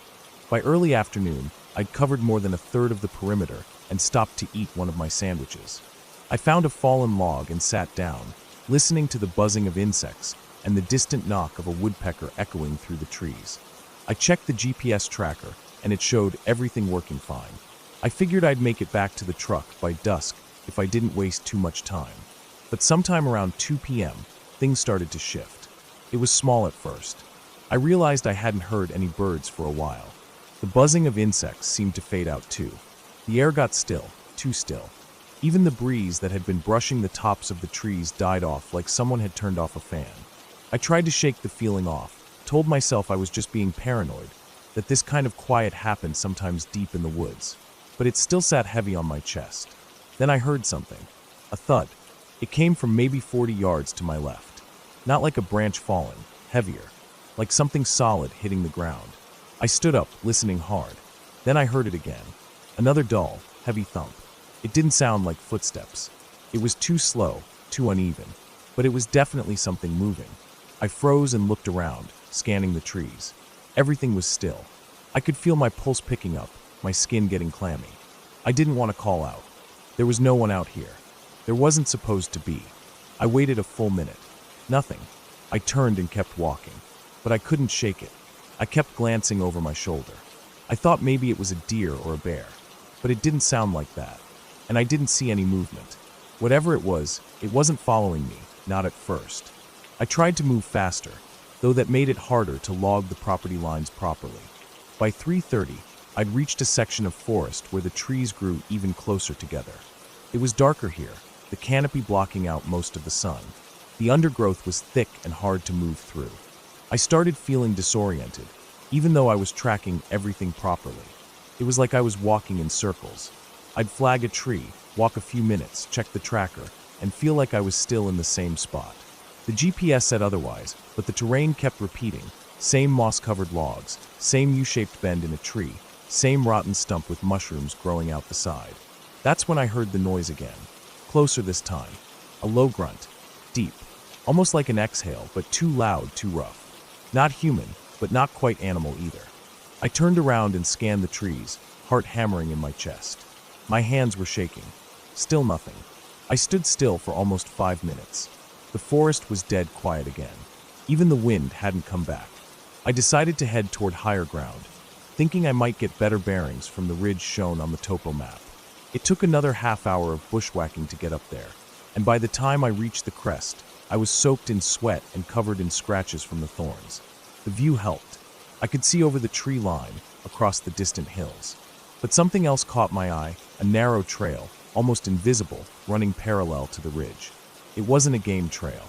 It was too defined, too straight. Maybe an old logging path. I figured it might lead to one of the old boundaries, so I followed it, hoping it would speed things up. I'd gone maybe 5 minutes down the trail when I found something that stopped me cold. It was a tree maybe 40 feet tall, snapped in half like a matchstick. The break wasn't from rot. It looked fresh. The wood inside was pale and wet. No storm had come through here. There were no signs of lightning. Just a clean break, like something huge had cracked it with force. There were prints nearby too. Not boot prints, nothing human. Just large impressions in the moss and soft earth, wider than a man's foot, almost circular, but irregular around the edges like claws or toes. I crouched to study one, trying to tell myself it was just an old bare mark. But the depth of it, the weight it implied, it didn't sit right. I stood up, suddenly aware of how alone I was. The trail stretched on in both directions. Trees loomed over me like watching figures. I felt eyes on my back again. I didn't want to keep going. I turned around to go back the way I came. And then I saw it. Far down the trail, at the edge of where the trees bent in to form a kind of tunnel, something moved. I couldn't see it clearly, just a shape, tall and upright, standing too still. It wasn't a deer. It wasn't a bear. It wasn't a man. It was just there. Tall. Motionless. My chest tightened. My throat dried out. I blinked, trying to make sense of what I was seeing. Then it was gone, like it had stepped back into the trees. I didn't wait. I turned and ran. I don't know how far I went. My legs were jelly. My breath came in heaves. Branches clawed at my arms and face. My backpack bounced wildly. I didn't care about the GPS or the flagging tape. I just wanted out. But I was lost. Somewhere between panic and exhaustion, I realized I had no idea where I was. I couldn't even hear the direction I came from.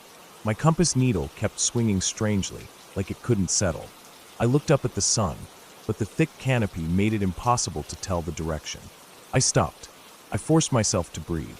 I took a sip of water and looked around. I tried to think clearly. I found a dry creek bed nearby and followed it downhill, hoping it would lead to a road or the boundary of the property. The daylight was starting to fade now. Everything was tinted gold and deep green. The forest felt even more claustrophobic in that light. Then I heard it again, this time closer. That same thump, heavy, deliberate, followed by a dragging sound, like something big moving slowly over the ground. I crouched behind a fallen log and stayed still. It passed by 30 feet from me. I didn't get a good look. Just a shape, tall, wide, black against the trees. It moved slow, too slow. Its back was hunched. Its arms, or whatever they were, hung low. I saw one of them brush against a tree trunk, and the bark split open like it had been scraped by something hard. It didn't stop. It kept going, and then the forest was quiet again. I waited another 10 minutes before I moved. I stayed crouched, took the opposite direction from where it went, and kept going downhill. I didn't run anymore. I just walked quiet as I could, stepping over dry branches, listening hard with every step. Eventually, I saw something ahead. A shape. My truck. I don't remember crossing the final stretch. I just remember fumbling with the keys, starting the engine, slamming the lock button, and not breathing until I was 5 miles down the access road. I didn't tell anyone what happened. When the client asked for the data, I said I'd had equipment issues and only managed to log half the perimeter. I returned the GPS unit and made up an excuse about a corrupted file. I didn't go back. They hired someone else to finish it. A few weeks later, I looked up the area again out of curiosity. That stretch of forest? It used to be owned by a paper company that logged it in the 60s. After they pulled out, the land sat abandoned. No roads, no cabins, no homes within 20 miles. Just trees and